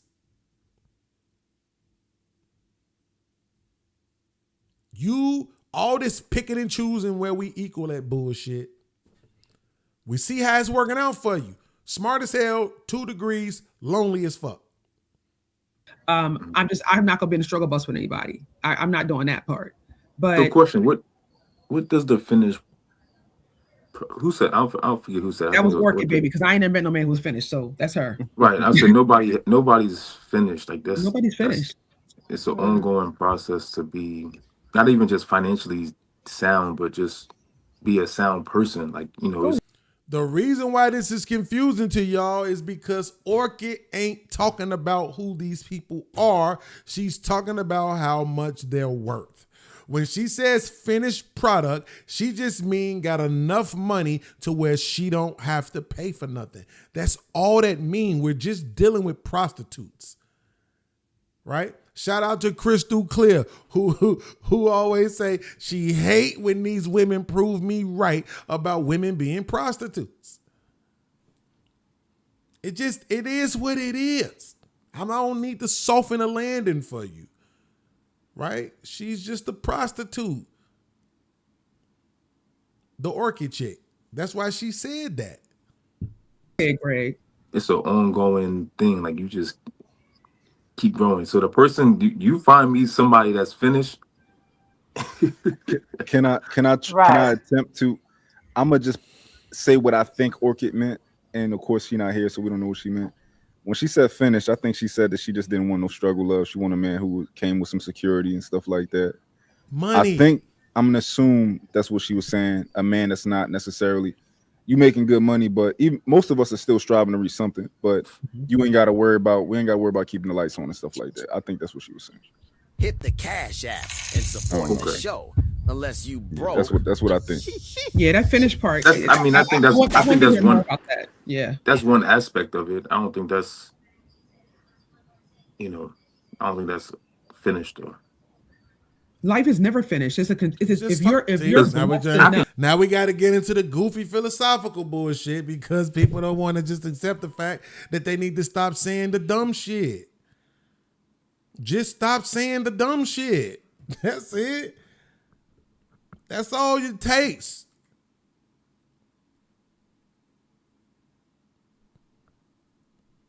Just stop saying the dumb shit. It ain't hard. Fuck all that finished product shit. Fuck all that meet me where I'm at shit. Fuck all that matching your energy shit. Man, all of that hypergamy. Like, just stop saying the dumb shit. That's it. No, stop being a prostitute. Right? Meet the person that is compatible with you. Meet the person who's gonna love you. Right? Fellas, meet the woman who's gonna submit to you as unto the Lord, according to Ephesians. Ladies, meet the man who's gonna love you as Christ loved the church, according to Ephesians. Right? Or any other poetic shit you can come up with that don't got nothing to do with money. Worry about the person. I can keep the lights on and be an asshole. Right. Go on, Greg. Now that's facts. They don't want that. So is it too much to ask that you make enough money and you don't be an asshole? Well, in my experience, yeah. Yeah. But not for all men. But when I say yeah, it's what I've gone through, yes. So I'm traumatized with men who make a whole bunch of money because they have been the biggest assholes I've ever seen. And so I was like, I don't want to talk to you. No, but I'm sure all of them aren't like that. It's just been my experience and what I've come across, where they feel like they can treat you a certain way because they make a certain amount of money. And I'm like, no, I will leave. There's a couple right now who are like, what do you mean? I'm not dealing with that. Yeah, but I don't care. But you're an asshole though. But there are someone who will deal with assholes because they make a lot of money. I'm just not one of them. But yeah. Bro, I'm not trying to judge nobody's house, really. I'm not. But I'm just looking at Orchid's background and I'm just saying, like, you messed with 7-figure niggas? Like, what happened? Like, yo, ain't no way. I'm gonna put you like this. If I had a messed with a 7-figure chick, first of all, I wouldn't have these headphones on. I wouldn't have this tank top on. Only thing on my body would be linen. Right? Okay? I would have hair implants. I have my hair back and shit. Nigga, I have my NAS. You know what I'm saying? My Caesar with the little line in there. God damn it. Everything I have on would be white. You know what I'm talking about? I'd be sitting on the motherfucking all white snakeskin sofa set with a $2,000 Shure microphone in front of me and shit, with rotating cameras and shit. Like, listen, one thing about I say this about men and women that I think, just off the top of my head, haven't processed it, that I think is a little bit different. When it comes to building off using people, I think men do a better job of it. I could be wrong because I'm just thinking it out loud right now. So don't hold me to it. Don't go get some statistic and talking about some, man, no, right here say women use men better than men use women. I'm just saying, you give a man some shit. How many times have you heard the song Gold Digger?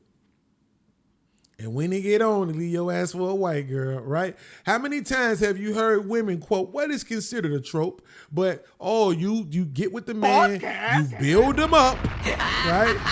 And then he leave you for somebody else, right? We've heard it too many times. But the point of it is that they say they built them up, right? He was down here. He got with the woman and used her and built himself up to get here. A lot of times women get with dudes and they just be using them for right now. And they don't build themselves up to nothing else. You know what I'm saying? They just be having fun. You know what I'm saying? Like, I got another Chanel bag. This nigga done started a business with the money you gave him. You know? But they just, I took my girls on a trip. And now you right back broke again. Shout out to my man Mike for coming through with the super chat. He said, I chose Rachel because I thought she was good work for the older gentleman. I think she's a decent looking woman. Yeah, but she looked tall. Her mindset is fabulous. I gotta say that. I just found her IG. She looked tall in these motherfucking pictures, man. Like, I ain't the climb a tree ass nigga. Now, that's one thing I can't relinquish is I need for my woman to be shorter than me. I prefer 4'11". I would love at 5'2", but I'm good with 5'5" too. 5'5" is all good too, you know. 5'5" with thick brown thighs. See, Ma said it. Hey, Trip, Ma just said it. She's absolutely tall. I knew it. Trip said it earlier, and then because we was looking at how long her arms look in the picture, then I found her IG, and I'm looking at her picture. I'm like, damn, she looked tall.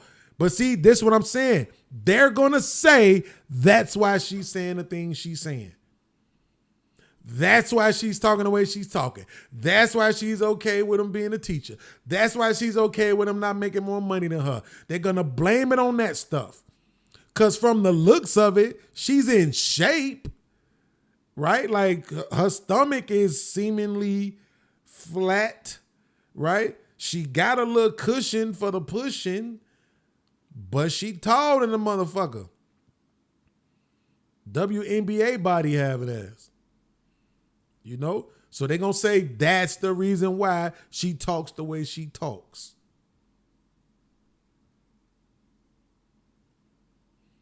Right? My time out some tall, thick women are his Achilles heel. Yeah, nigga, but you 6 feet tall. So, of course. But for us regular girls, you know. I said us regular girls, ain't that a bitch? For us regular guys, we need regular girls. Whoever clipped that, your mama. Because you know what I meant to say. For us regular guys, we need regular girls. 411 is my motherfucker. That's my, like, 411 is just like, who sent you? Satan. like if they anywhere between 4'11 and 5'2", nigga, that's Satan. God ain't made no woman that short knowing how fly that shit gonna look. He wouldn't even want us to be destroyed by that shit. He like, look, I'm giving you 5'5" and up. All that shit under 5'5", that's my man Satan. That's Satan and his bullshit tricks. You heard me? Jersey, man. Let's go, bro. In my business of positivity, I can tell you that most of my clientele have been women whose husbands make that kind of money. They are sitting down now trying to figure out how to find that peace within themselves. They are in hell.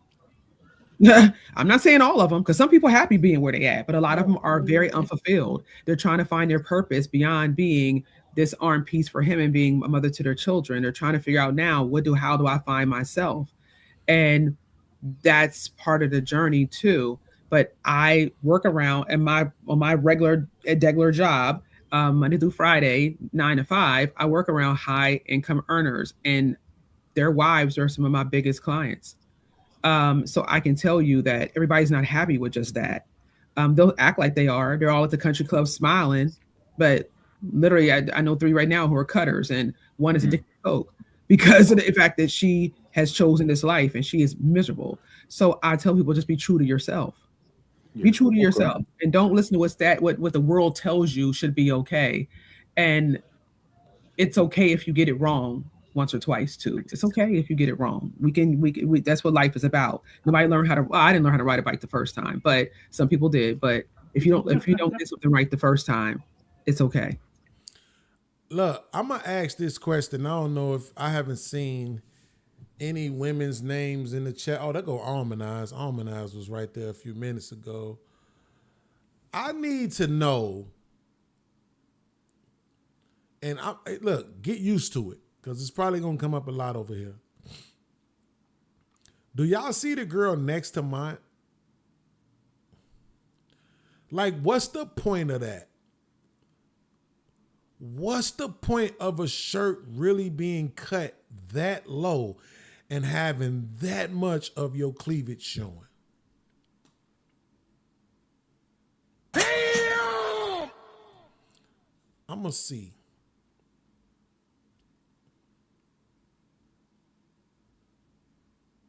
Yeah.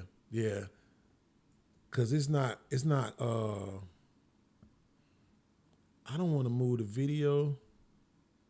So I'm gonna just screenshot like from right here so y'all could really like, cause that ain't giving the way I want it to give. Watch this. This gonna give it to you the way I really want it to give. Look at that. What's the point of that, bro? I mean, when you got that looks like a tattoo on her neck. when you got that kind of tattoo, we know what it is, right? But I'm just saying, what's the point of this, right? Because I'm tired of stupid people trying to convince men that we're sexualizing the women. I'm so sick of that dumb shit. Now, if I had a real bag, I'd start smacking motherfuckers for real. So I know I could bail myself out, right? Because tell me what the point is.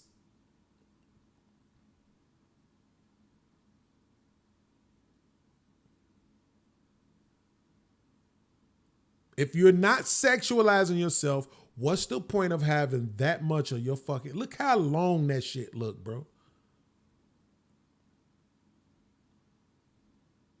I mean, any more wider, and then we would probably be seeing her areolas. Right? She hasn't said much. I haven't heard her say much. But just for the sake of the show, I'm going to take the liberty to say she think just like the other women. Right? That she deserve a man that's high value. She deserve a man that makes 6 figures, millionaire, definitely make more money than her, whatever that looks like. He need to be faithful. All of that same ass shit. But your titty, your shirt cut, like that's unnecessary. It's the ones that's really unnecessary are the ones where it's a whole shirt, but then it just had like a peekaboo cut into the cleavage area. So the shirt is full up here, little peekaboo right at the cleavage, and then right back to the full shirt again. So the whole point is to show the cleavage. What's the point of that? I need one of them feminist motherfuckers to come tell me what's the point. Try your best to tell me that it's not to sexualize yourself. Try your best.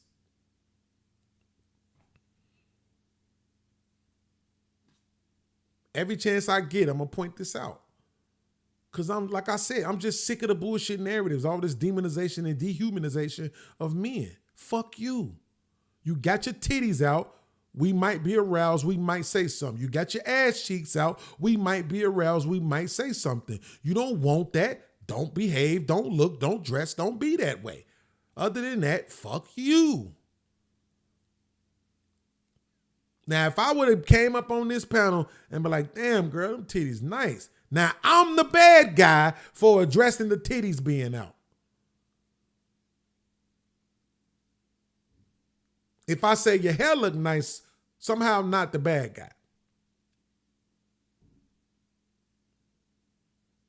No, y'all, this demonization of men shit gonna fucking stop on my watch.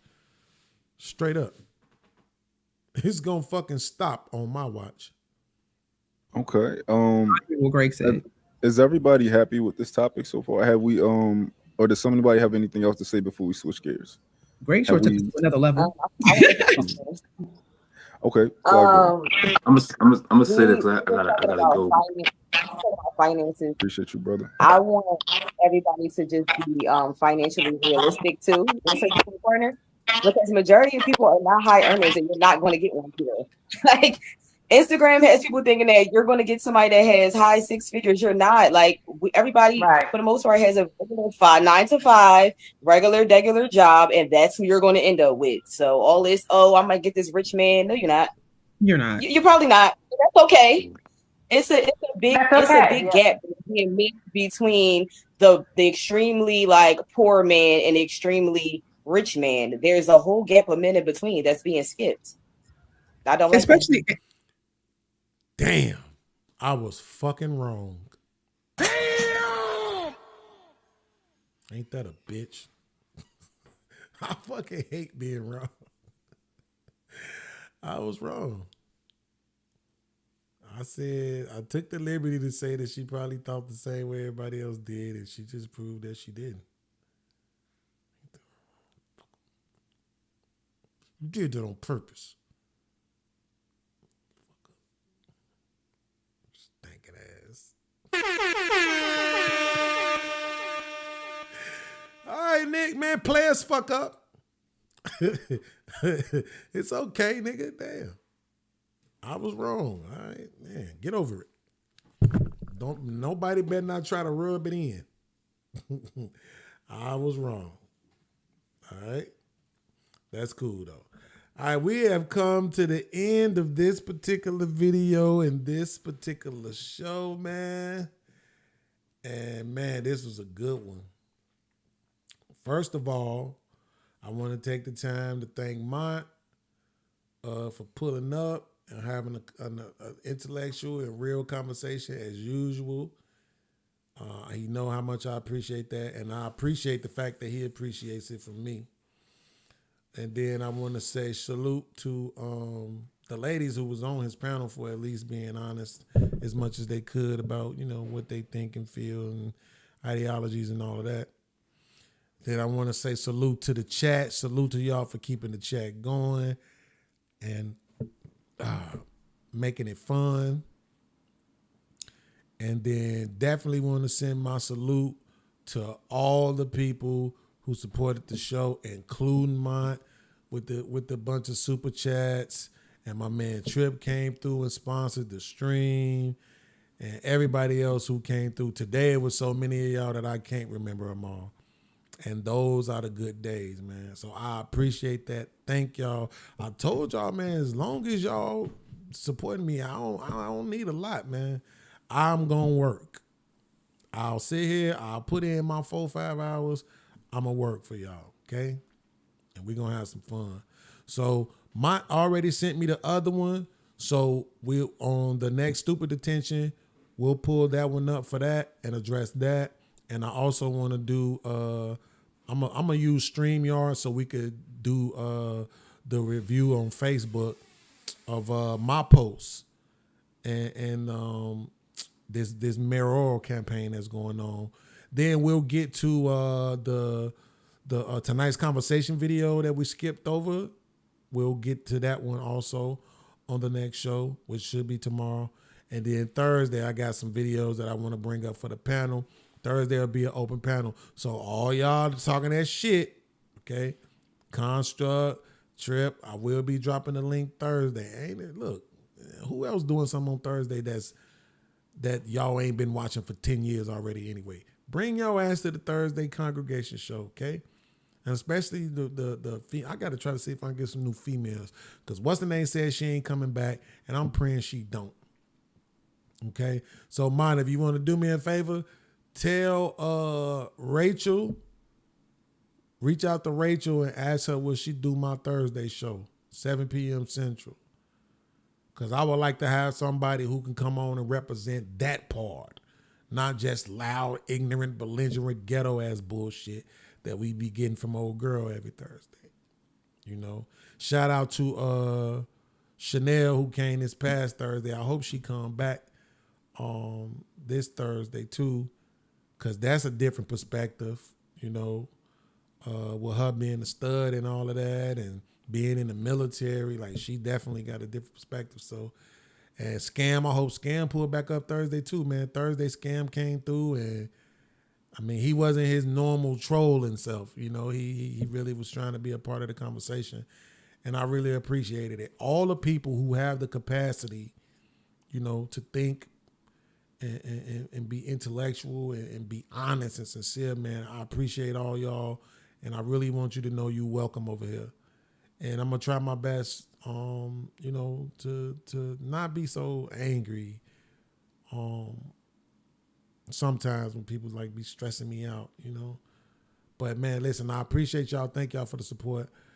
I will see y'all on the next show. Like I said, we should be tomorrow, but if not, we'll be back Thursday because I'll be doing the show Thursday before we do the congregation show, which is the Billionaire show. So we should have matter of fact, I'm going to say that political shit for the Billionaire show. So when we do the Stupid Detention tomorrow, I'm not even going to include that political shit. I'm going to say that for the Billionaire show. Yeah, absolutely. And it'll be early enough in the afternoon to where people might be actually interested in it. So yeah, I'm going to say that for the Billionaire show, man. All right. So look, it's your boy Beans. We about this thing. I appreciate y'all. See y'all on the next one. You heard me? Jersey. 5, 4, 3, 2, 1.